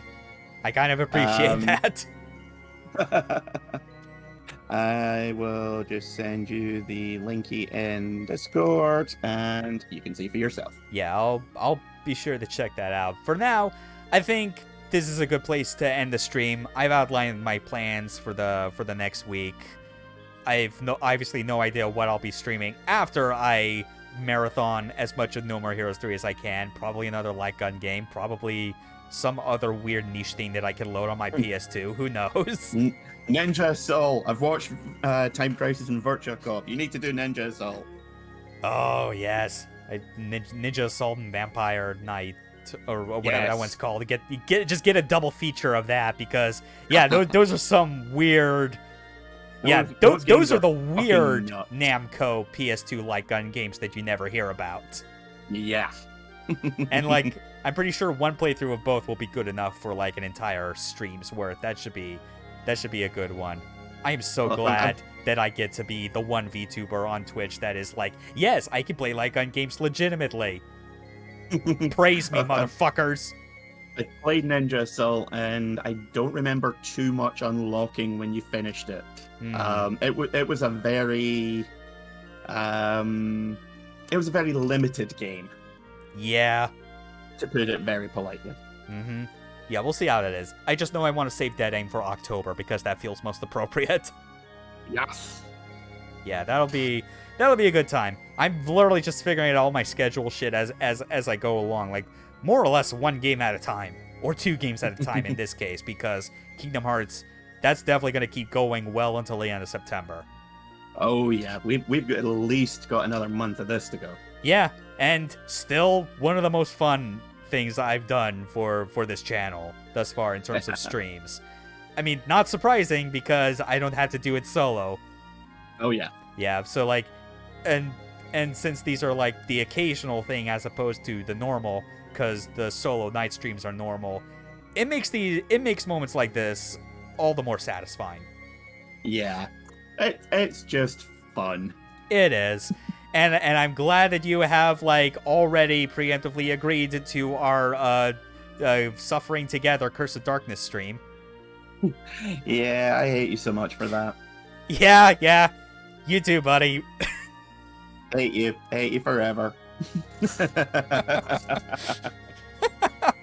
Okay. Have a good day, everyone. We're checking out now. Later. Peace.